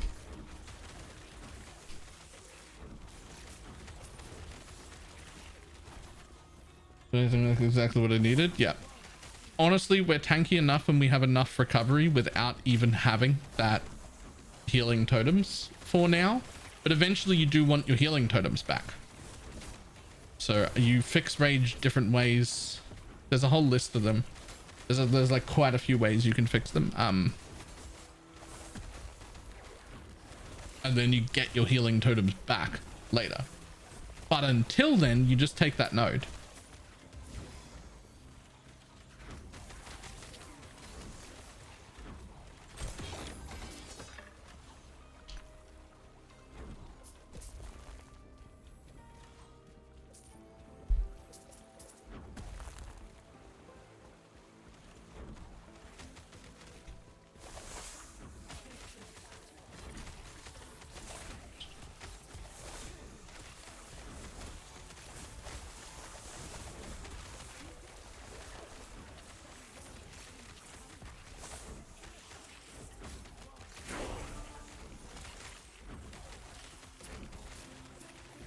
Really at all? Yeah, I will be.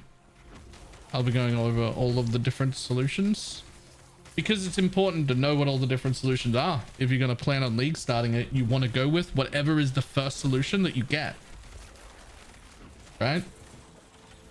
Like if what I got was the amulet that gives me rage, fucking on it goes. If what I get is the belt, on it goes. If what I get, like whatever is the thing you get, that's the first solution. Like whichever thing.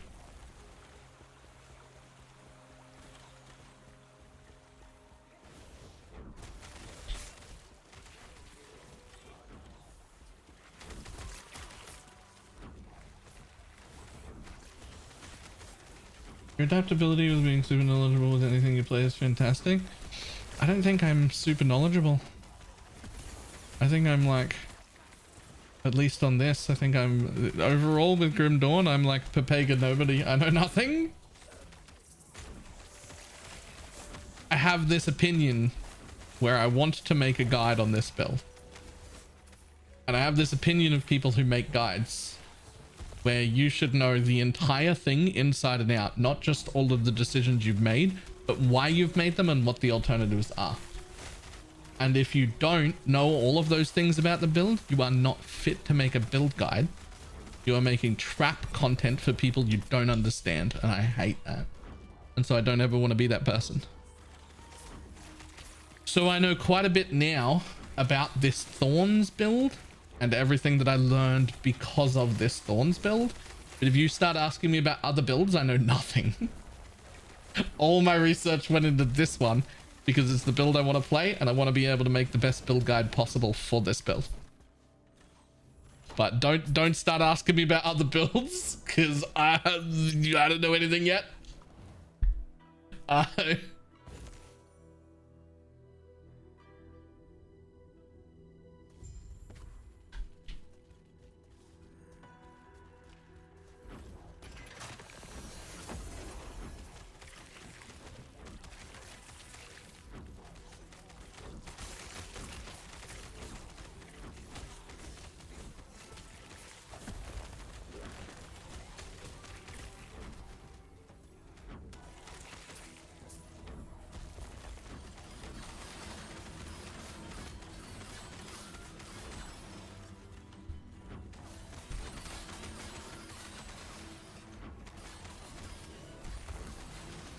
Are you referring towards this like 2-year-old period where they all builds turned out, all the serious builds turned out to be? No, I'm not referring to like any specific incident at all.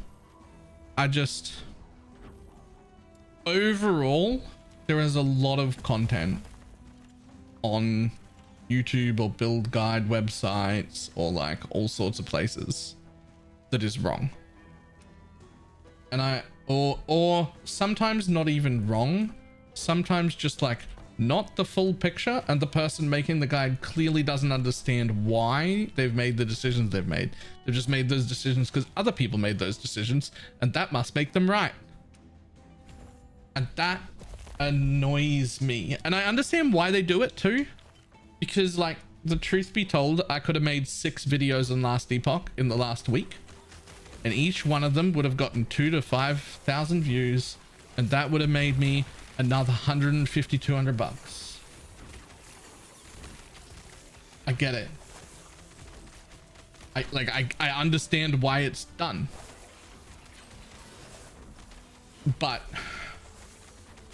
I don't ever want to be that person. I don't ever want to be that person. I don't want to make content to make money. I want to make money from making good content. Does that make sense?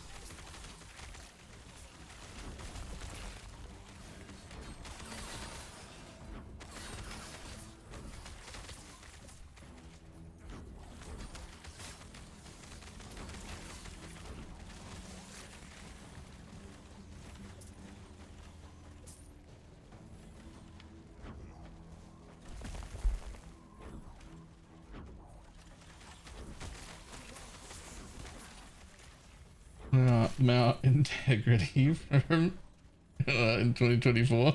Yeah, the problem is it really hurts my growth and income. I could absolutely be making 2 or 3 times as much money if I just like didn't care about the quality, or I didn't care about misleading people, or if I just made videos for the sake of making videos so there would be another video with my name on it. Like I could just do that.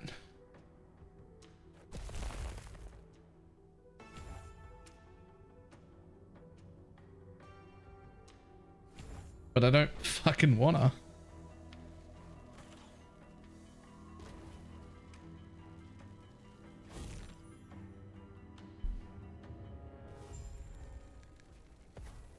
Were you hoping to find what just sucked you?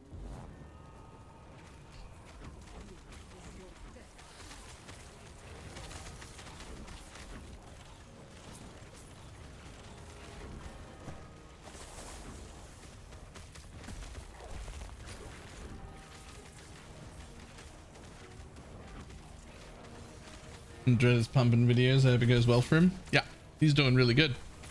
But that's the thing. Last Epoch has been Dread's main game for the last several years. He has been establishing himself in Last Epoch. He has been learning all the mechanics. He has been trying to know the game inside and out to make content. So he gets to just pump out videos this week. Just like I get to pump out PoE content the week before launch. I can make a video every fucking day. We can talk about like 16 different things. Why? Because I spent 28,000 hours in PoE and I watched all the content and I learned all of the things, and I get to do that. Right? I get to do that because it's a specialty. Well, Dread's specialty is Last Epoch, so he gets to do that now.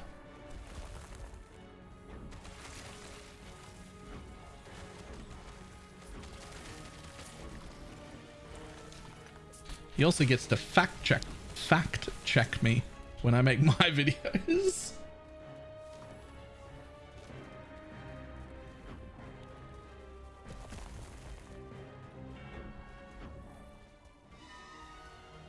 Maybe unpopular, but quantity and rarity is such an outdated, shitty mechanic. Yeah, that is unpopular, but it's only unpopular because it's wrong, so don't feel too bad. I refuse to be your sacrifice. Disgraceful. Rage is unbecoming. Child. This is not rage. For millennia, the vessel maidens have died so you could live. Now feel the unending abyss of their despair.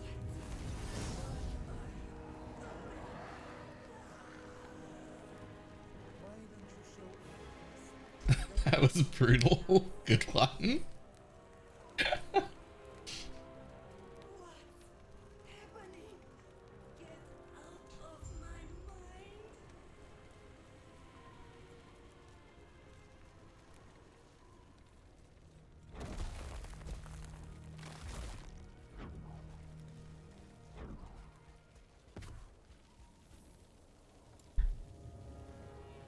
I'm a huge Quant fan. I really like Quant. Is it released, or is this going to be a league season? Current characters go to standard? Exactly that. It'll be like, they're calling them cycles, but we'll just call it a league. There'll be a new league that starts, and everything from the beta will go to the standard or eternal realm or whatever they call it. There will be no wipe.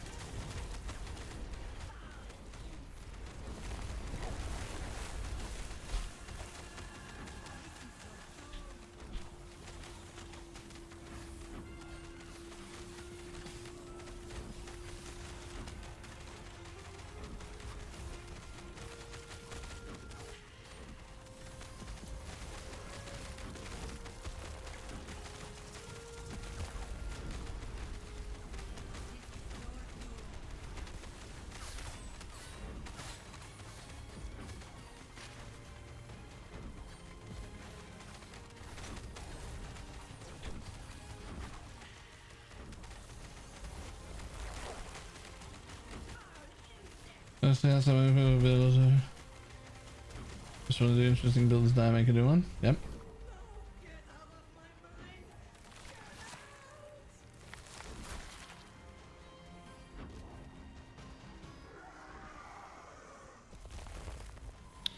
Holy shit, this fight is so easy on this build, man. All fights are so easy on this build. I fucking love this build, man.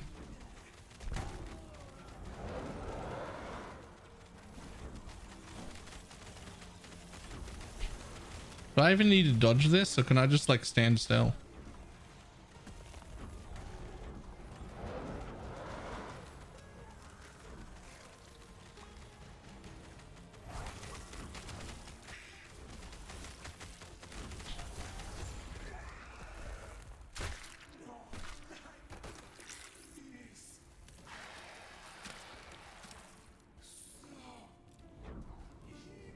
Each person has press media 3 times and they die.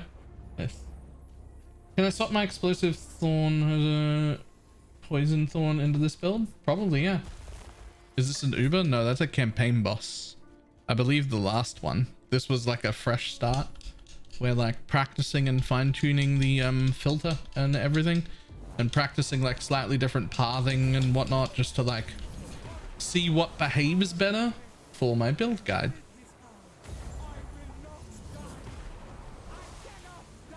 So that was basically the equivalent of like Katava 10. Right? That was the last bit.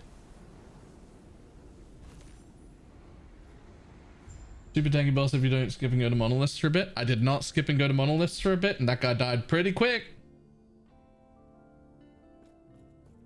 That guy died pretty quick. Welcome back. I missed the part. She don't eat it can't. No. Farewell. Stay safe.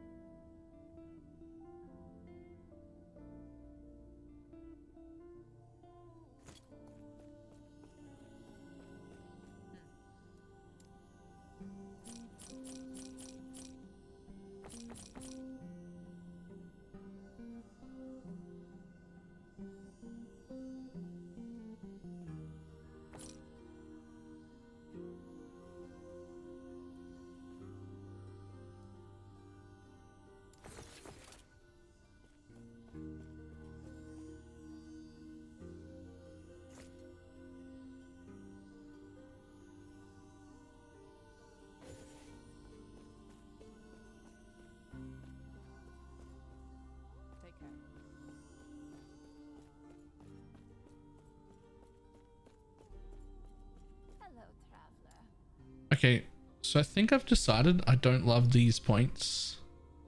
The reason being, at least while leveling, oh my god, that it takes like these 2 points are pointless. They don't do anything. And then you get 3 points in here, and you get 6 total spell damage. It's lightning, which isn't even the damage type we're scaling the most anyway, so it's less efficient than normal. And it took 5 points to get them, which means it's only like 1.2 damage per point in a less efficient damage node. And I just don't think I love it. Oops. So I'm going to take this out. I'm going to put them in here. Right? Hello, traveler.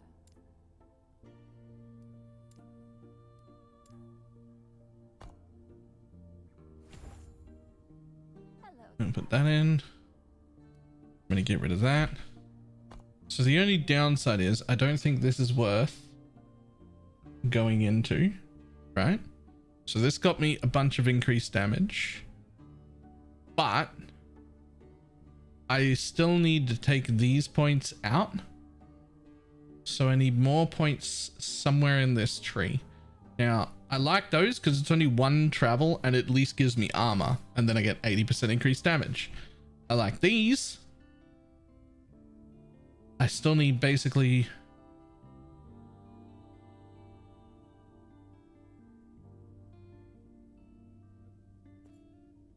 I think I just need a little bit of travel points here, and I think the best one These are 5% damage points, but I think I'd just rather have this 10 flat life.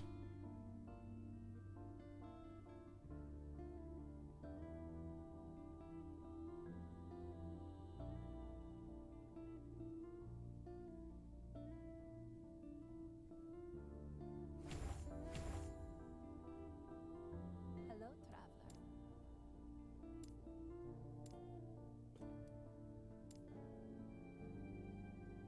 Chill chance isn't bad either. It doesn't apply to my minions. It only applies to me. It's either 30 flat life or 15% increased damage. But we've already got like a lot of increased damage, right? Like 15% increase isn't really much. We've got quite a lot. 30 flat life when you only have 840 total after taking that is a pretty, I feel like that's more relevant than just like 5% increased damage. Like 5%, these nodes are 10%. It's half.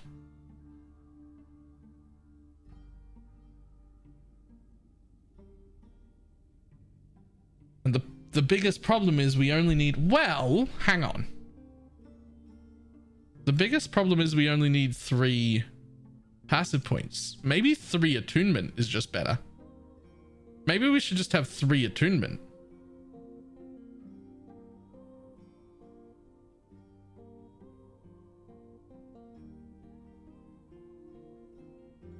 Surely 3 attunement's worth more than 30 flat life.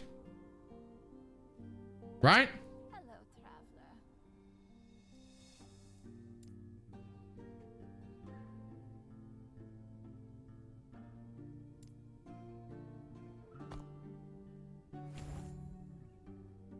Hello, traveler.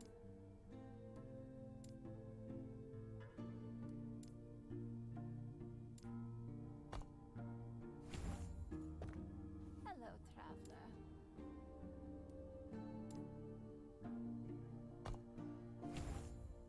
Hello, traveler. You still need to have 1 in there anyway, just to get up to this level. Okay. So it's 2 attunement and 10 life to make it past to where you want to go, which is here.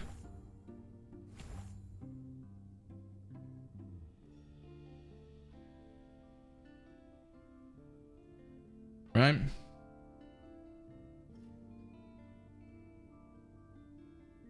So I spec'd out of 6 flat damage.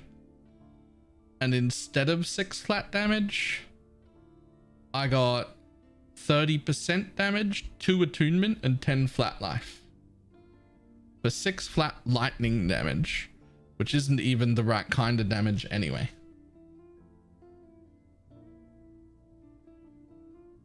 We're scaling physical damage, so like the flat lightning will still work because it'll work with the minion damage scaling, but we're scaling minion damage and minion physical damage, so like only half of our scaling even works with that lightning anyway.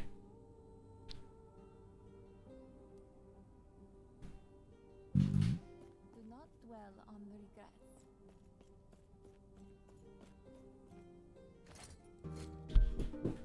Yes. I haven't yet.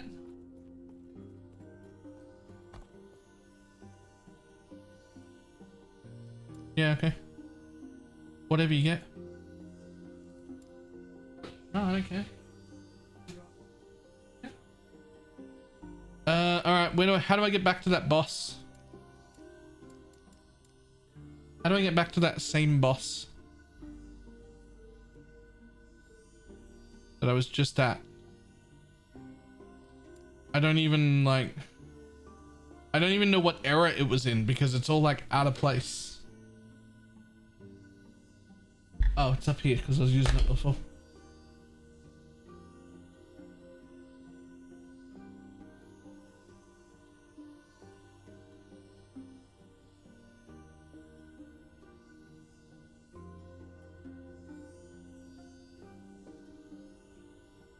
Does anyone know?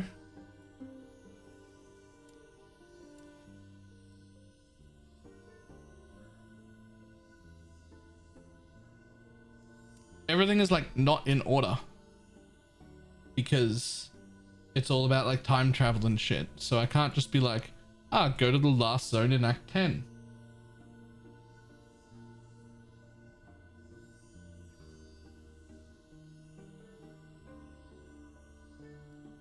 Those are for quests I haven't done yet. I've already finished this quest.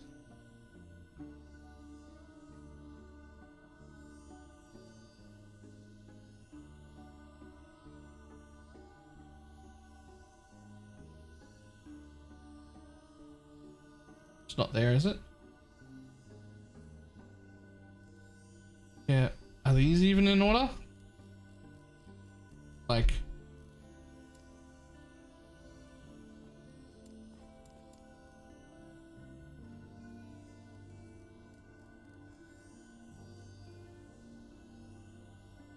area in the city Imperial.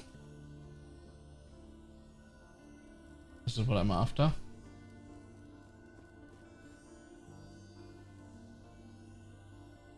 Hey, minimize. Go back away. How do I make this minimize again?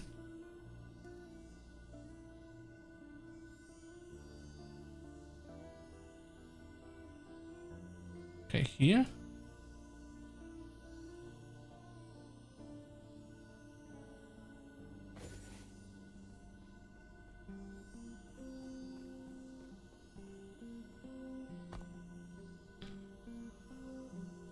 You're misunderstanding. I know I can just like click these. These are unfinished quests, right? I can just click them and be like dragged around usually. Magicia and the Imperial. So Imperial, Magicia, that one. So I want to go here. Is this where the snake leader I just fought is? No, that's only level 36. That can't be right.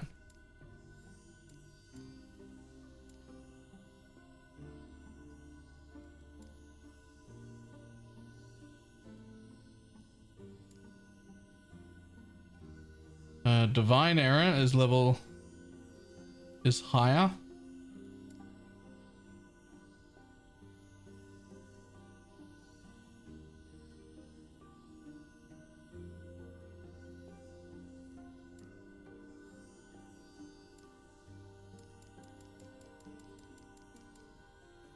Yeah, this one's what I want, but it doesn't like take me there.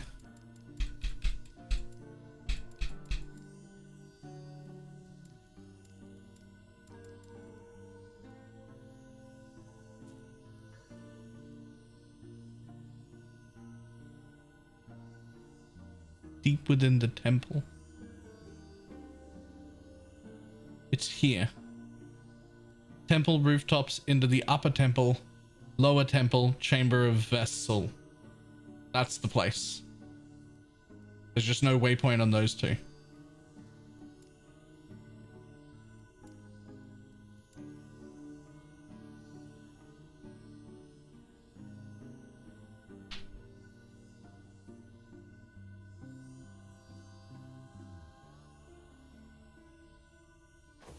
Also, I think just as it closed, I think I saw how to minimize the thing again. Hide quests. Nope. Reset view. Nope. Okay, I didn't. I lied. Okay.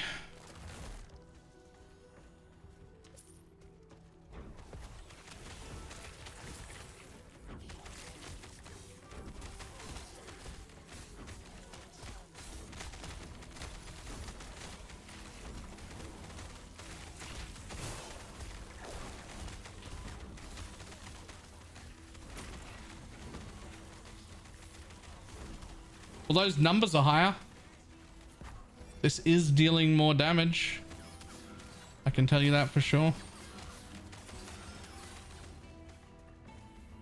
The overall numbers here are higher.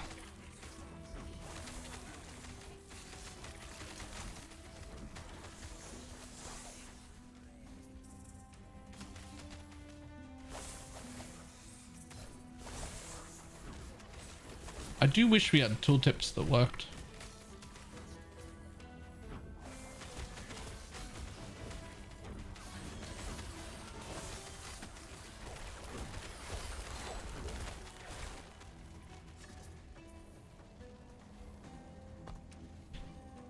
What do I want it to be called? The lower temple.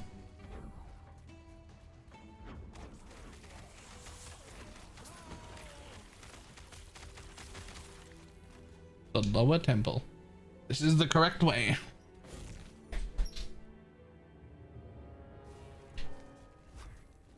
Were you hoping to find Rajasa? Here is your death.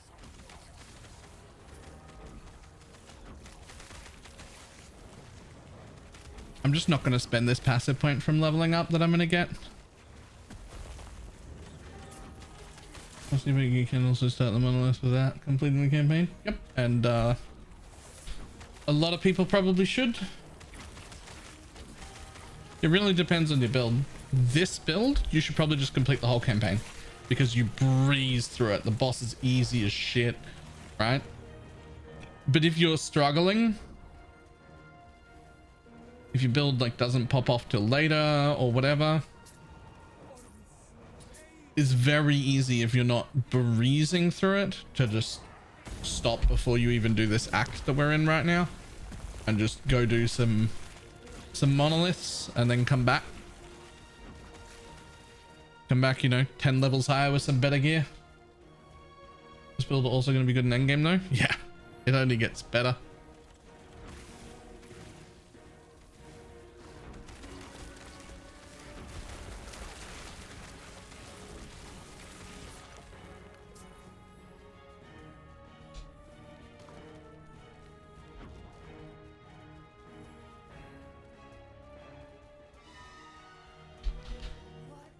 For some reason, you can't quit. You can't skip this. I am breaking the cycle. I refuse to be your sacrifice. Disgraceful. Rage is unbecoming of you, child. Only Rune Master and Rogue can skip the campaign. I mean, no one can skip the whole campaign. Anybody can skip parts of the campaign. Now feel the unending abyss of their despair. I've done 200 corruption with it using very trash gear. I mean, really shit. Yeah. Especially once you sort out rage and get your healing totems back to being healing totems. Like, if you don't get one shot, you can't die. Like, you recover so much. And then you've got like good endurance. You've got when you change into tree form, you gain a bunch of armor and whatnot. And when you place down totems, you gain a whole buttload of elemental res. So you're like really freed up to make becoming very tanky significantly easier. So you can become quite tanky. You can get a good amount of endurance. You can be crit immune practically for free. Like, it's just so good. It's such a good league start.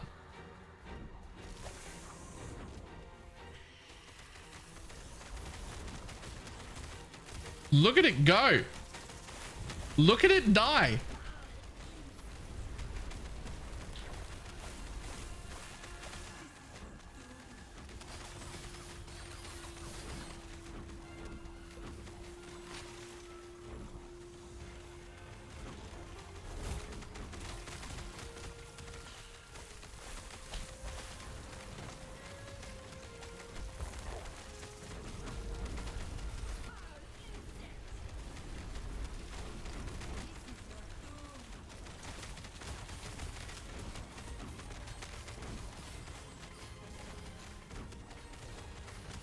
Look at me just stand in this thing that's supposed to hurt too.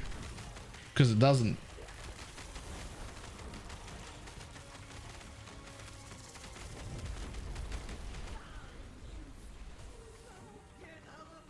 Phase 1 done. Took 0 damage, stood in everything, dodged nothing. Dies quickly.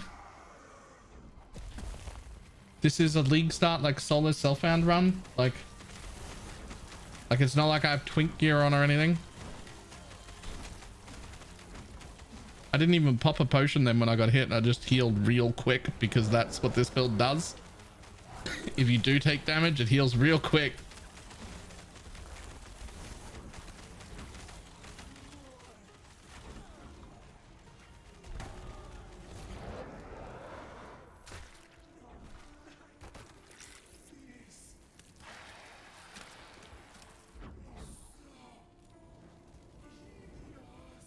Yeah, that was better. That was better.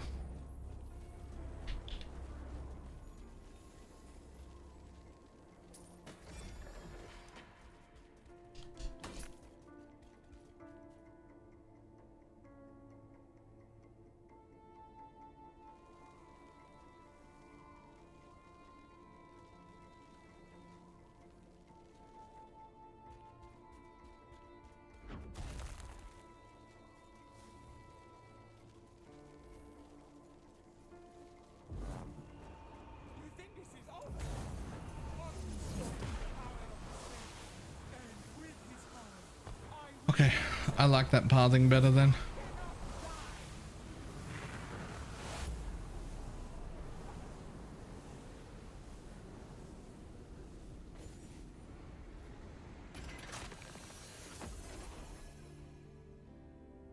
Actually much prefer that pathing. I think that was noticeably more damage.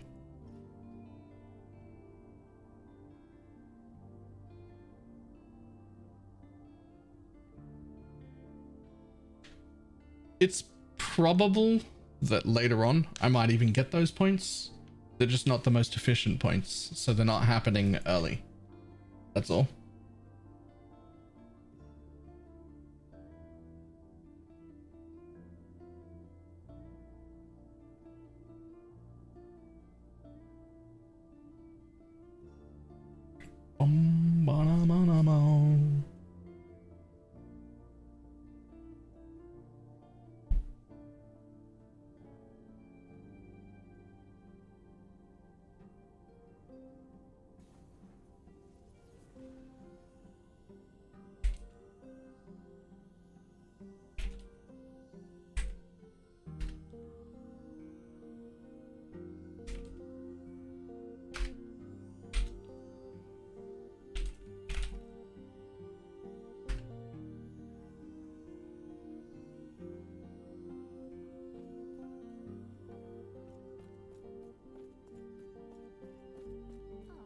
Yes?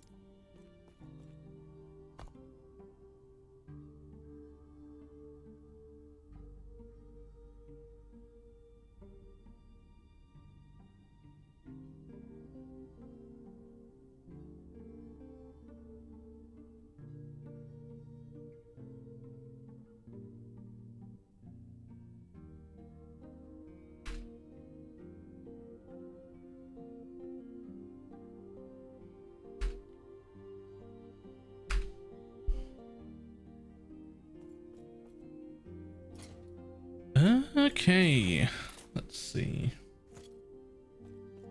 Ah, yes? Farewell. This puts us at our first monolith at whatever the fuck level we're at now. I always forget where that shows. 57. All right. 58 to put on my new boots.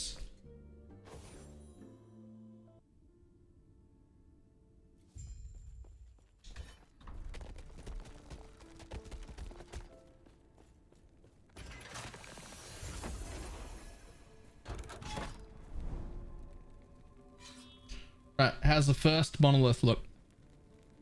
Very first monolith, just entering endgame. Literally feels like you're already mapping. Like, feels like I'm already a finished build. Like, it's just fucking... Literally just already feels like a finished build. By the time you get to maps, you're already blasting. The only thing missing from this feeling like a fully finished build is that we do not get a movement skill that we can use until we get the unique ring that lets you blink. That's its one downside.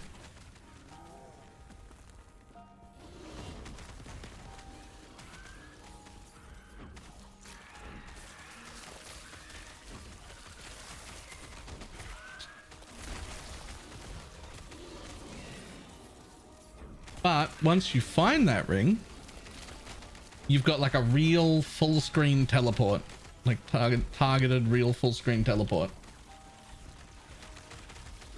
What ring may I ask? I actually forget the ring's name. There you go. Silver Fond. All it does is it makes this skill right here, summon vines. It makes it so that when you summon vines, you also teleport to that location, and you can summon vines all the way over there. See? Like, you can summon vines wherever you fucking want. It gives it like a 7-second cooldown and makes it so that when you press it, you teleport there as well. So it becomes like a full teleport. With a cooldown like a normal traversal skill would have. You just get your teleport. It's also like a good ring. It's on a like a minion damage, minion crit multi base or whatever.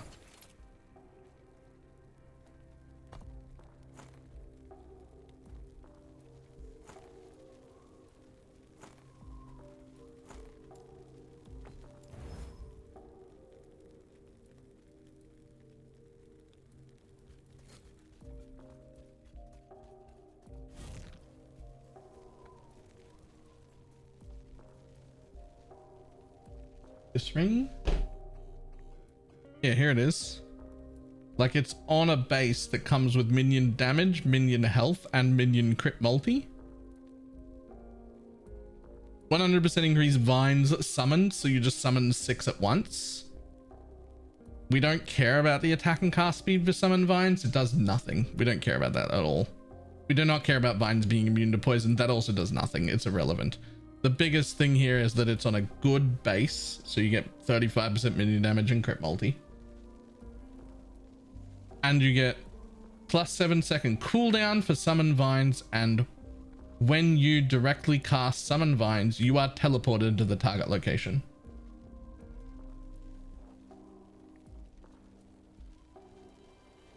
Can the cooldown be lowered? Yes, but that's like the normal cooldown for most movement skills, so like it's fine. But also if you get CDR, that will lower it.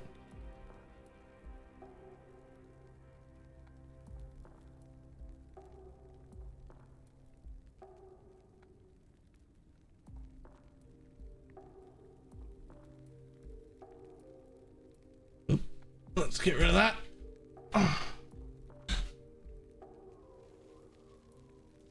Let's go. More.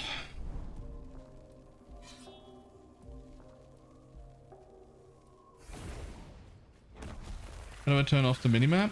Tab? I think. Or with the controller, your left thumbstick changes it from the minimap in the corner to the overlay. Unless you mean like turn off, like you don't want either on. In which case, why?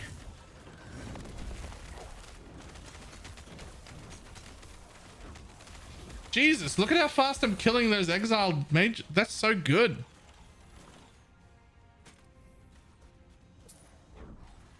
That exiled mage just fucking dies.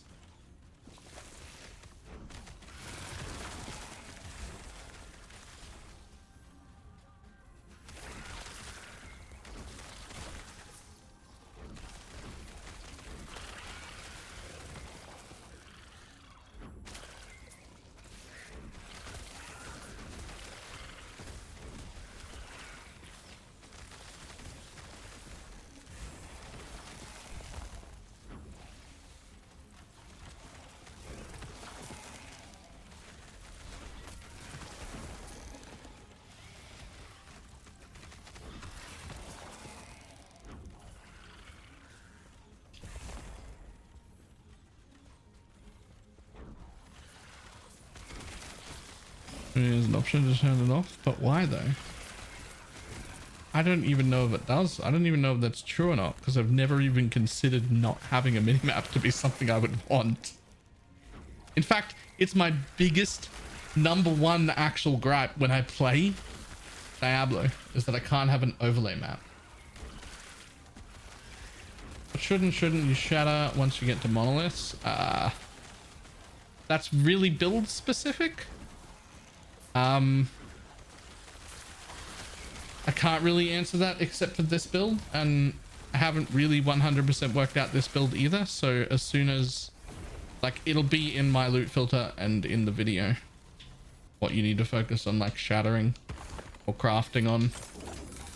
I will try and go over everything about this build that you could need to know.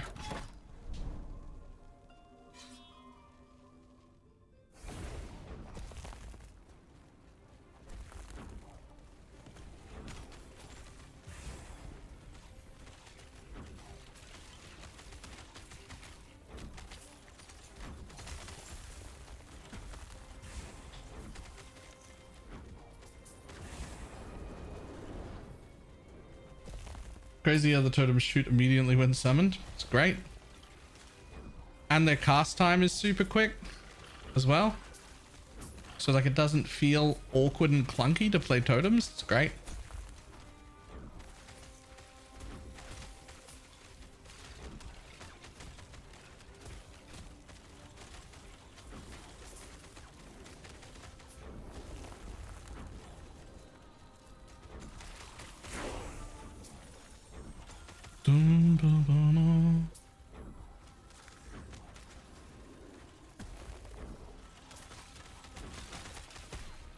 What's related to the generic reward in the echo? Oh, because you have to run between the two places.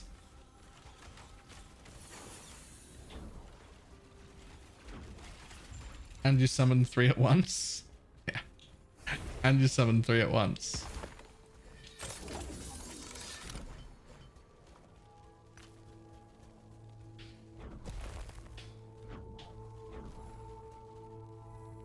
And you can have 8 or 9 of them out at a time. Like, it's actually great.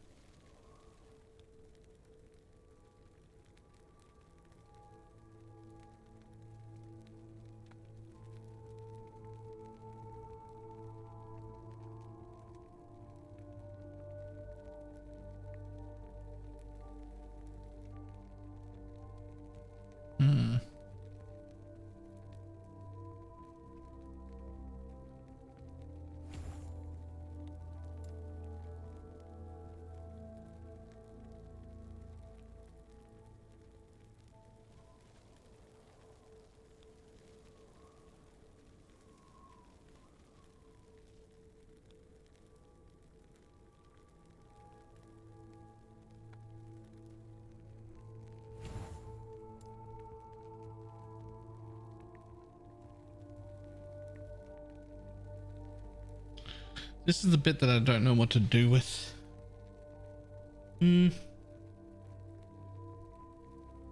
Like, the important parts here, right? We got the healing, more healing, more healing, remove ailments. This is travel that we needed. This is travel that we needed. You can now hit a downed target. Oh, it's this way next. It's this way next. Automatically target the lowest health ally. That way is next.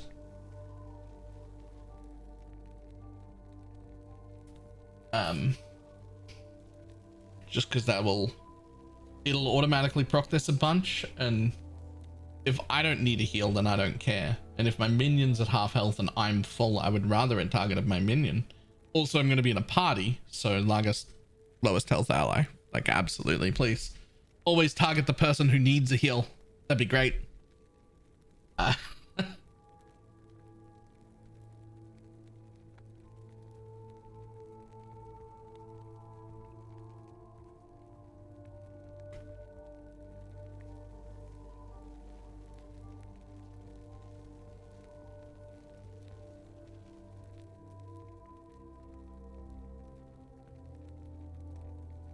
So this one, whenever you directly cast Thorn Shield, you will also cast Ethra's Blessing at the same time. So this will auto cast at the nearest ally whenever I use my Thorn Shield, which is something I can use in this form, which is also like instant, and it's what gives me a heal. It's also like very, very quick to press. So whenever I do that, it'll just, instead of having to target, it'll just automatically target whatever it needs.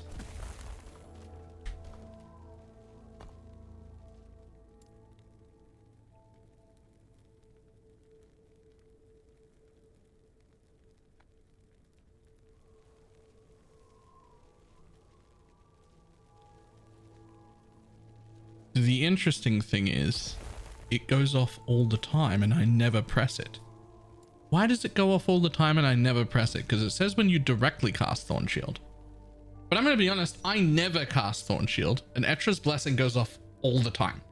It just does. It goes off all the time. You can see it. The buff shows up.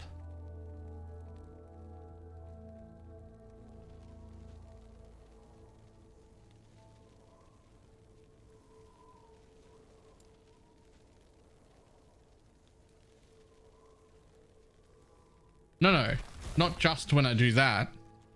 It just shows up while mapping. It just shows up all the time. What causes it?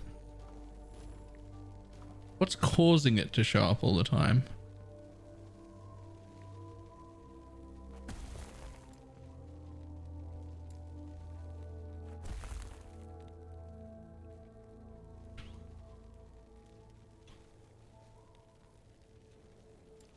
As far as you're asking why damage, and the answer is there's nothing really to do here, but like,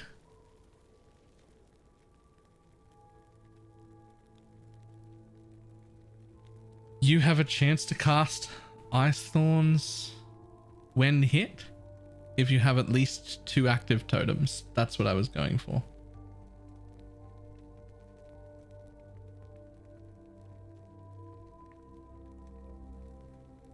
Not because I want the damage, just because I want the Thorn totem.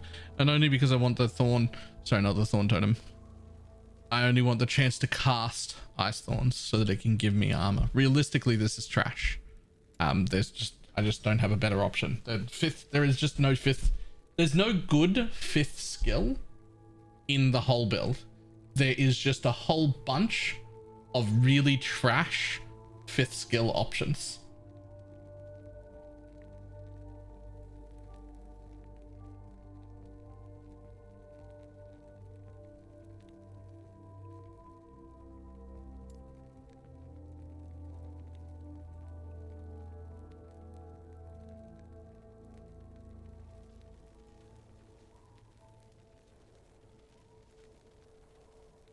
I don't understand how trading works in this world. You should have a look at that. That will explain everything.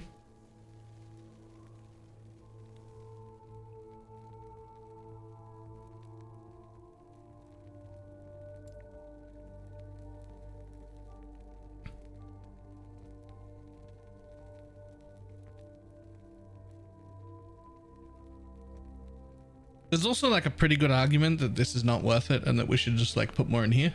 But I'm going to be honest, I just kind of like the roots. And once you're already over here, it's like 2 more points to make them heal you as well. So I just like it. I wouldn't like swear by these 3 points. I just like them.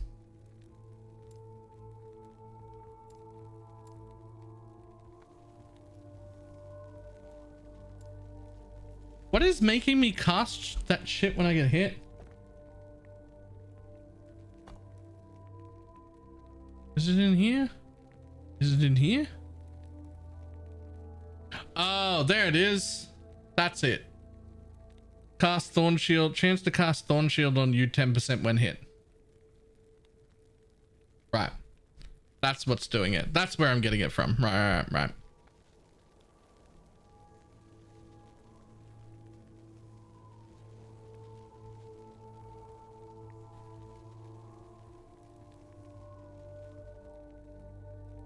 I knew it was happening during combat. I knew it was proccing automatically. And I knew that that was intentionally part of my build. But I could not for the life of me remember where or why it was doing that. I just knew it was. Because I know I never press the button and I see the buff pretty often. I see the heal pretty often. I just couldn't remember where it was coming from. It's coming from here.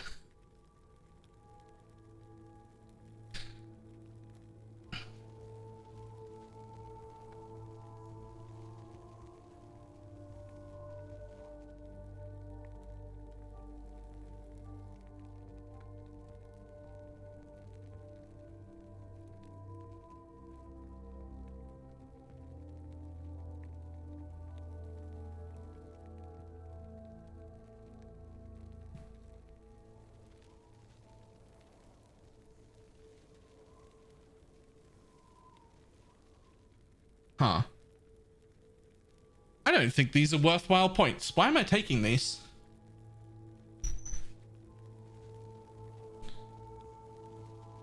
Isn't this better?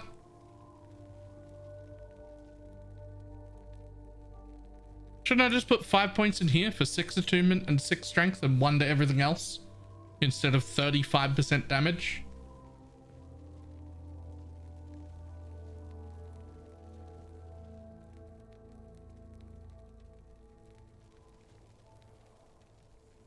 I don't think this percent is worth it at all.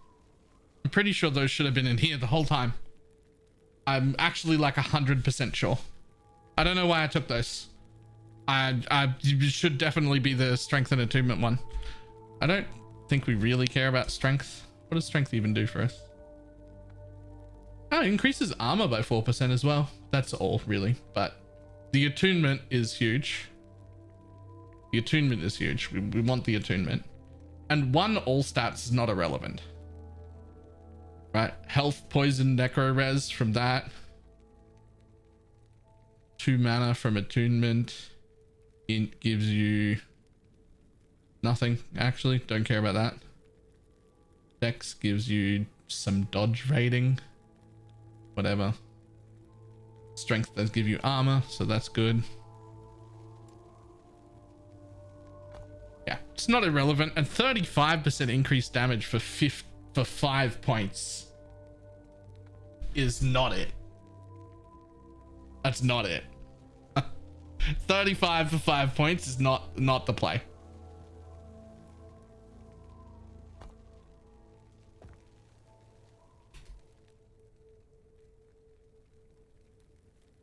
Yeah, you get 4% per attunement. Like just baked in before anything else happens.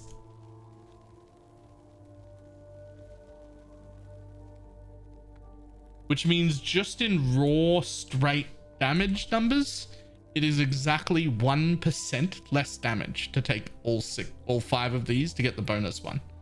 This is 35% minion damage, and this will be 34% minion damage. But also coming with 5 strength, with 5 strength, 6 strength, and 1 to everything else. So that's definitely better, but not by a whole lot, but definitely better.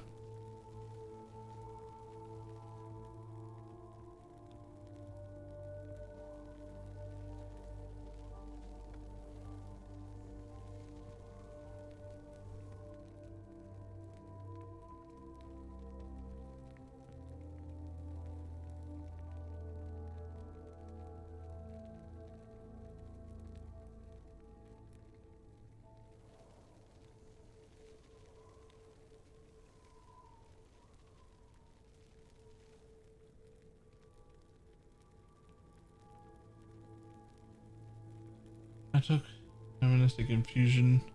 Isn't that something over here? Yeah.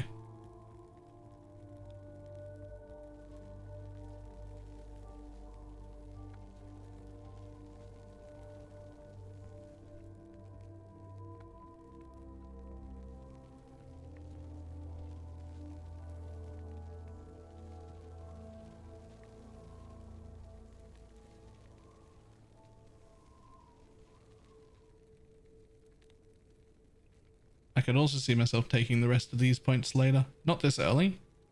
This is better early, but I could definitely see myself maxing out that. Attunement's so fucking good.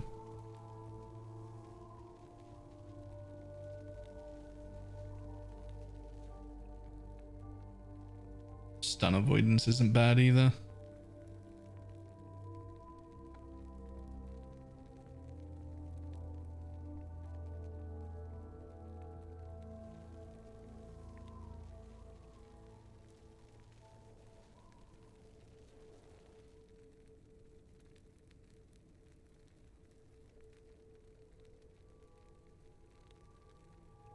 Damage is gigantic. Oh yeah, no, I will be maxing this. Sorry, that's always flat damage is always the best. That's always gonna take priority. The only bit I didn't like was this. I had 2 points in this early, and I do think this spell lightning damage for minions is probably worth it.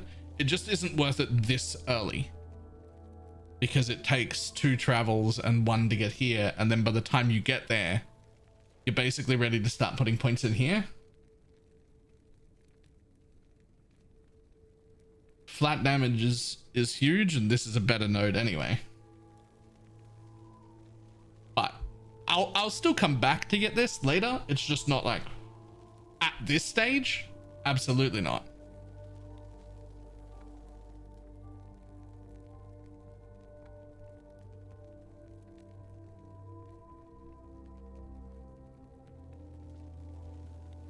Yeah.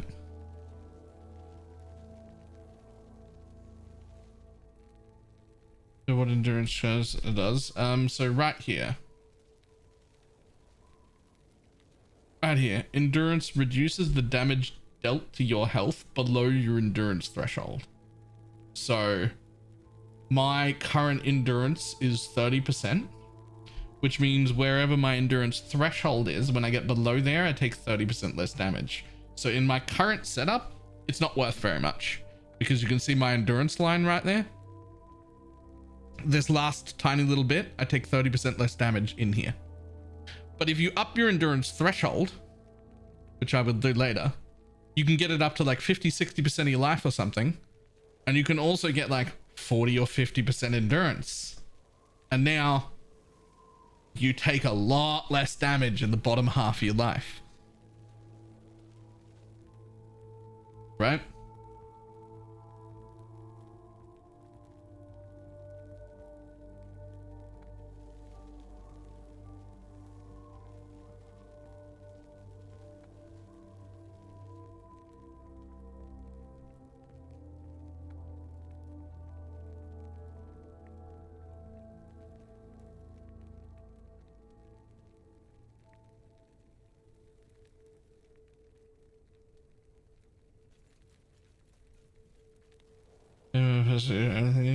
Oh, that's also true.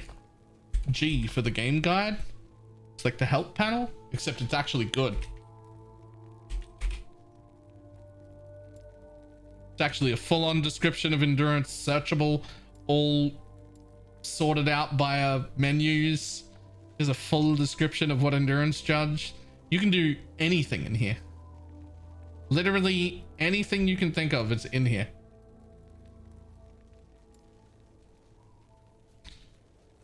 Show my Thorn totem tree. Right now it looks like this. It's only level 18.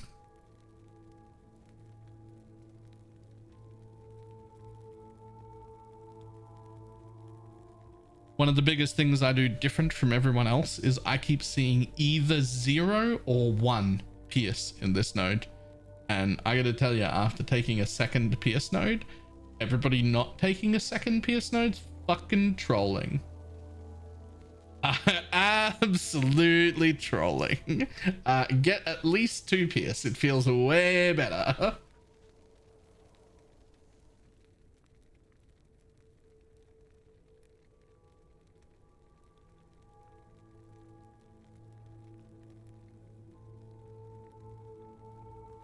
Yeah, I'm not going over there. That's too far. I'm literally not poison. I'm literally not poison, so like this track is not worth the points.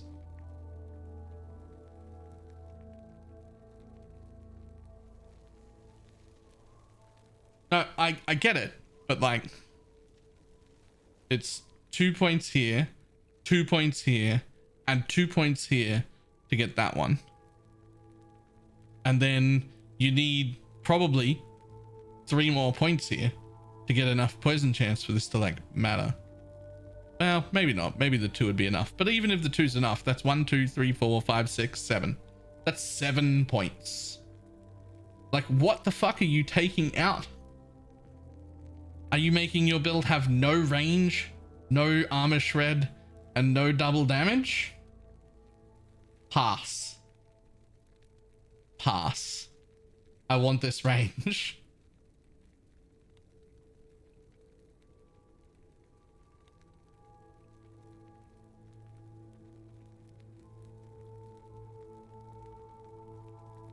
I'm certainly not losing this stuff. And this is where all my multiple totems come from, so I can't lose it either. I can lose this.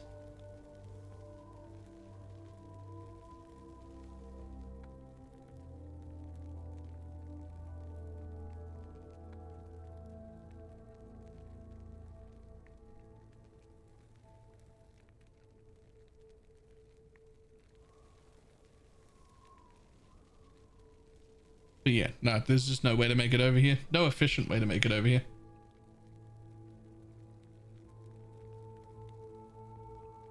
This is just a better feel. This is way better to play.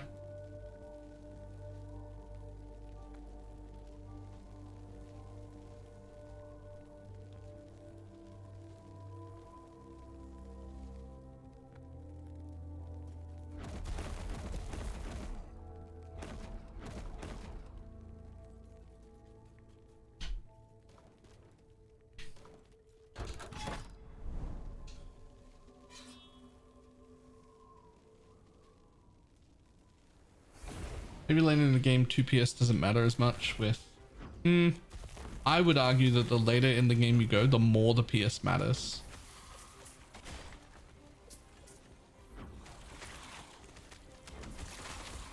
Because you get more and more, you get more and more, density. PS does nothing for bosses. That's good. Even when you're objective rushing, you still spend 80% of your time clearing trash and 20% of your time killing the boss.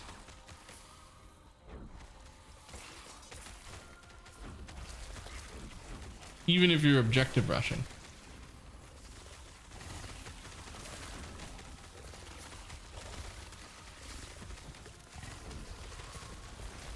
Without the pierce nodes, I would clear trash 1/3 as fast. Which is what you spend 80% of your time doing.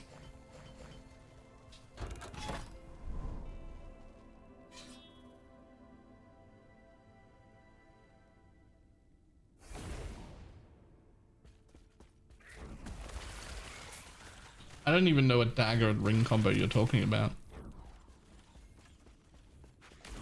I had every intention of using a staff.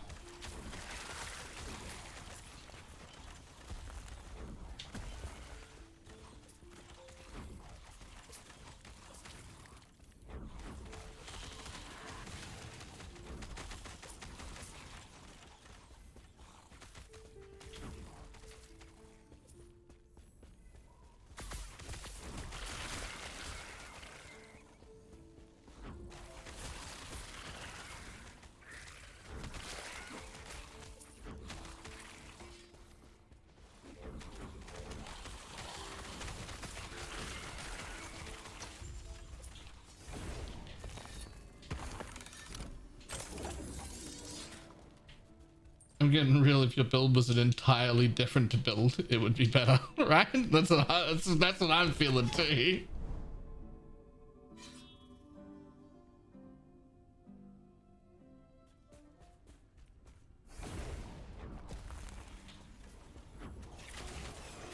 Can you craft idols? No, not at all.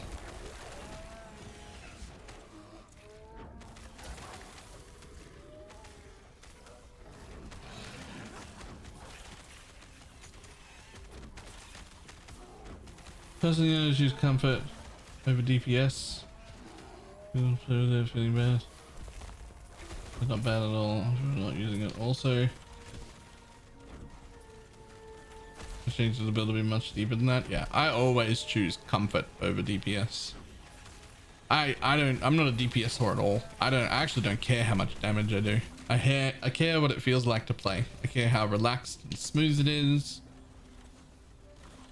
I care that it doesn't die easy and that I don't have to dodge things.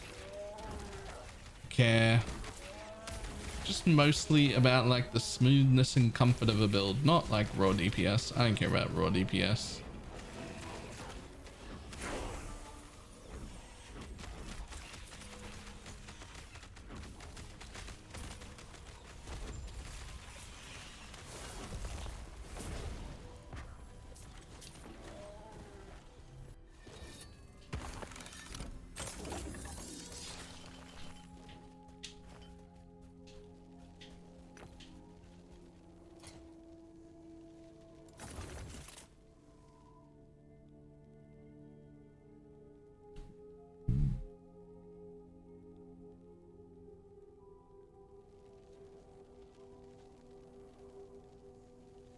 You mentioned that after 600 corruption, more DPS is needed. I would bet that 95% of people will never see corruption 600. That is a very high number.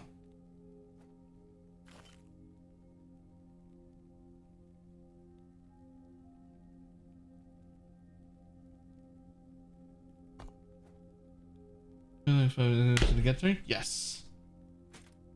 Yeah, I would say if I was to guess that like only like 15 to maybe 20 at most % of people will make it even to 300.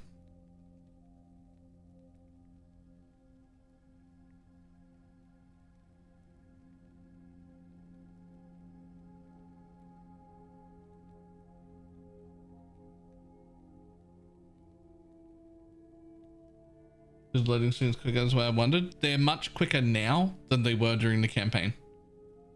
The campaign has much slower load times.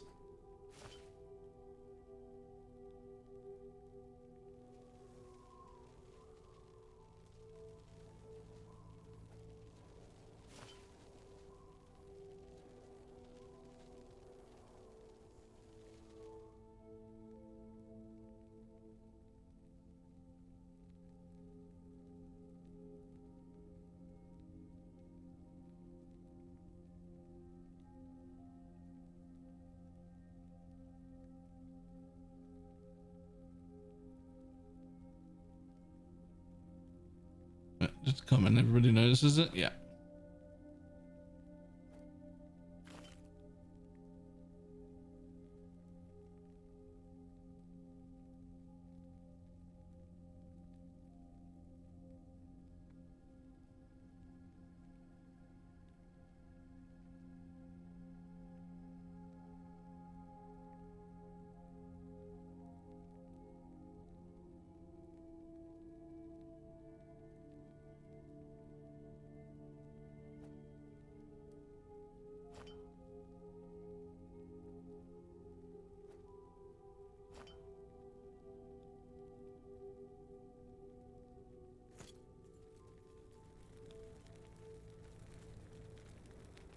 Yeah, mono is just significantly better. The campaign definitely has those load problems.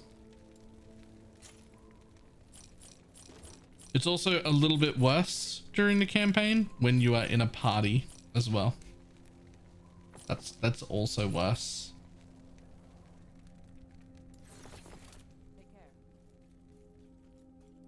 if you play multiplayer.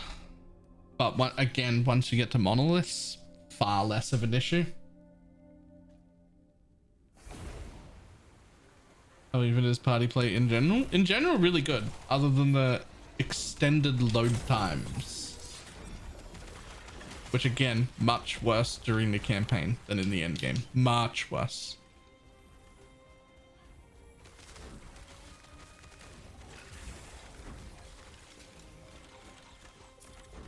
Is it normal that I can move some bosses with my body? Normal, but not what they want. I believe that's something that's getting fixed in 1.0.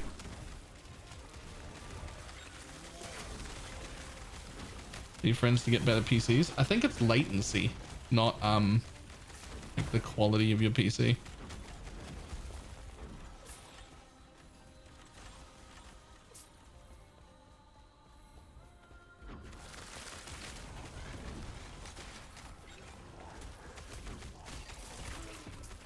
What's the fastest class to level? I think Rogue, yeah.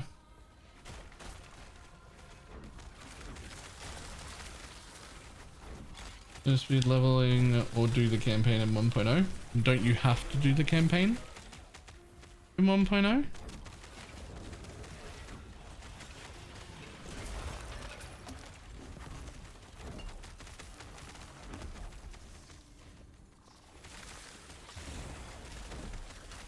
Class here at the moment, Shaman.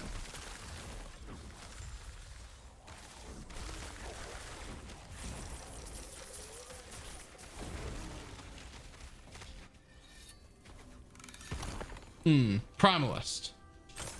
Primalist Shaman, right.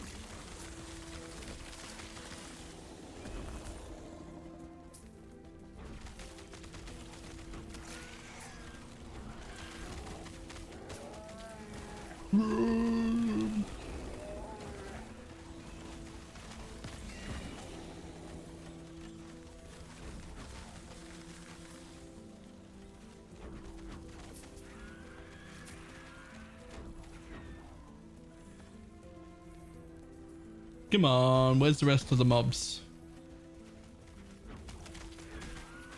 Come on, guys, you're slow. Get in here.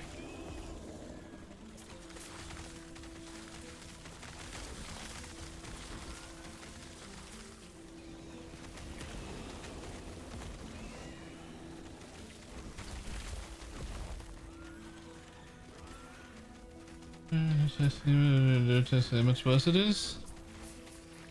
I'm probably just about done. I haven't played Hammer Nova yet. I've played a little bit of it.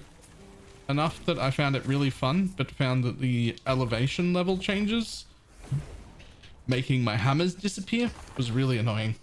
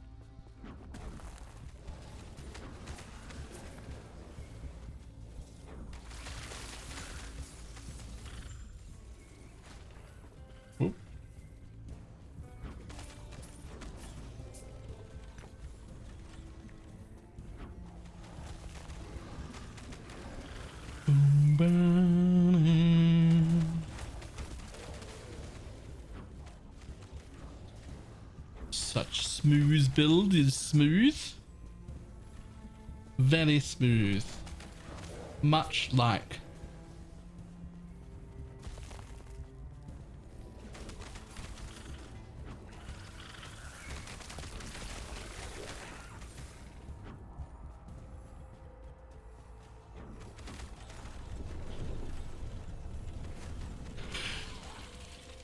Whew.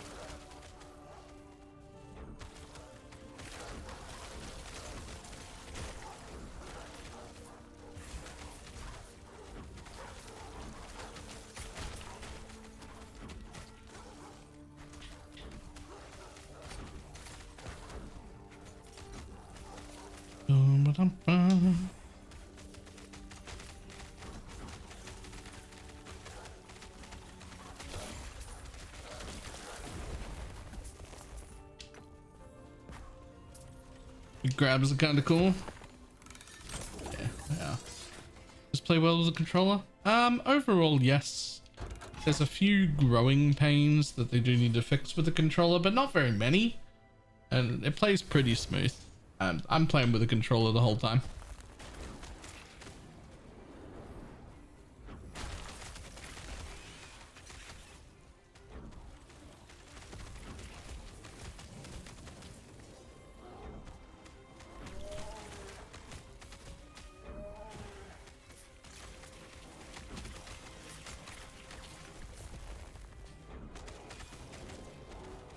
The good news, Blanco, is that whenever you're playing with a controller, it is literally just a matter of letting go and moving your mouse, and suddenly you're on keyboard and mouse. Ta-da. Which is my favorite part.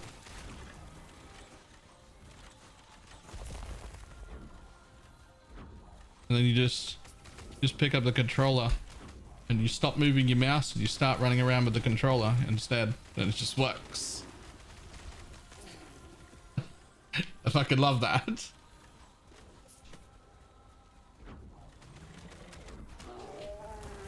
It does get a little bit confused if you are running around with your... Hang on.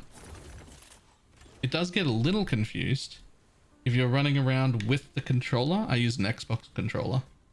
And at the exact same time you move your mouse, it actually locks the controller into running. It thinks it's still running until you input a mouse command. Right? Like you're doing that, and then you move your mouse, it thinks it's still going. It thinks it's still going wherever it was. So it gets a tiny bit confused if you actively use both at exactly the same time. But then if you just stop using one of them, the first input on the other one fixes everything. So I'm okay with it.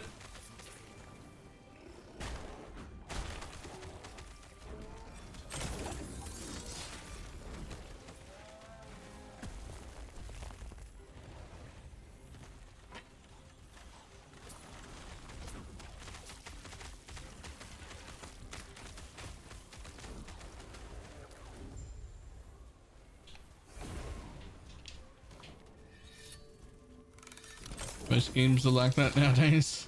Yeah, but if you're like a PoE main and you want to use a controller in PoE, you have to bloody go into the options, select the controller input, and then reboot the entire client, which also changes your entire UI.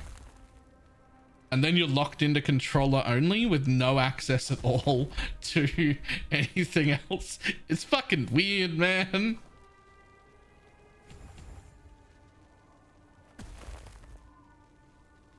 But that's what we're used to. I have no explanation as to why it's like that.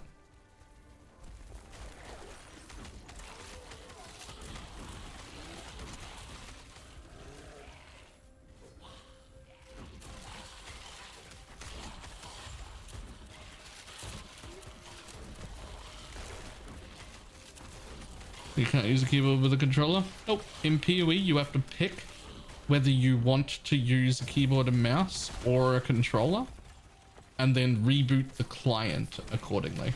And you're either locked into keyboard and mouse or locked into controller. Now, on the upside, the controller support is really good, but the fact that you have to pick one and there is no way to hot change between them, you have to reboot the client, actually means you basically don't have controller support. That's what it means. Even though the controller support is good, you can't use it. So it basically isn't there.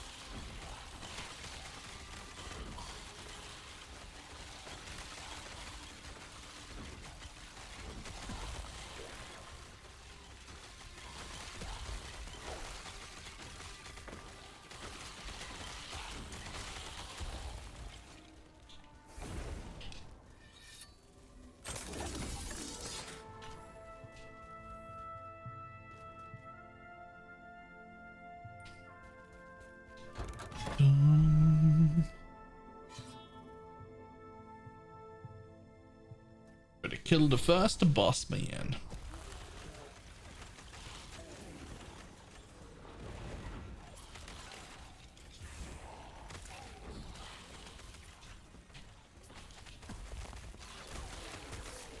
That little like lag when you pick up all the shards,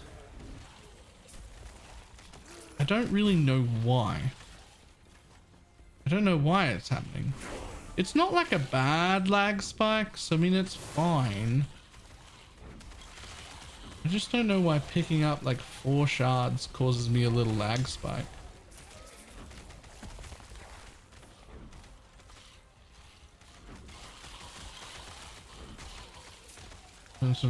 Beast. Oh, it's not a computer issue. It's for sure the client. See, like that stutter? I don't know what causes that.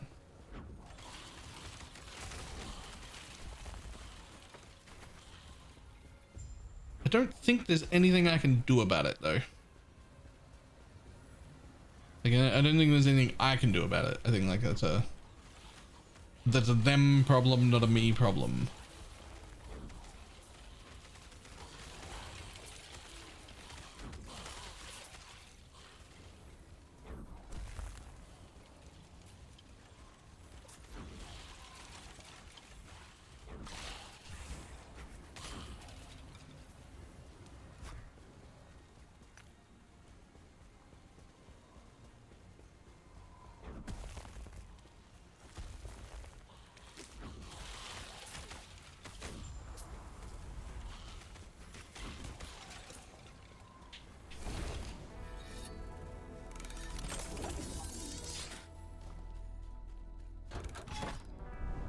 right, boss man, let's go.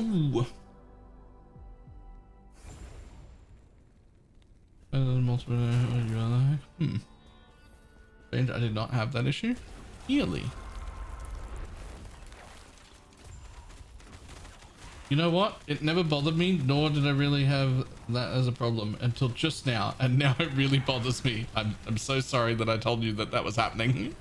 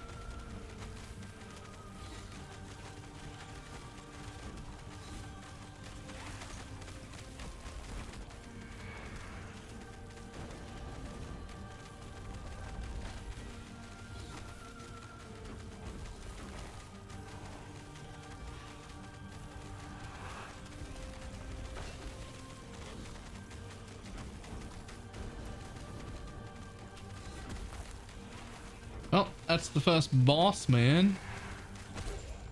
Breeze, easy. That's the wrong ring.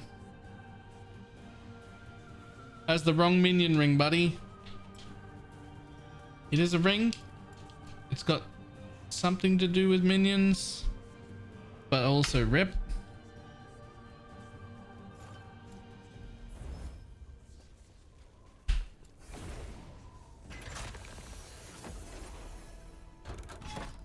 Probably shouldn't skip through that, eh? I'll have to remember that when I do this next time. If you speed through the first, we're using sort of fun for this build, yeah. If you skip through the first thing, it gives you the level 62 instead of the level, I think it's 68 or 64 or whatever. But you want to go this way, technically. You don't really want to go this way. You want to go that way.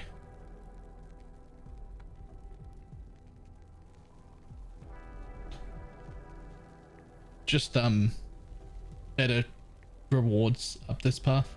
I mean, you got to unlock them all, so it doesn't really matter. That's a pretty minimal thing to worry about.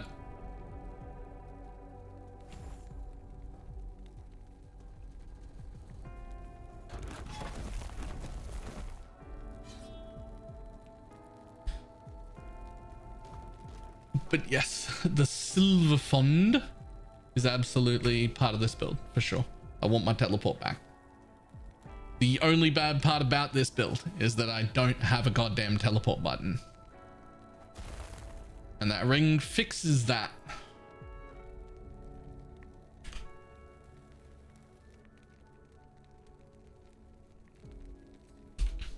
We're gonna call it a day. That's doing pretty good. I don't know if I'm gonna do any more LE testing. Because if we go back, I should probably go back to PoE to try and make it so that we maintain our like daily sub goal at least until LE starts, because it's pretty rough playing LE instead of PoE just on that portion. So I might go back and do a few days more of like MFing or something just to be in that category.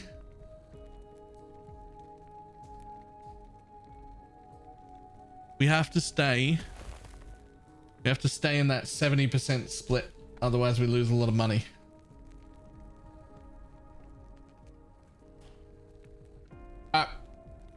Otherwise, I will see everybody tomorrow. Bye.